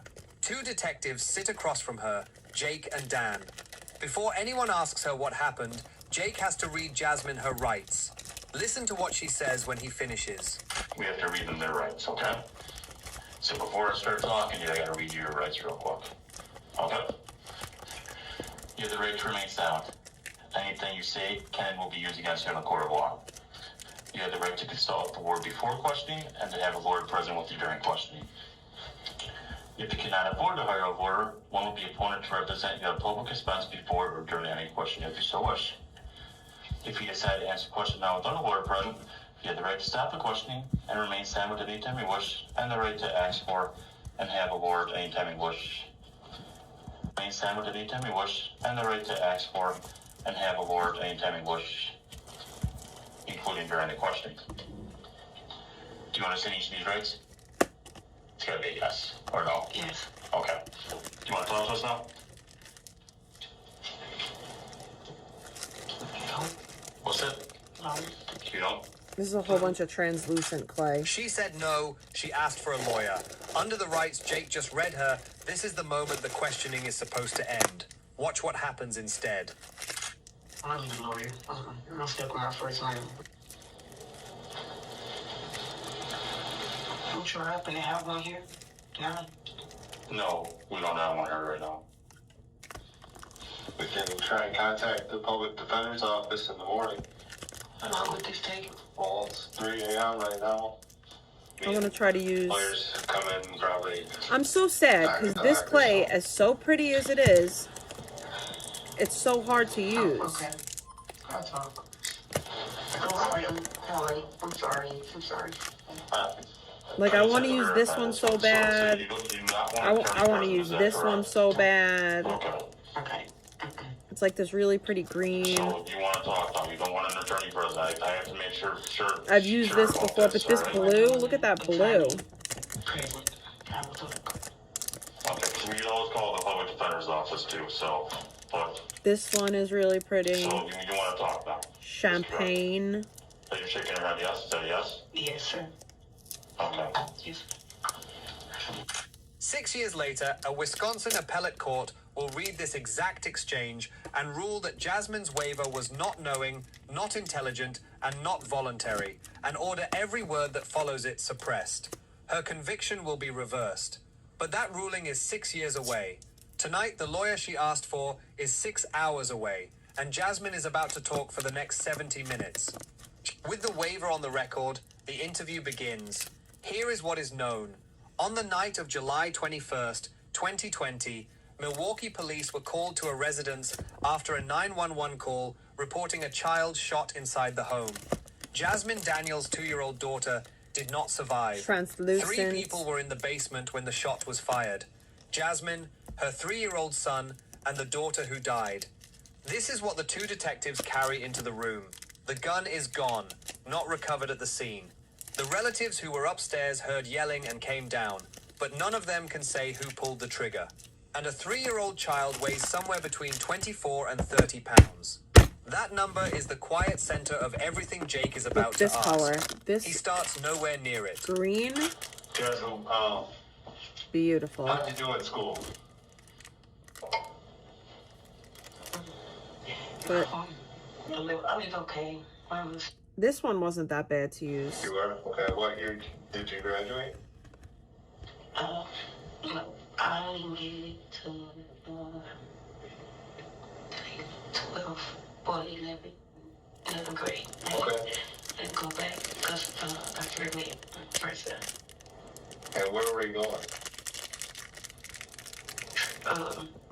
Now this one. Travis. This one is okay. It's okay. It's not the best. But this one is trash city. It is so soft. It's like it was. I don't know exactly what it was or. Really bad. I was diagnosed with. It's not good. Okay. And Can you explain to us what kind of that means? It feels like Laffy Taffy. Well, how it was explained to me is that it was, It doesn't shape Did they ever easy. And say, like, maybe what level you're at? it's very when you were viscous. when you were in high school? So I don't love this play. This play is crap. I was in high school.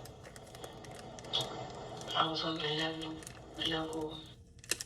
I'm so sad because Cernic clay has so many different colors, but How are you with, like, reading and writing and this stuff? is another one that's super soft and weird and not easy to use. What It's like was maybe silly the stuff putty. that was hard for you? And that's why I haven't opened the other ones. The green one is good, but this one is not as hard. This one's not like silly putty. Because this one's not pearl. This one's metallic. The metallic ones are okay. So what else? So I could maybe do something with this in the future. There's a little lint on it. I'm not sure. This is it.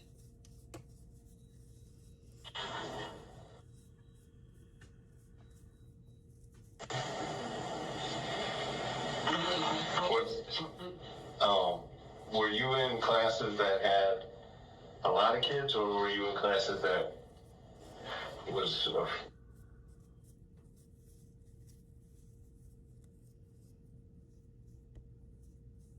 and when the teachers taught stuff, did you understand it, or was it difficult to understand?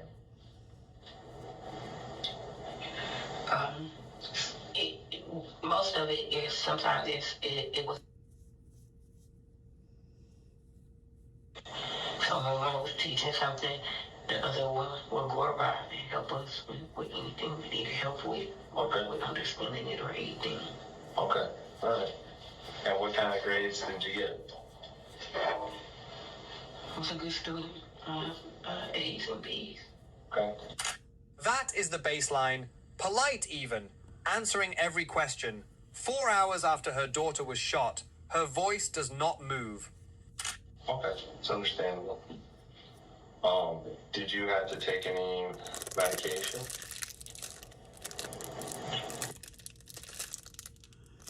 Take any right now? Have you seen any sort of What Africa doctor, one? What do you mean? medical What professional kind of or anything Africa? like that? What? About anything? Okay. African Are you clay? supposed to? Do they make African polymer clay?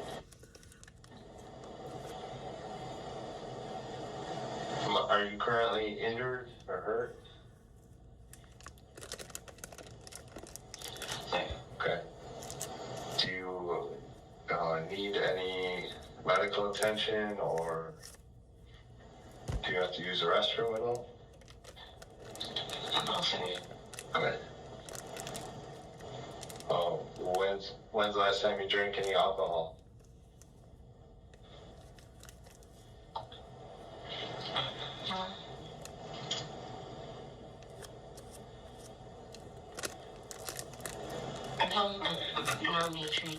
She asked for a lawyer. Okay. Have you drank in the last 24 hours? Okay. How about any illegal drugs in the last 24 hours? Smoke any marijuana or anything else? I smoke some marijuana, yeah. Okay. She said The marijuana. reason I asked is we just have to determine if you're under the influence of anything. No, you're not high or drunk or drunk. Okay. You understand what we're both saying? Do you understand what you're saying? Yes. So. Hey, are there drugs besides marijuana? No. You understand that you're at the Milwaukee Police Department building downtown? Correct? Okay. Yes. Okay. You know you're in custody? Yes. Okay. All right. Every answer he just collected closes a door. Sober, lucid, in custody, aware of where she is. He is building a record on purpose. Then he asks the only question that matters. Oh, can you tell us what happened today?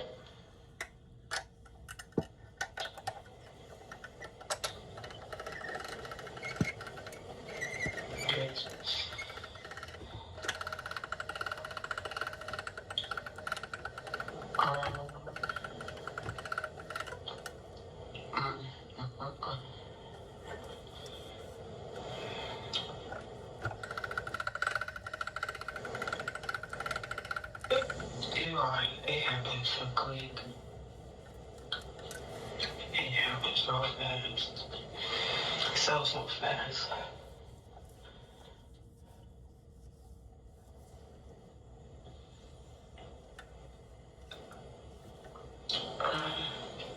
Okay.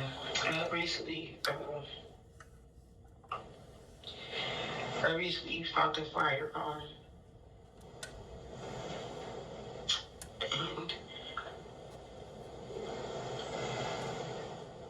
I was gonna get rid of it, throw it away, because I didn't know where it came from or nothing. Put myself in nothing or finding it. But before I even got the chance to get rid of the firearm, I turned around. Listen to the verb, I turned around, not he picked it up. The first sentence she gives about the night her daughter died puts her own back to the gun before anyone else's hand is on it. I didn't know he was tall enough to reach it.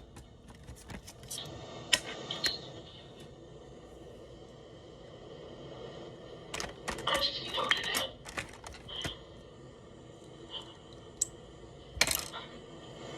I heard the pain. Oh, you be so stupid. Why did I leave the room with Dad? Why?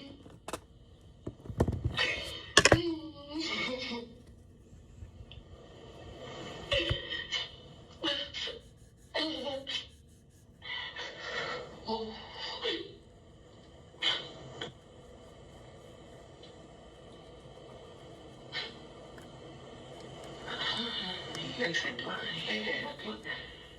Okay, man, Joe, he thinking right now. He only 3. A 3-year-old? I know he just. A 3-year-old? My baby. Oh, baby. Oh, baby. You know, I know he gonna be. Her 3-year-old shot her 2-year-old? That's crazy. Where was the gun at?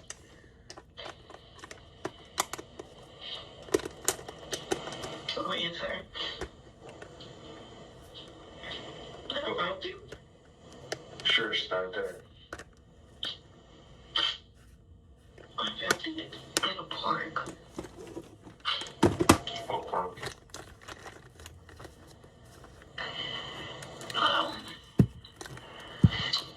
Park was there. I'm not sure. I was late to the party. I had to pee. Well, to the bed sheets. It was a big park. I don't know. I think it was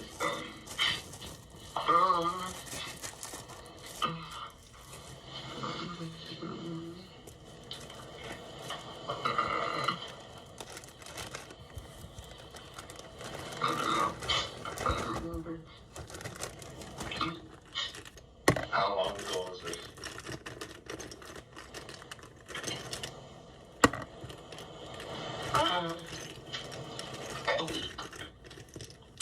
A loaded handgun found in a park, carried home, stored next to a couch where 2 small children sleep, the same week she moved in. Ain't no way. What did the gun look like?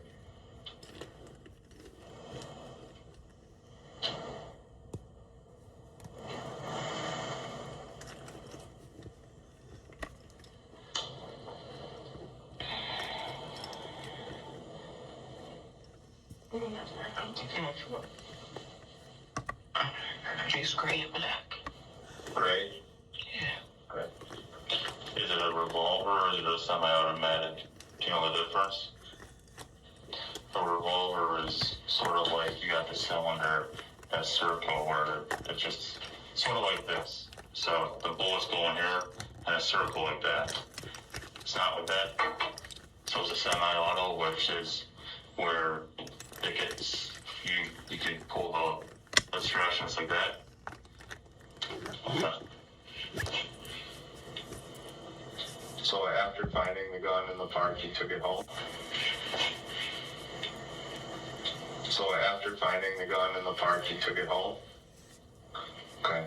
I'm gonna take it home. Wasn't nothing up in there.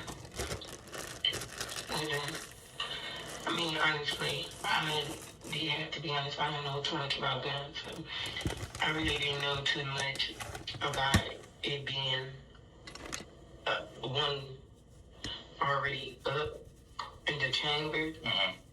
I didn't know nothing about that. Okay. But when I had it, there wasn't no bullets or nothing in it. It was just empty. Like I said, it was never touched or nothing. I just hid it and I was going to throw it because I didn't know where it came from or what it, nothing. So did you ever look in the chamber? Never looked? Okay. Do you know what a clip is? Magazine? Okay, did it have that in the gun? it did, but it didn't have no bullets in it. And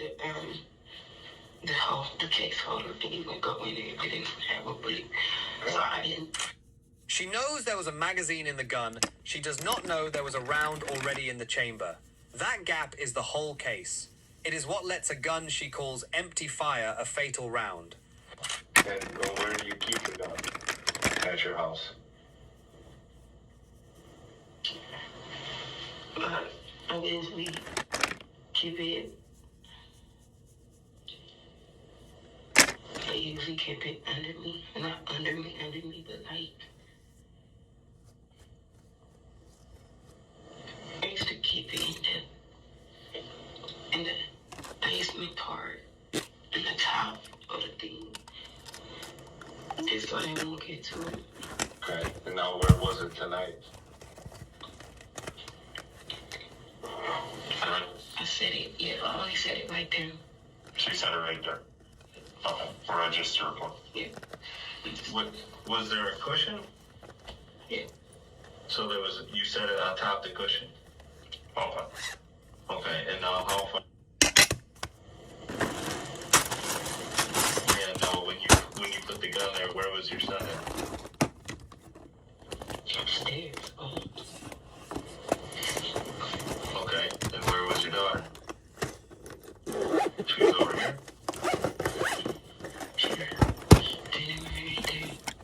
Heavy. Hold the positions she just gave. The son, upstairs. The daughter, standing right by the cushion where she set the gun down. The daughter never moves in her account. Watch the son. About that, okay. Can you move? You can go up and downstairs.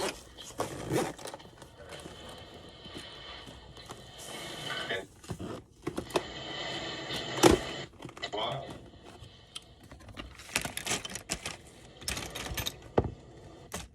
Or you think they're like teeter to furniture? Sometimes,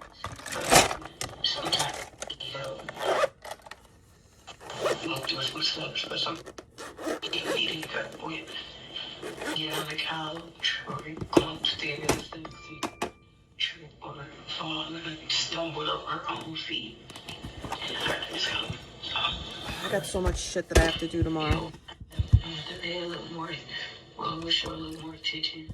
I got a doctor's appointment tomorrow. I gotta get my family tomorrow. You were around here, and you're not sure exactly what you're doing, but you had left the gun there, and then your son, what's your son's name?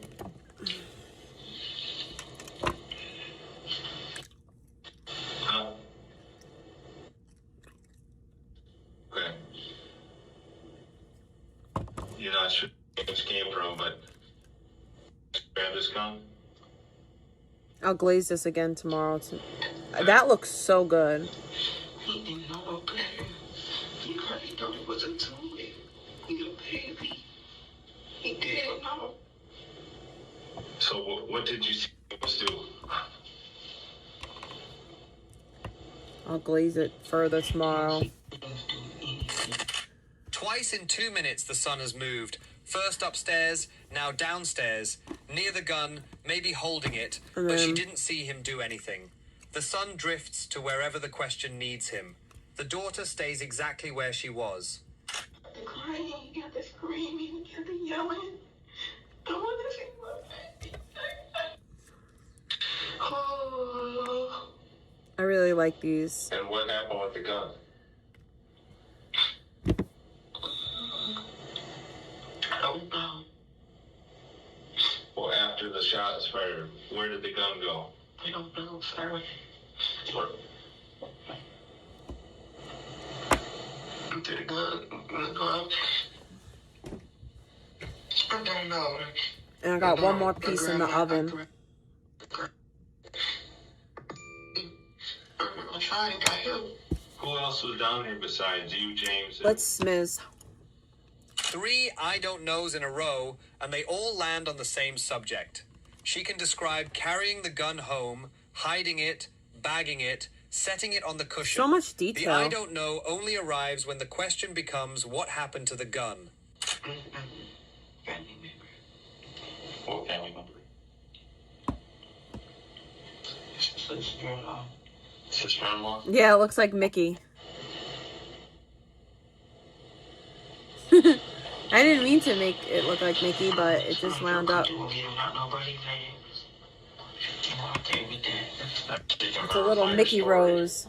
He offers to verify her story. To verify Nala, it, get he out. needs the names Get of out. the people upstairs. She won't give them. Get He out. files that away.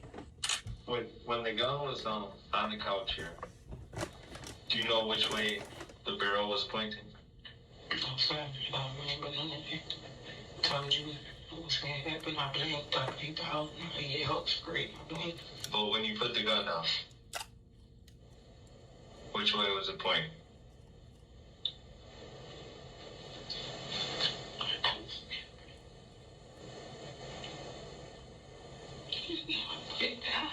Okay. Alright, so you had been holding the gun, right? And when you're holding it, what are you doing with it? That's the point I'm making. Sure. But Yeah, they're you not have for this that gun one's and not you for put it on the sale. couch, okay? So prior, Nothing's for sale. Before doing that, what are you doing with this gun? Nothing that's trademarked, at least. I mean, this actually wouldn't count as Mickey, though, because these are different sizes, and I'll hold it like this I was going to get rid of it anyways because I found it, so instead. Yeah, we'll hold it like that. I wouldn't know nothing about it, so I wasn't going to put myself in that risk. Sure. At all. My question is, you put the gun down on the couch, right? Mm-hmm. Okay. So you were holding on to the I gun. love this clay. What were you doing with the gun? I was about to get ready to take it. The couch. On my other side, I hid it from my babies. Okay, other side of what?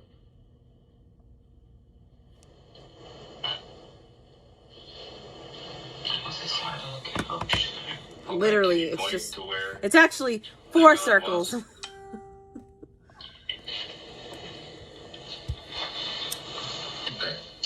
So are you saying down behind the couch? And that's why I feel safe with hiding in it when I had it. Look at this one. The agent. And what was the gun in when it was on this behind the couch? I'm very proud of this one. I have it in it. Okay. So you just had the gun. I put it in a bag. It wasn't like wrapped up exactly in a bag. It was just in the bag. Okay. Under clothes and stuff so that my kids won't get to it. Okay. And what did the bag look like?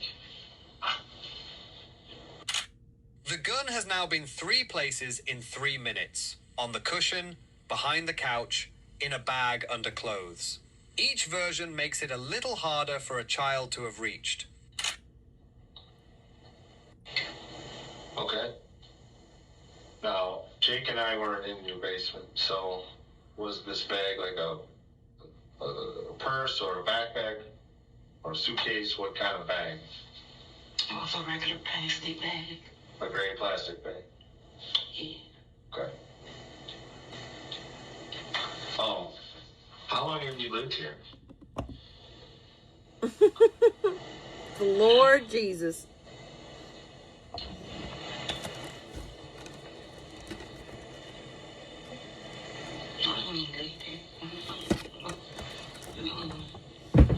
A week. Almost in a big week. Okay. Is there a front of the house? Okay. Do you know your address? You don't? You don't know the numbers?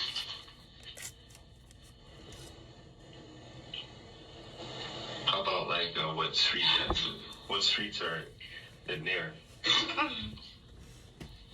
Railroad. Okay. And like what would be the number?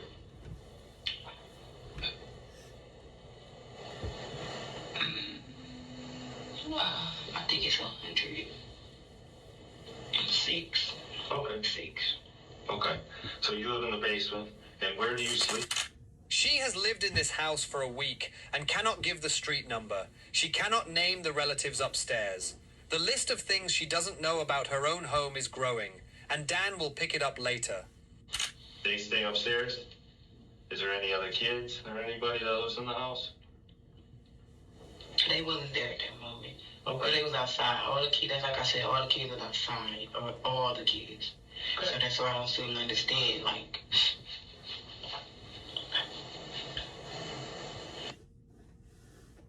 You work? No. Alright. Where... No. How do you end up feeding your Of children? course not. Why would I be smoking weed? I'm not smoking anything. It's a figment of your imagination. She looked at some stuff and she just bought. Alright, I'm over that.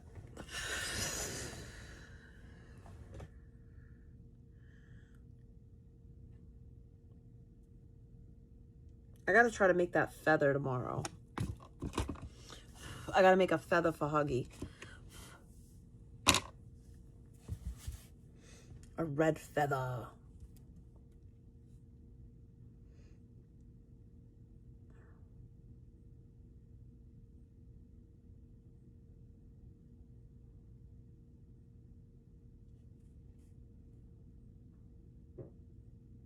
Veve had the baby.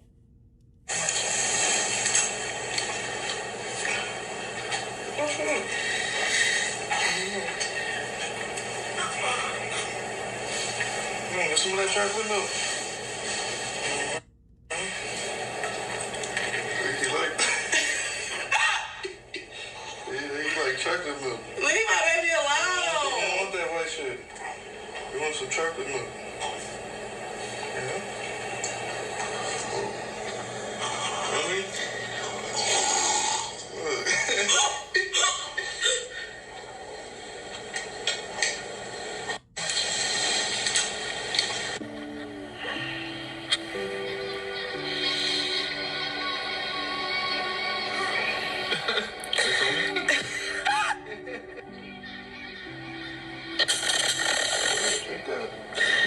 Drink up. Stop playing with my baby.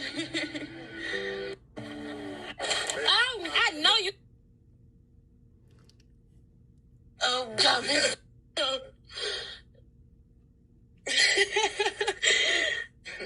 Oh, God.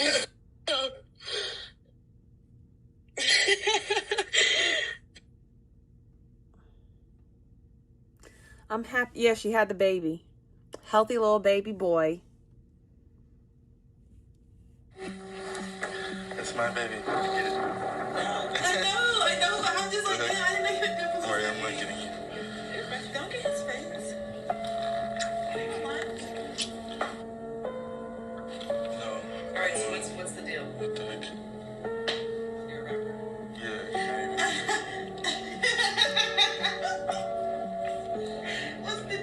the whitest girl he got.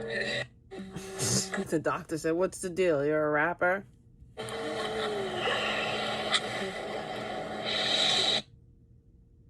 next shift, which is like a 20 minutes or so. I see y'all already saying the baby ain't his. The baby's his. I don't care what anyone says. I think that that's... You got needles in you and stuff? I'll wait to get a shower.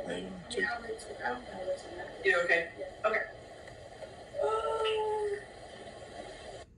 I hope he's sweet to her. I hope he's good to her.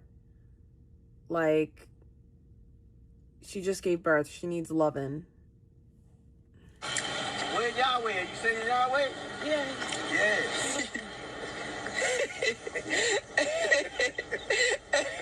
Looked like Krishan can't handle it. All them drugs she was doing this weekend. Allegedly. We in the talking stage. What the f do you mean? Where are you going at 10 p.m.? Why you ain't text me back? I didn't feel like it. The f you are not my. We are still talking. This mother is still pending, and it's about to get revoked. Having all these relationship problems. We ain't even in a damn relationship, shawty. I'm about to adios amigos and get the. And I ain't gonna lie, don't know no program is too damn strict around this. Like, what the f is you my probation officer, bitch? Like, damn. I gotta check in with you every month. Like, bitch, this is not probation. Give me a break around this. We in the talking stage.